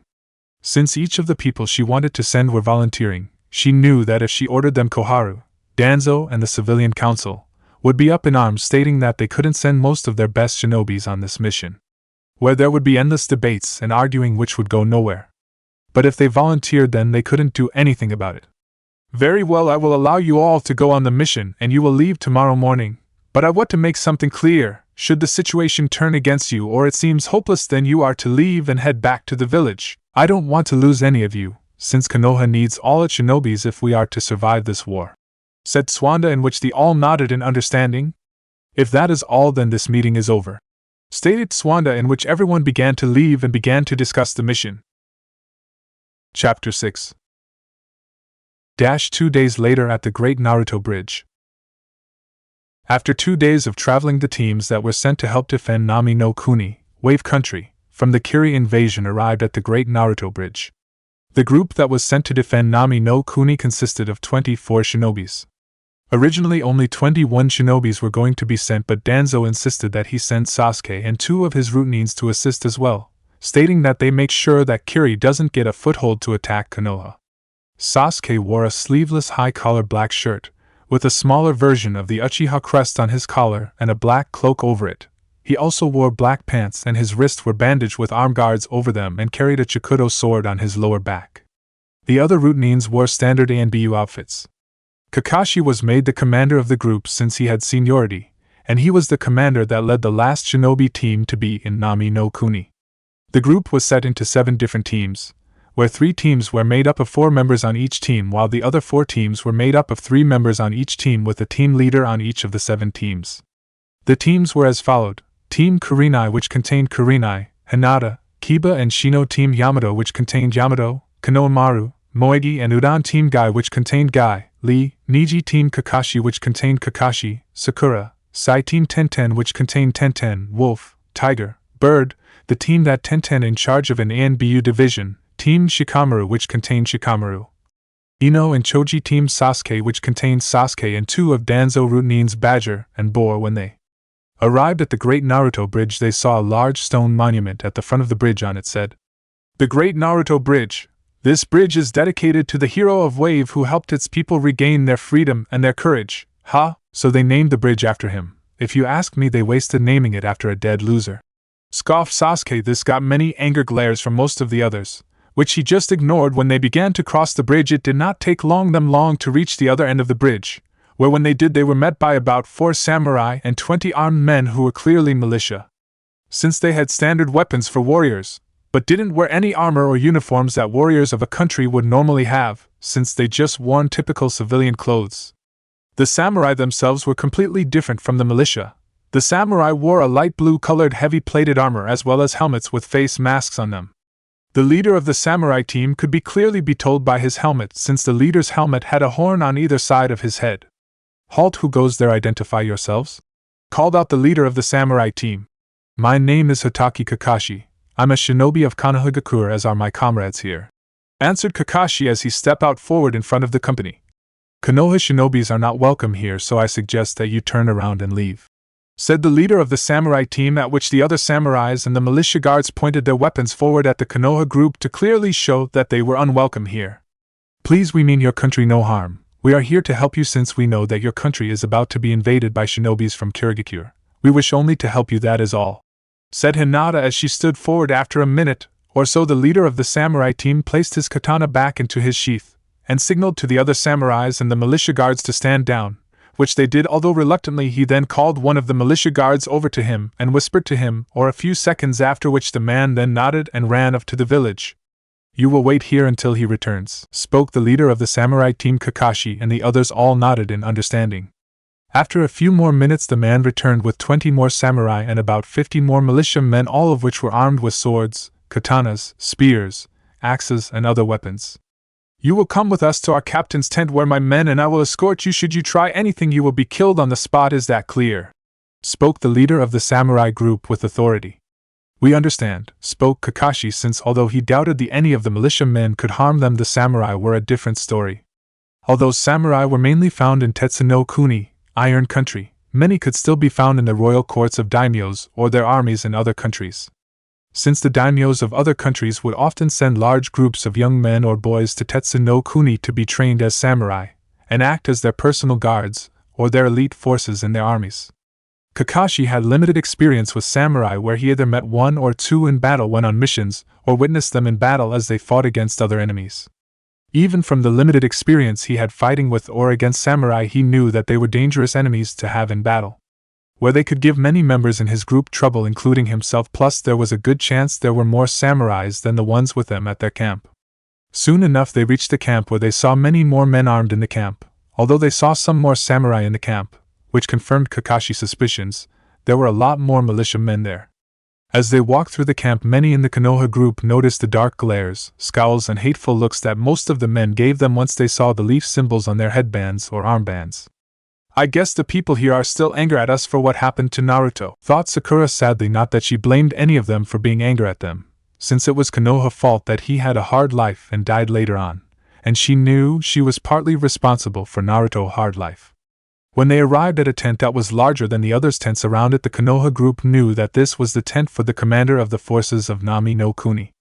You will wait here, ordered the leader of the samurai team at the bridge, after which he then went into the tent.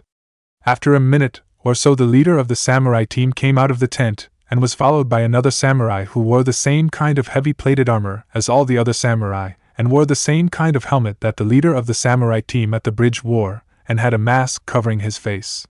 The only thing different about him was that his armor was a dark navy blue color with a gold trim at the edges of his armor instead of just light blue color like the rest of the samurai's armors. Also, the new samurai wore an black cloak that went down to his knees. I'm the commander of Wave Defense Forces here, as well as the captain of the Samurai of Wave. What are you, Konoha ninjas, doing here? We told you all 10 years ago that none of you were welcome in our country, spoke the samurai captain. We are not here to cause any trouble, Captain. We're here to help you defend your country, since we know that an invasion force from Kiri will arrive here soon, said Kakashi. More like helping yourselves, answered the captain, which got surprised and confused looks from several of the Konoha ninjas. We aren't the simple-minded fools that you think we are, Hitaki Kakashi. We know all about your war with Oto, Iwa, Kiri, Kusa, and the Hanya clan, and how your village and your ally Suna are outnumbered. We also know that the reason why Kiri is invading us is because our country is a perfect base point for them to launch land-based attacks against your village. Hence, the only reason why we are being invaded is because of your village and its war. And the only reason you are coming to help is because this invasion is threatening your village, snarled the samurai captain. Now, Captain, please, that is a bit unfair, said Kakashi, since things were not going the way he had hoped, although it was not unexpected due to the poor relationship between their village and Nami no Kuni. Unfair? You dare complain about being unfair? Rounded the captain angrily. You speak of being unfair. How is the fact the full-grown men and women attack and beat up an innocent child, for something that was done to him when he was just born called being fair? How is the fact that parents tell their children to pick on and make fun on said child and then be rewarded for it called being fair?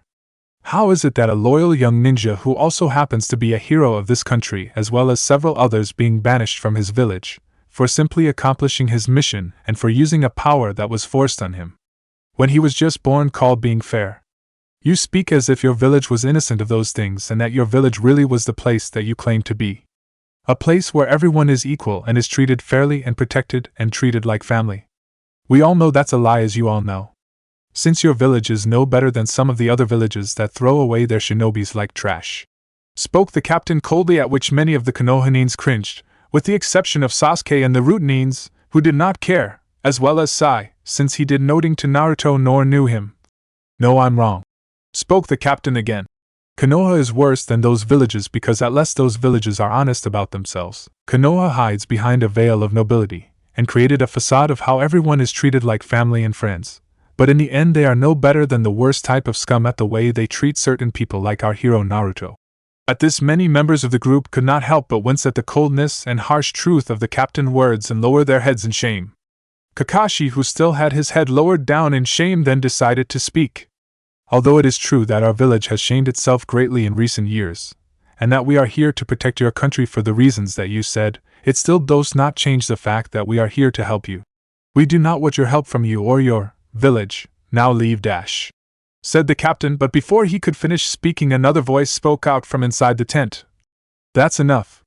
At which another man came out of the tent, in which Kakashi, Sakura and Sasuke quickly recognized the man as Tazuna, the old drunken bridge builder that they had protected during their mission in Nami no Kuni. Although despite the fact that Tazuna had grown slightly older looking, with more wrinkles on his face, he still looked the same when they last saw him. Why? What I said is true after all we heard all about, and what they did as well as the rest of their people did to Inai-sama. Spoke the samurai captain angrily. True, but not all of them are reasonable. Remember the Kazekage told you that not everyone treated Naruto badly. There were still some that were on his side and did not turn their backs on him. Do not let your anger cloud your judgments. Besides, most of the people in this group were among the minority that did not turn against him, said Tazuna, at which Ino, Sakura and Kakashi lowered their heads since they knew they weren't among that minority of people after what they did to Naruto. Now take off that helmet of yours, there's no need for you to wear it, spoke Tazuna again to the samurai captain, at which the samurai captain sighed angrily but complied, where when he took his helmet off, when he did, the Konoha group saw that the samurai captain was a young man who looked to be about 18 years of age. The young man had black shoulder-length hair and black eyes. This of course surprised some of the more senior shinobis as well as some of the younger shinobis as well, since they knew that to reach the rank of captain, whether it be shinobi or samurai at such a young age, was very rare to happen. Hence it showed that the young man must be strong and highly skilled to reach this level at his age. Although as surprised as most of the Konohanins were, none were more surprised than Kakashi, Sakura and Sasuke were right now, because it took them a few seconds to realize who the young was. Inari? Shouted a surprised Sakura, to which the young man just nodded. You're the commander of the defense forces here? Asked Sakura in disbelief, since she could not believe that the small little boy who used to cry out about there being no hope, and had told them once that they were going to be all killed by Gato during their last mission here, was now the commander of Wave Defense Forces and the leader of the samurai in Wave. Yes, I am, answered Inari neutrally. Well, now isn't this an interesting development, if I may ask? When did you become a samurai, and when did you make captain? Asked Kakashi friendly like with his traditional eye smile, since he wanted to keep them talking, since the longer they talked the better chance they had at convincing them to let him and the others help them. Since Kakashi knew that Nami no Kuni stood very little chance of beating the Kiri invasion force by themselves, and if Kiri took over Nami no Kuni, then all chance of Konoha surviving this war were gone. When I was 10, I decided I wanted to be able to protect my family and my people and be more like Inai-sama. This got confused looks from several of the Konoha members until Sakura told them that Naruto was like an older brother figure to Inari. But since there were no shinobi villages in our country, I decided to do the next best thing and be a samurai. My grandfather went to our daimyo and asked him to send me along with his selection of people who he would send to be trained as samurai. And since the daimyo owned my grandfather for building the bridge and helping to save our country, he agreed. I then spent the next 5 years training as hard as I could in Tetsu no Kuni to become a samurai so that I could defend everyone in Nami no Kuni just like Inai-sama would have. When I came back, I then spent the next 3 years working and training as hard as I could so to become captain and be leader of the daimyo samurai guard, answered Inari, to which Kakashi nodded since he was impressed with Inari, since he knew how hard Inari must have worked and trained to get where he was. Just like Naruto, huh? Though Kakashi sadly. Now about you coming to help us, spoke Tazuna, but before he could finish, Inari interrupted him. Grandfather, could I have a word in private with you? Said Inari casually. At which Tazuna nodded, knowing what this was about, as did the others, and he went into the tent with his grandson. Inside the command tent. Grandfather, you can't be seriously thinking of letting them stay and accept their help, whispered Inari harshly. I am, answered Tazuna. But how can we even trust them after what they've done? Who's to say that when things get rough that they won't run away and destroy the bridge and leave the rest of yous to be slaughtered? It wouldn't be the first time that Konoha has turned it back on someone for their own selfish needs, said Inari. We have to trust them since we need their help, said Tazuna. We can fight for ourselves, my men and I, as well as the other volunteers will fight them off, said Inari. Inari, stop deluding yourself. Although you and your men can hold your own in a fight against shinobis, especially when you all fight together, but there is not enough of you. You know that we're outnumbered and most of the men are militia. They won't stand a chance against shinobis, rounded Tazuna. But what about the message we sent to them? Surely they come after what we offered them, said Inari. We don't know that they will come, and even if they do, they may not arrive in time and Suna can't help us, since they're too far away to send help, and besides they are in the middle in their war against the ones that Konoha fighting against. We need all the help we can get, Inari, if we want to win this fight, answered Tazuna. But what about what they did, and Ai-sama? How can we simply just forget how they banished him and sent him out to get killed? You know that I'm not the only person here that feels that way. The men will not want to fight alongside with the people from the very village that banished Ai-sama away to get killed, replied Inari angrily. Then you will have to get them to put aside their anger towards them, or for now at the very least, since remember most of the people in that group were against Naruto's banishment, said Tazuna. But what about Hatake, the Uchiha, and Haruno? They're as guilty as the rest of those people back at that village for what they did, countered Inari. Look, Inari, I know how you feel. I don't like having them here any more than you do, and if this was any other time, I would be among the first people to throw them out of here. But we need them to help us, since with them here we stand a better chance of winning this fight than we do without them. We have to look past our hate and dislike for them, and do what is best for our home and our people, said Tazuna earnestly. Inari just sighed, knowing that his grandfather was right even if he didn't like it. Fine, but I still don't like it, and there will be some conditions that they will have to agree to, said Inari, to which his grandfather just nodded and began to listen to his grandson. Conditions. Outside the command tent, after a couple of minutes of waiting, both Inari and Tazuna came out of the tent. Hatake-san, is that offer still available? Asked Tazuna, to which Kakashi just nodded. Then we would like to accept your help against the invasion of our country, said Tazuna. This of course got many angry murmurs from many of the men around that had been listening to the conversation from the start. But the murmuring was quickly stopped when Inari ordered them to be silent. Very well then, my people, and I will start to set up our camp just outside yours, said Kakashi. Fine then, but there are some conditions that have to be met if you all are going to be here and fight alongside us, spoke Inari. Such as? Asked Kakashi. You and your people are not allowed to go near the bridge by yourselves.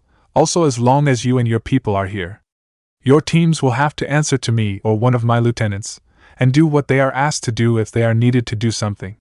If they do not, then you and your people will be forced out of our country. Another thing is that you have to inform me and go over any and all plans that you have for the defense of Nami no Kuni. In return, we will share our plans with you, spoke Inari with authority. At this, Sasuke decided to make his opinion known to everyone.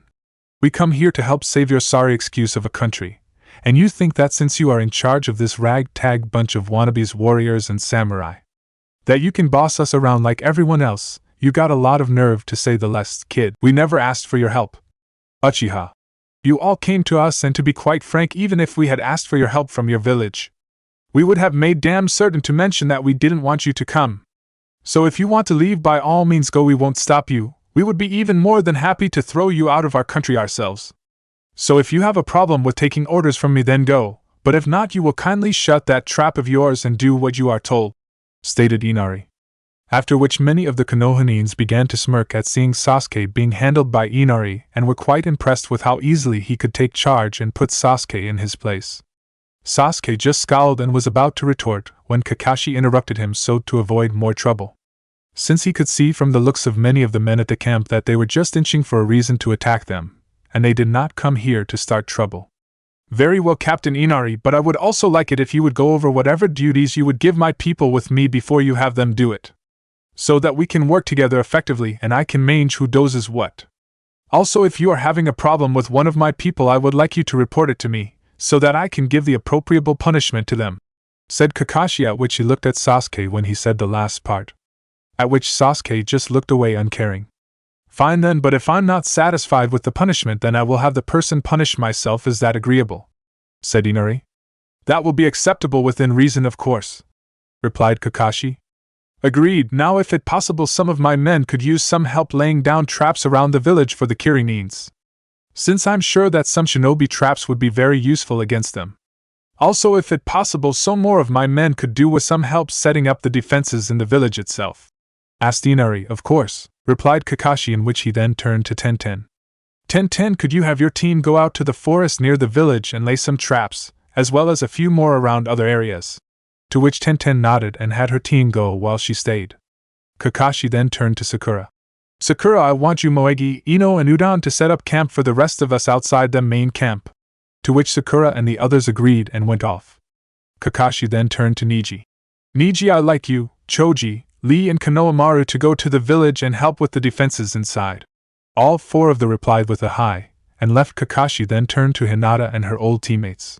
Hinata-sama, I would like you and Shino as well as Kiba and Akamaru to scout out the terrain for a few miles around the village. Search for any Kiri scouts or advance teams just in case that Kiri sent in a team to disrupt any resistance to their invasion force. Also see if you can find any other areas or places that we can use to our advantage for traps of defensive purposes. All three then nodded and Akamura barked in understanding and left. After which he turned to Sasuke. Sasuke, I want your team to help Tenten's team to set up traps around the village. Sasuke narrowed his eyes slightly since he didn't like taking order from Kakashi like he was a genin again, but decided to do what was asked of him and ordered his men to do it. After the teams were each given a job to do, Inari asked the team leaders to come into the tent to plan their defense of Nami no Kuni. Inside the command tent, once everyone was inside the tent, Inari began to explain how he and his men were set up for the defense of their country. He explained that they had further forces and small forts and bases around their country. He also explained how the force here was their main force since the bridge was the key to the whole country. They believed that the Kiri invasion force would land near the village so to secure the bridge first, since that was what they wanted most, and with the bridge under their control, they would have control of the main escape route out of the country. They could then quickly take over the country without much trouble and have what they wanted, the bridge and the country.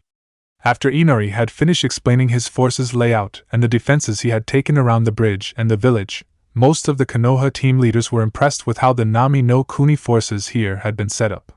It was made so that even without their help the Kirinins would have a hard time taking the village as well as the country itself.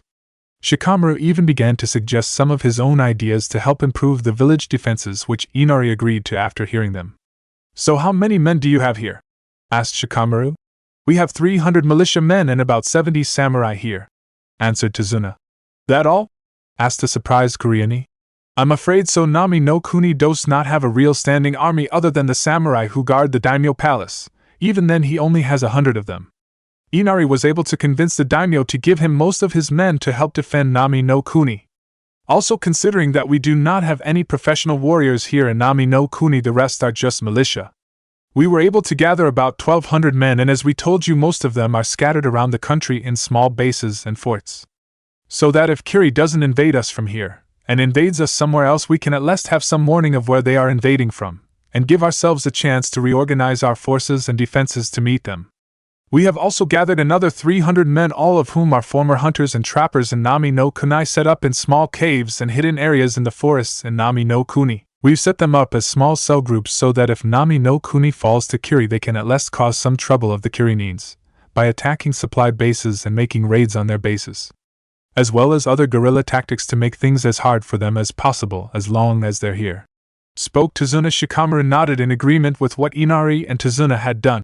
What about the rest of you people? Where are all the women and children and other old people as well as your daimyo? Asked Yamato. Our daimyo was able to get the ruler of the large island nation in Kai no Kuni, Ocean Country, which is just south of Kaminari no Kuni, to agree to take him and our people in as refugees. They should be safe there since Inkai no Kuni is in the protected waters of Kaminari no Kuni fleets. We also sent 200 of our militia men and the remaining 30 samurai to protect them should they be attacked by any pirates or Kiri raiding ships on the way. Answered Tazuna. Although that was the correct move to make, it still does not change the fact that we're in a troublesome situation. Since even with our combined forces we are at a severe disadvantage since together we have less than 400 defenders here. While Kiri's has twice that many, also it is most likely that many of the Kirinines will have their kunai launchers, with them. Hence it makes them a lot harder to fight if we engage them in the village itself, which we will have no choice but to do. Since if we fight them in the forest or the open plain we be slaughtered since they could easily surround us with their larger numbers, and we be butchered like cattle. Said Shikamaru, we just have do our best and outfight them when do arrive. Said Inari. After Inari had finished speaking, Tenten decided to ask something that she had been wondering for a while. Excuse Tazuna-san? Asked Tenten, which caused the man to look at her. But there's something that has been bothering me for a while. Which would be, he replied. How is it that you and your people were able to learn about the invasions, since we were able to only learn of it a few days ago, while it seems that you have known for much longer? We were able to learn of the invasion due to one of our fishermen went to Mizu no Kuni to sell some of his catch there. During which when he went into a local fisherman bar he overheard a group of sailors from Kiri fleet, who were drunk at the time talking about invading our country. Also another fisherman who was fishing near one of Mizu no Kuni military docks saw a large group of warships numbering about 20, being loaded with a large amount of equipment and men on them. Answered Tazuna. Very well, then I believe that we should now help with the preparations of the defense against Kiri.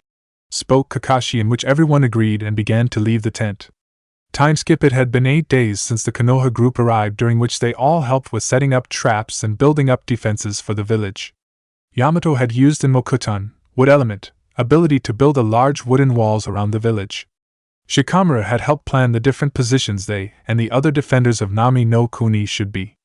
Niji, Shino and Hinata each took turns to keep lookout on the shore for the arrival of any Kiri warships, in case the fleet arrived sooner than expected or that Kiri would send an advance party to weaken Nami no Kuni defenses.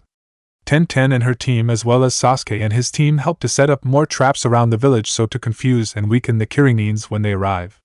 Kiba and Akamaru did patrols around the camp and the village as well as the nearby forest just in case so Kiri spies sneak past Niji, Hinata or Shino. Sakura helped to set up a small medical center for any wounded that would appear in the coming battle when it starts. As for everyone else, each of them helped out in their own way, but even despite this the Konoha group were still subjected to angry glares and hateful looks. It was clear that even after Inari had spoken to the men and got them to agree to work with the Konohanines, it still did not change the strong dislike that the men had for them. This of course did not help the morale of the group, since many were depressed after a few days of being ignored for the majority of time, or being glared at by others. This of course also gave them an idea of what it was like for Naruto when he was growing up, even if it wasn't even a tenth of what he went through. It was after their 8th day in being Nami no Kuni that Hinata went over to speak to Inari about something she had been looking for several days in her spare time. Excuse me, Inari Shirai. Shirai means commander. Yes, Hyuga-san, answered Inari. I was wondering if I could speak to you about a private matter if I could? Asked Hinata. At which the young samurai captain nodded his head and led her to his tent, where he then sat down and invited her to sit as well in the seat in front of him. Now Hyuga-san, what is it that you wished to speak to me in private about? Asked Inari. I was hoping, Inari Shirai, that you could tell me where Naruto-kun gravesite is. Answered Hinata. At this Inari then began to frown and spoke again. Why do you want to know where his gravesite is? Because if you or any other Konohanines intend to desecrate his gravesite, I dash. Spoke Inari harshly, but before he could finish speaking he was interrupted with a powerful burst of killing intent. At which when Inari looked at Hinata, a black aura of death seemed to emanate from her, and when he looked right into her lavender eyes, he saw a cold, wrathful fury emanating from them that made him feel as if he was staring at death itself. It was as if she was looking into his very soul and would rip it out. It took every ounce of courage and self-restraint that he had to not flinch or wither under her glare, which would have greatly impressed many shinobis if they had seen him, since Hinata could even make Jiraiya himself wither under her harsh gaze. After a moment or so Hinata then spoke again in a voice that was so cold that it sent a silent chill down his spine. For that insult alone I would kill you, Inari-san. for I have killed many others for far less. I would never do such a horrendous thing as desecrate the gravesite of the only man I ever loved, and I would kill anyone who even tried to in the slowest and most painful manner a man or woman could ever suffer." As she finished speaking, the killing intent died down, and Hinata gazed lessened, although the coldness was still there. After the killing intent died down, Inari let a silent breath loose that he had been unknowingly holding. "Hyuga Shikyo no Megami, Hyuga's goddesses of death, indeed," thought Inari with a slight shiver, since he had heard Hinata's infamous reputation. For even though he was a samurai, it did not mean he would not keep tabs on strong shinobis, in case he should ever have to face them in battle. Taking a deep breath and settling his nerves, Inari then spoke. "I apologize, Hinata-sama, for my harsh words and my insult to you. Since I sometime let my anger against your village control me, I'm well aware of the fact that you and most of your company were close friends with Inai-sama, and were against him being banished. It is just that when I see the Konoha headband I see red and my anger takes a hold of me, and I lash out on any Konoha ninja that I see regardless of who they are. I accept your apology, Inari Shirai, for I understand your feelings all too well, but a word of advice, Inari Shirai. I suggest that you learn to control your anger towards my village, and not let your anger towards the majority of the civilian population, and the large number of shinobis in Konoha control you, since there were a few others who did not agree with Naruto-kun banishment. And if you just start lashing out your anger and rage out against all Kono shinobis, then you become no better than the ones who made Naruto-kun suffer." Spoke Hinata. "Wise words, Hinata-sama, I shall try and follow them," replied Inari, to which Hinata just nodded. "Now, Inari Shirai, as I was saying, I was wondering if you could tell me where Naruto-kun gravesite was?" asked Hinata. "For a minute or two," Inari said, noting he just closed his eyes and began to think deeply and weighing the options. After about 5 minutes of deep thinking, Inari came to decision, after which he let out a deep sigh and looked at Hinata and spoke. "What you asked is not easy for me to give, and if my men heard about this there would be much uproar about it, but I will allow it." At this a small smile graced Hinata's face. "Thank Inari Shirai, you have no idea how much this means to me."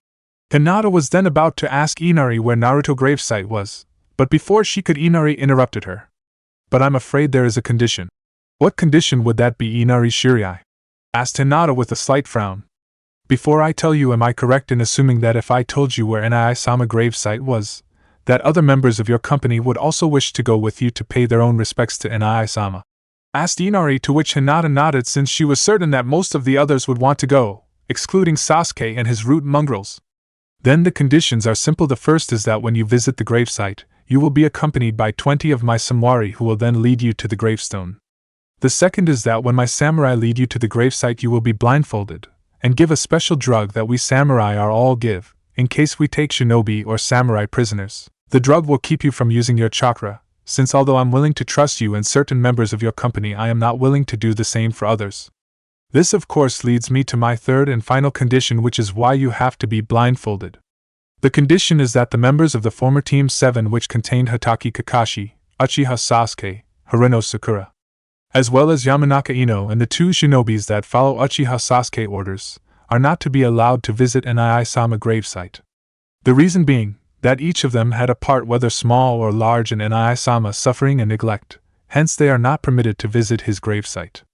Also, the reason why the 2 shinobi under Uchiha Sasuke command are not allowed is that they do not do anything without his orders, and I'm certain that if they went they would inform him where Inai-sama gravesite is, where there would be a good chance he would destroy it just to spite Inai-sama. Also, this is the reason why you are blindfolded, since you and the other members of your company may feel compelled to tell Hatake, Haruno, or Yamanaka where his gravestone is. So will you and the others agree to these terms?"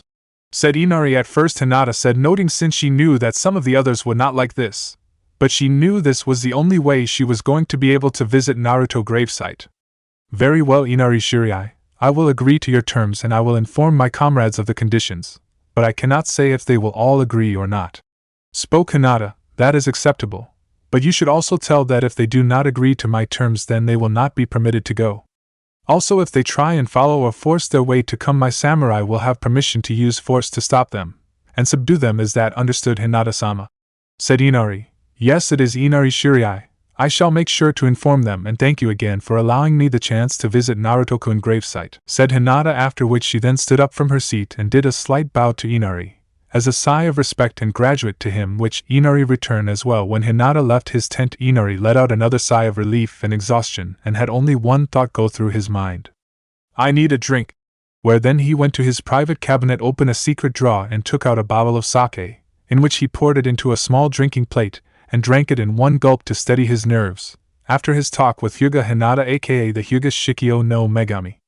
The next day, in the early hours of the morning, Inari and 20 other samurai walked out of the Nami no Kuni Defense Force camp.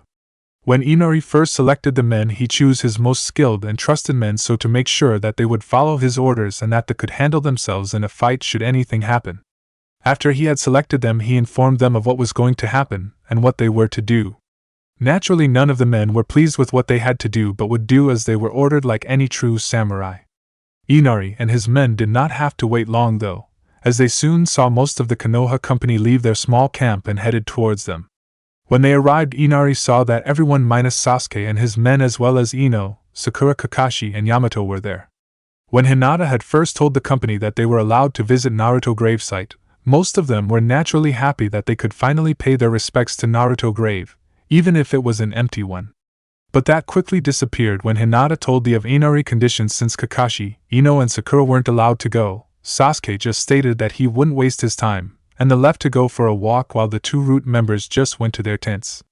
Many in the company felt that if they went blindfolded and took the drug, they would be vulnerable and be at the mercy of the Nami samurai. But eventually Hinata was able to convince them, since it was the only way any of them could visit Naruto gravestone and pay their respects. Since Hinata knew that Inari would not compromise on any of his conditions, it was also decided that 10-10 team would take over as lookouts while Yamato, Kakashi, Ino, Sakura as well as Sasuke and his men would help with setting up the remaining defenses for the village. When the group met with Inari and his men, they all took the pill that would keep them from using their chakra. Fortunately, the drug only lasted a few hours, so none of them had to worry about any after effects. They then put on the blindfolds, after which a samurai grabbed hold of a member of the Konoha, so to make sure that they would follow them, while the remaining 6 samurai acted as guard, where 3 of them lead the way to Naruto gravestone, and the other 3 watched the rear so to make sure that no one would follow them. After about an hour of walking, the group finally stopped where the samurai finally removed their blindfolds. When the blindfolds were taken off, the Konoha group could not but be in awe at what they were seeing. They saw that they were in a large clearing surrounded by trees with several different types of flowers that grew on them. The petals of the flowers blew off the tree from the gentle breeze and gently showered the large clearly with petals. In the middle of the clearing was a large pond with clear crystal water, where one could easily see into the shallow water. In the middle of the large pond was a small little island with a large oak tree on it, and under it was a large gravestone which was Naruto's. The little island was large enough for the tree and for the gravestone, and a small group of people to stand around the tree and the gravestone. There was even about 12 pure white stones set like a path for people to hop on so to get to the small island and the gravestone. All in all, the place was a beautifully. You will all be allowed to go and pay your respects to Naruto-sama gravestone, but you can only go one at a time, so you can choose to whom goes first. Also on the gravestone is a special seal that the Kazekage brother put on it. The seal is a preservation seal which keeps the weather from destroying the gravestone, so do not touch it. One more thing, the men and I will surround the pond, and although we won't be able to hear you, we will be able to see whatever you do. So if you try anything to harm the gravestone, you will regret it," spoke the leader of the samurai group sternly too. "Very well, we understand," spoke Kuriani respectfully, to which the samurai leader only nodded, and he and his men went into position around the pond. Soon enough the group decided that Lee would go first, where he then quickly hopped on the stones that lead to Naruto gravestone, and stood in front of it. On the gravestone he saw the inscription written on the gravestone. Uzumaki Naruto, hero of Nami no Kuni, hero of Naris/Yuki no Kuni, hero of Takigakure, an unsung hero of Konohagakure, a true hero who died before his time. May he find the peace and happiness in the next life that he never found in this one. With Lee, when Lee finished reading what was written on the white marble gravestone, he could not help but smile sadly, since it was a fitting moment for his friend. Even though the people of Konoha did not regard him as the hero that he was a hero to other people in other countries. "Greeting, my youthful friend Naruto. I do not know if you can hear me from the heavens, for which I know you are in, but I like to think that you can both hear and see us now down up from the heavens," said Lee.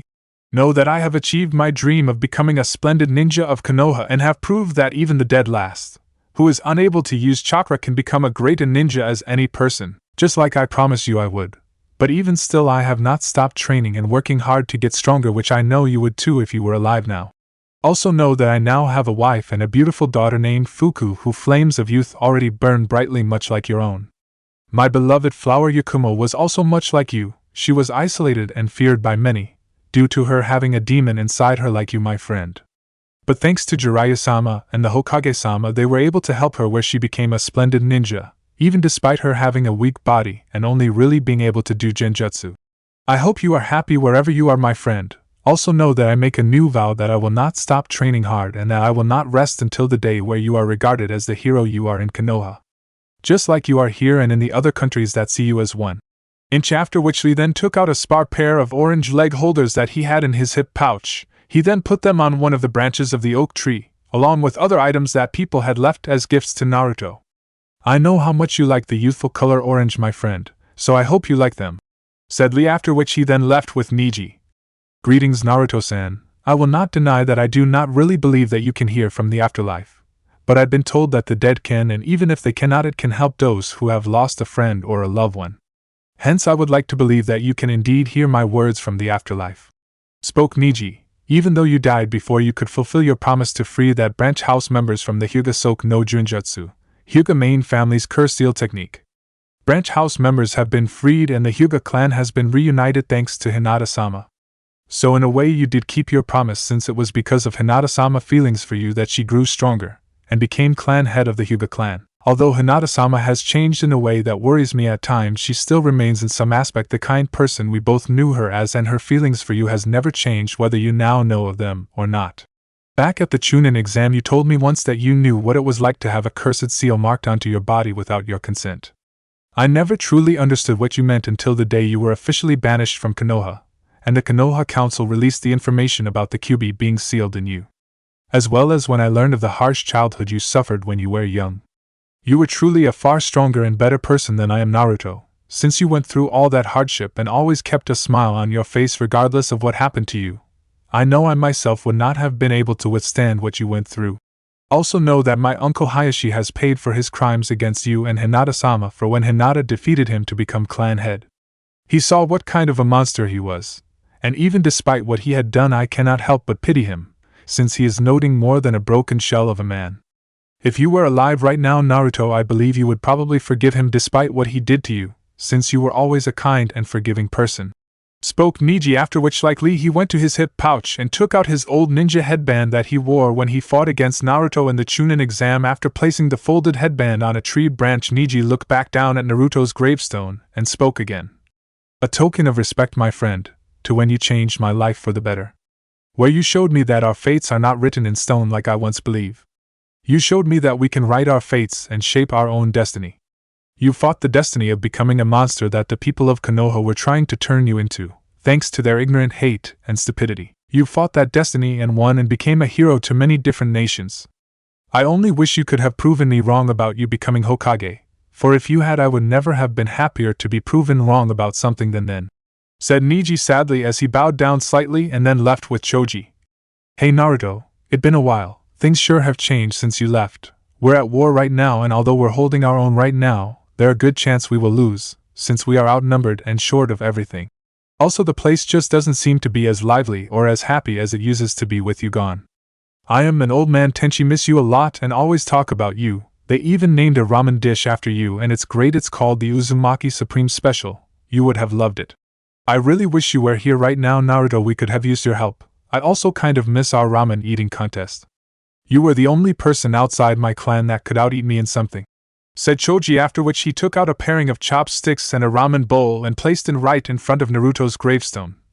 This is a gift from Tenchi and me as a reminder of all the good times we had at the ramen stand, said Choji with a few tears in his eyes, after which he left with Shikamaru.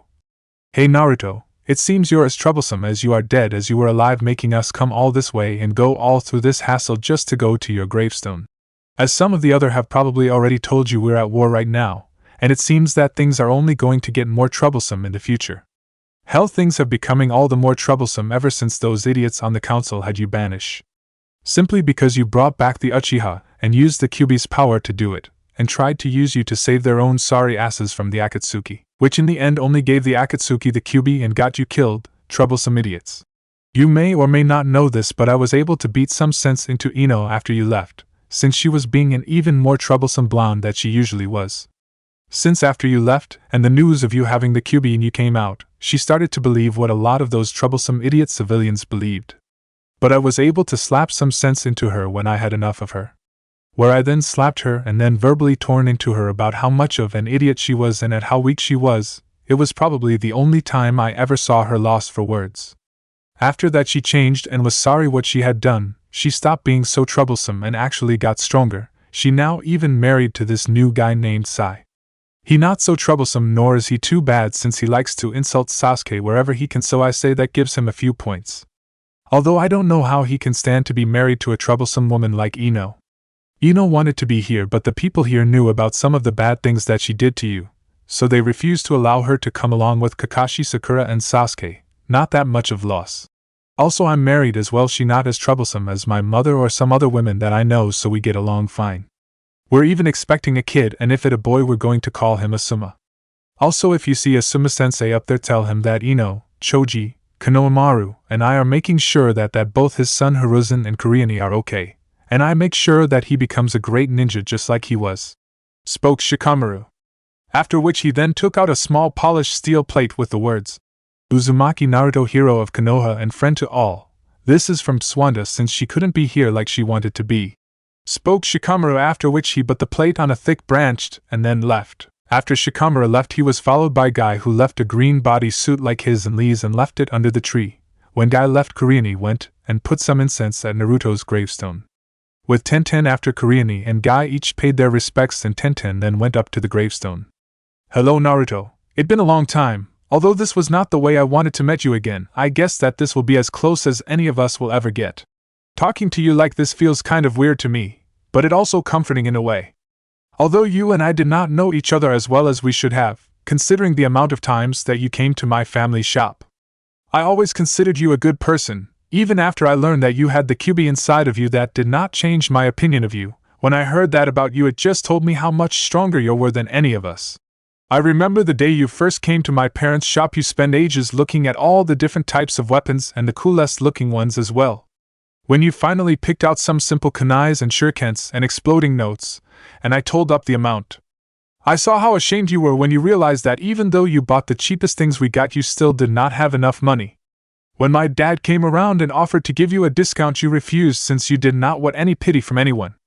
Soon after, you made a deal with him that you buy the things you wanted without whatever money you could spare and then work of the rest with my dad working in the shop. During that time, I'm ashamed that I never tired to get to know you. Even though we talked a little, I never really tired to be your friend.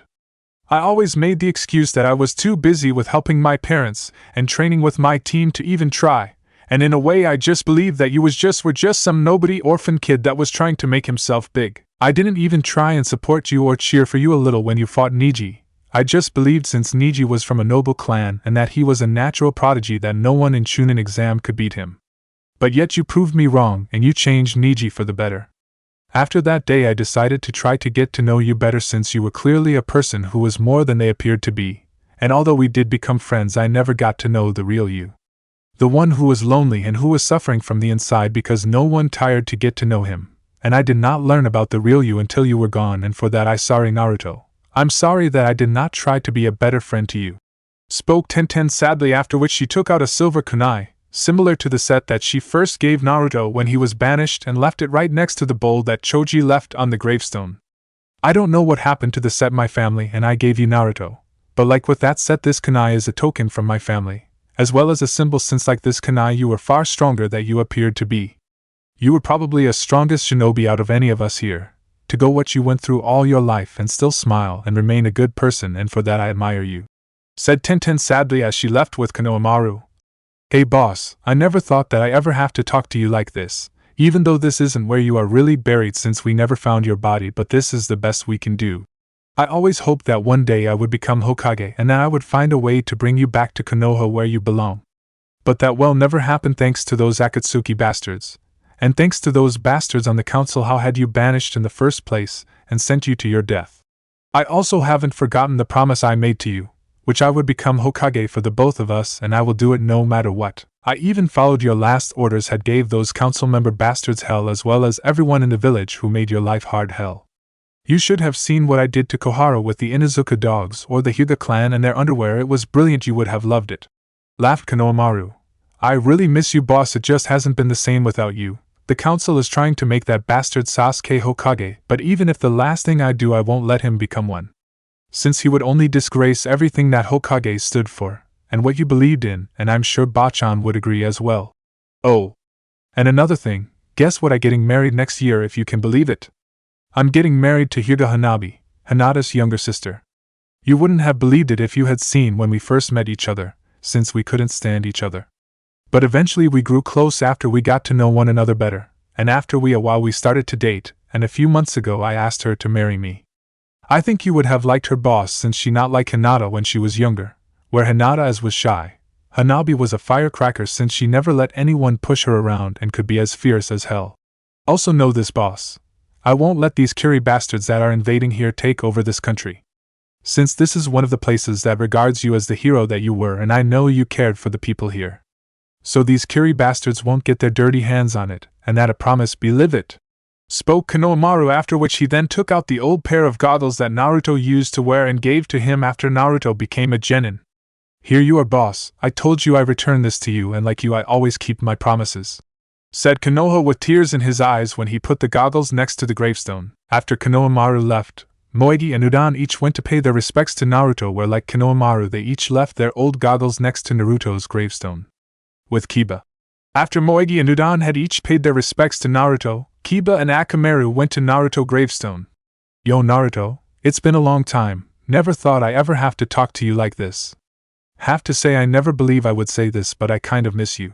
Things have been really messed up since you left. A lot of countries that Konoha used to be friends with or allied with annulled their treaties with us, after they heard that the council had you banished. After that Asuma got killed and left Kuriani-sensei and their son alone, although Hinata, Shino and me as well as Konohamaru, Ino, Choji and Shikamaru all tried to help her out to take care of her son. Not only that, but we are at war with Oto and Iwa again, not to mention with Kiri and Kusa as well as the Hanya clan. So basically our backs are against the wall, since Suna is the only ally we have left, and that's only because they have a score to settle with Orochimaru. Since like the rest of our allies they weren't happy with you being banished. But despite that, all of us in the group have come up far. Shino and I are in charge of the Oinen division, Tenten is in charge of the assassination division, Ino along with Lee wife Yakumo are in line where either will become the leader of interrogation division. Choji is high up in the demolished division where he may become the next leader of it. Shikamaru is Jonin commander and is head of tactical operations for the war. Sakura is one of Konoha top mednines. Konohamaru is Sasuke rival to be the next Hokage, and let's hope he beats the bastard, since if he become Hokage I may just become a missing nin. Lee becomes a fairly top-ranking shinobi, and Hinata had become the clan head after she beat the shit out of that bastard of a father Hayashi, after which she then got rid of the Hyuga Soke no Juinjutsu, and made Niji head of the Hyuga Council. Hinata really changed a lot since you were killed, Naruto. She's not really the same person she used to be. At first I didn't notice, but after a while I saw that she became distant from us. I tried to talk to her but she wouldn't open up. She even tried to kill herself when she first heard about you being killed, and would have died had Niji not found her in time. After she defeated Hayashi she acted cold and indifferent to most people, while to the rest of us she acted like her kind self, although we know this is an act on her part. Since when you died that kind gentle side died as well, although she still cares for both of us and for her patients whenever she works in the hospital, but she just not the same, she seems lonely. You may not have known this being the knucklehead you were. Although I can't really comment since it took a while for me to find out while everyone else knew, but the thing is, Hinata was in love with you. Hence why that kind and gentle part of Hinata died with you, and I'm afraid that the old kind and gentle Hinata will never return with you gone. If you were still alive I know you could bring back the old Hinata. Spoke Kiba sadly, after which he then took out a small photo of him, Naruto, Choji and Shikamaru back when they were younger and in the academy. When Kiba looked at it he could not help but smile sadly at the good times they had back when they were younger, and in a way some guilt was felt by Kiba when he looked at the photo. Since although Naruto was smiling in the photo, the picture still remained him of the hard life Naruto used to have when he was younger, and that Kiba didn't make it any easier for him, where he used to join the kids in teasing Naruto when he didn't get something right. Kiba knew he had not been much of a friend to Naruto when they were younger, and he often wished he had been better friends with him back then. Kiba then nailed the photo on the tree trunk, and while he was doing that, Akamaru went up to Naruto's gravestone, and pawed gently at the headstone and whined a little since he too missed Naruto. "I know, boy, I miss him too," said Kiba when he turned and patted Akamaru gentle on the head, after which he then started walking away, but before he left he turned back to the gravestone. "I'd be seeing you, Naruto, someday. When my time is up, but hopefully that won't be for a while still," joked Kiba before he went back to the others. With Shino. "Greeting, Naruto-san. Although like many others I myself do not really believe that talking to the gravestone of deceased person will allow them to hear you, since the entire process is illogical, but regardless of that I do believe that it can help one cope with the loss of a friend or loved one. Although you and I never truly knew each other, Naruto-san, I always felt that you were more than you seemed to be, and I did regard you as a comrade and friend. Before I learned of you harboring the Kyuubi spirit inside your body, I knew that in some way we were alike. Since I had witnessed some parts of your harsh life where the older generation civilians and many other shinobi looked at you with disdain and anger. Like you, my clan and myself have felt or suffered similar looks by people for what we contained, but despite that we had never endured the hardships that you had. For enduring such hardships and never giving up and continuing to go on, and despite the difficulties, you have my deepest respects and admiration. My only regret right now is that I did not try to get to you better, Naruto-san, since in a way we were kindred spirits. Both of contain living being inside of us, and have suffered the harsh gazes of people who do not understand us just because of what we hold. I can only hope now that you found peace in the next life that was stolen from you in this one, and although I have no gift to offer you, I will say a silent prayer for your spirit," spoke Shino, after which he remained silent and still for about 2 or 3 minutes before he left, with Sai. After Shino had left, Sai decided to go next. "Greetings, Naruto-san. Although you and I never meet, I have heard a great deal about you from your friends. Like you, I too am an orphan, and I was subjected to a harsh upbringing by Master Danzo, who took me in to be one of his hidden weapons. Although I cannot go into detail as to what kind of training or upbringing I had under Lord Danzo, I can say in some aspects it was as harsh as your own young life. But lucky, after you were banished, I was assigned to your teammate, where I met your other friends who were able to help me to regain my humanity in a way. You yourself helped me by the stories that your friends told me about you, and it was thanks to those stories that gave me the hope that I could have more in life than to be just Lord Danzo's servant and weapon. From the stories I was told of you, I was reminded of a person very close to me named Shin, who was very much like you in a way and was a brother to me in everything but blood. Also, the reason I am here is to deliver a message from Ino-chan, Sakura-san and Kakashi-san, who were not allowed to come due to their past sins against you. They wished to say how sorry they were for what they had done against you, and they know that no matter how much they say it, that it cannot make up for what they done, but they still wish to say it. They say that they hope one day that they can find some way of making up for what they have done against you, and if not, that you could find it in your heart to forgive them even if they may not deserve it. They also say that even if you did, they would be unable to forgive themselves," said Sai, after which he took out a small painting portrait from his hip pouch. The painting was one of a smiling Naruto in his orange jumpsuit and him wearing the Hokage hat. Sai then nailed the portrait on the tree underneath the photo that Kiba put on, and then went back to the gravestone.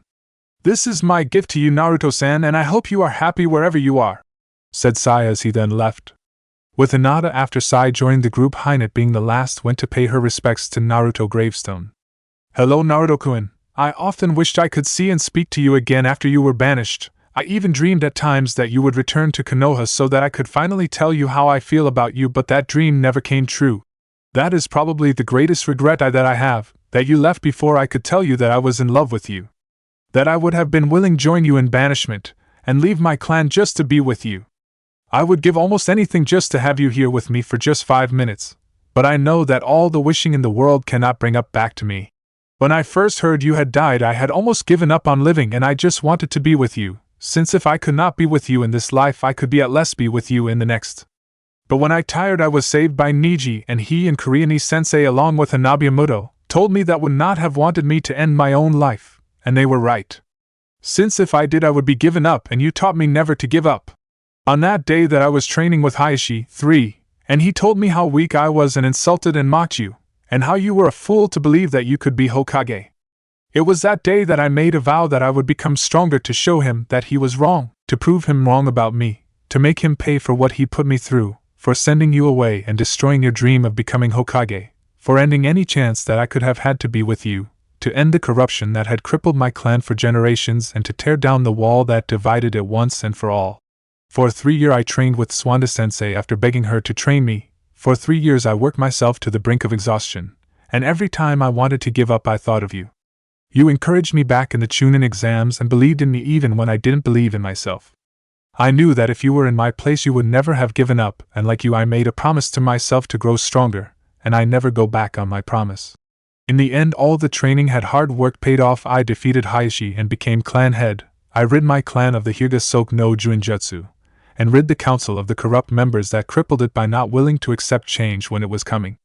I was able to do this only because of you, Naruto-kun, because you believed in me when I or others didn't, and you taught me never to give up, and you always inspired me to do my best no matter what.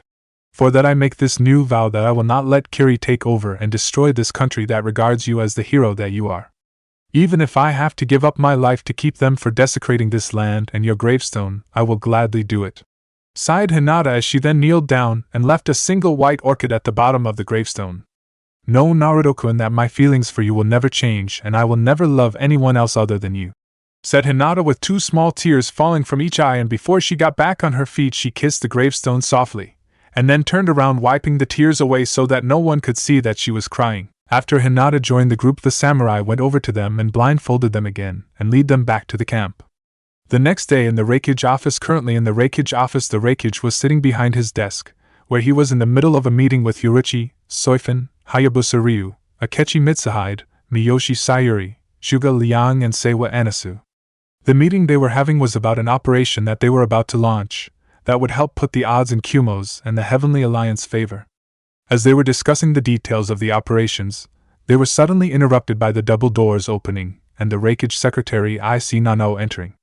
Ic Nanao was a youthful young woman with black hair that she normally kept pinned back. She has blue eyes and wore glasses. She also wore a white shitage with a black kosode and a black hakama. Nanao, what is the meaning of this interruption? Asked the Raikage rather sternly, since he had asked Nanao to make sure that he was not disturbed during this meeting. Forgive me, Raikage-sama, but I just received this message from a messenger from Ankai no Kuni who said it was from the daimyo of Nami no Kuni, who, as you already know, is currently staying there with most of his people, replied Nanao as she handed the scroll in her hand to the Raikage.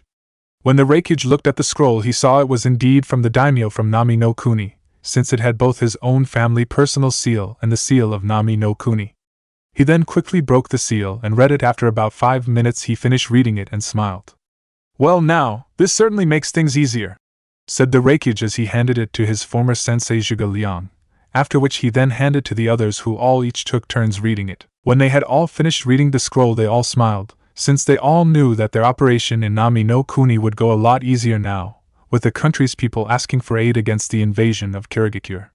So Raikage-sama, what will we do now? Will we go ahead with the Operation Sea Wall, the name of the operation, as we planned? Asked Anasu. Yes, we will, but there will be one small change of plan. I will go there personally myself. Zhuge Liang sensei, you will lead the expedition force, while I go ahead of the expedition force in the Suzaku. While I'm away, Anasu, you are in charge of things here. Ryu and Yorichi will continue with your work on things for Operation Clean Sweep. Mitsuhide sensei, you and Sayuri sensei will help Shibuki with setting up Operation Judgment. For Soifun, you and your people go and deal with that toad infestation that our patrols informed us of, spoke the Raikage.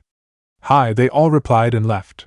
Things are certainly getting more and more interesting, thought the Raikage with a slight smile as he left his office to get ready for his journey to Nami no Kuni. 2 days later, in the command tent. Currently in the command tent, Inari, Tazuna and the Konoha team leaders were having their meeting on any more tactical or strategic planning they could make before the invasion begins, since the fleet was about a day away for Kiri. During the meeting, Niji suddenly came into the tent running. Niji-kun, why have you interrupted our meeting? It is very unyouthful of you to interrupting a meeting without announcing yourself first, spoke Guy. My apologies, Guy-sensei, but I have just come back from my lookout station at the coastal shore just outside the village, where I saw the Kiri invasion fleet coming out from the morning mist of the horizon. Are you certain of this? Spoke Inari urgently, to which Niji just nodded. Damn, they're a day early, said Inari angrily. How long will it been before that arrive at the coastal shore, Niji? Asked Kakashi. I would have to say about 2 to 3 hours before their forces begin to land, replied Niji. Good, then that gives us a little time to get ready. spoke Yamato while Kakashi nodded in agreement. Alright then, Kakashi, you go get your people ready and I get mine, since the battle for Nami no Kuni is about to begin, spoke Inari, to which Kakashi just nodded again and left with the other team leaders. And let us hope that we can survive it, thought Inari as he grabbed his samurai helmet and left to marshal his force to defend their homeland. Not applicable.